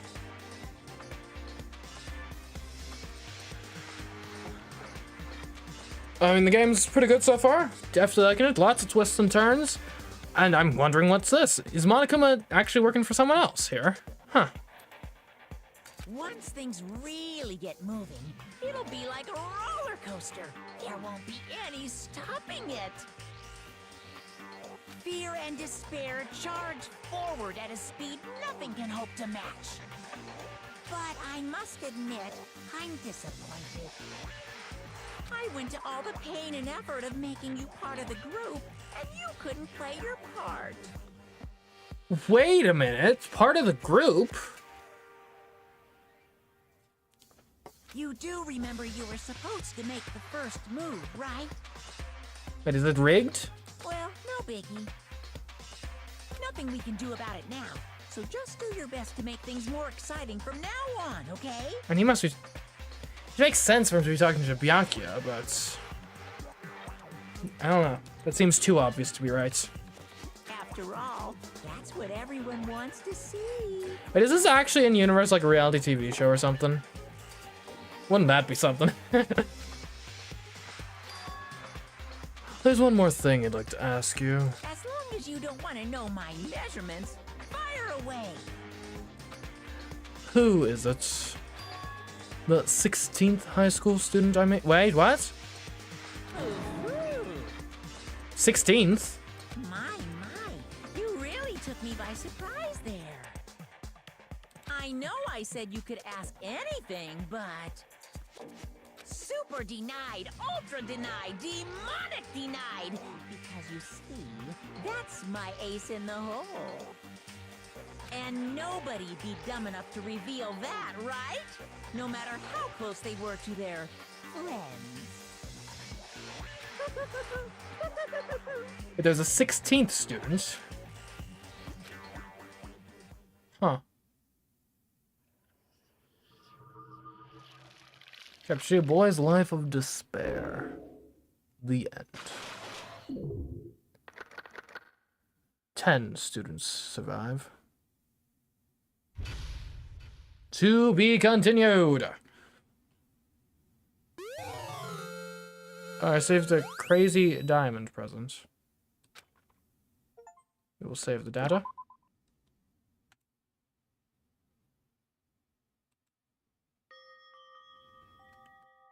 And that, lovely chat, is where we're going to end things off for this stream.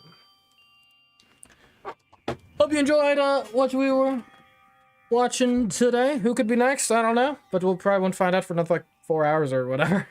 It tends to be the pattern. It seems like 4 hours between murders, 4 hours of investigation and trial, which works really well for my streaming schedule. So I would not be opposed to that pattern continuing. I like I've said, I'm worried. Okay, I'm curious. What the heck is this about a 16th student? I'm worried that Kyoko or myself could be on the chopping block fairly soon, because I imagine people are realizing, wait a minute, if I want to get away with murder, let's get rid of the smart guys. But yeah. That'll be the end of the stream. I might take a look and see if there's anyone worth rating live right now. Twitch viewers. Let's take a look.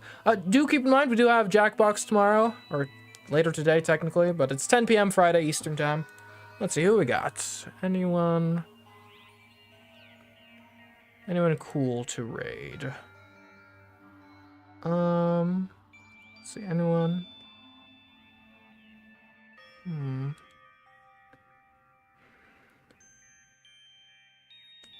don't know, I'm not really seeing anything too interesting immediately. I could send you over to another Danganronpa stream, that could be fun. How about that, yeah. Based on the viewership, or based on the thumbnail, it seems like they're in the first chapter. So, no spoilers compared to my stream. Don't spoil them, though, guys. Chat, you gotta agree not to spoil who I'm sending you to. But this person is called Derivis, so we'll go over and raid them. How about that?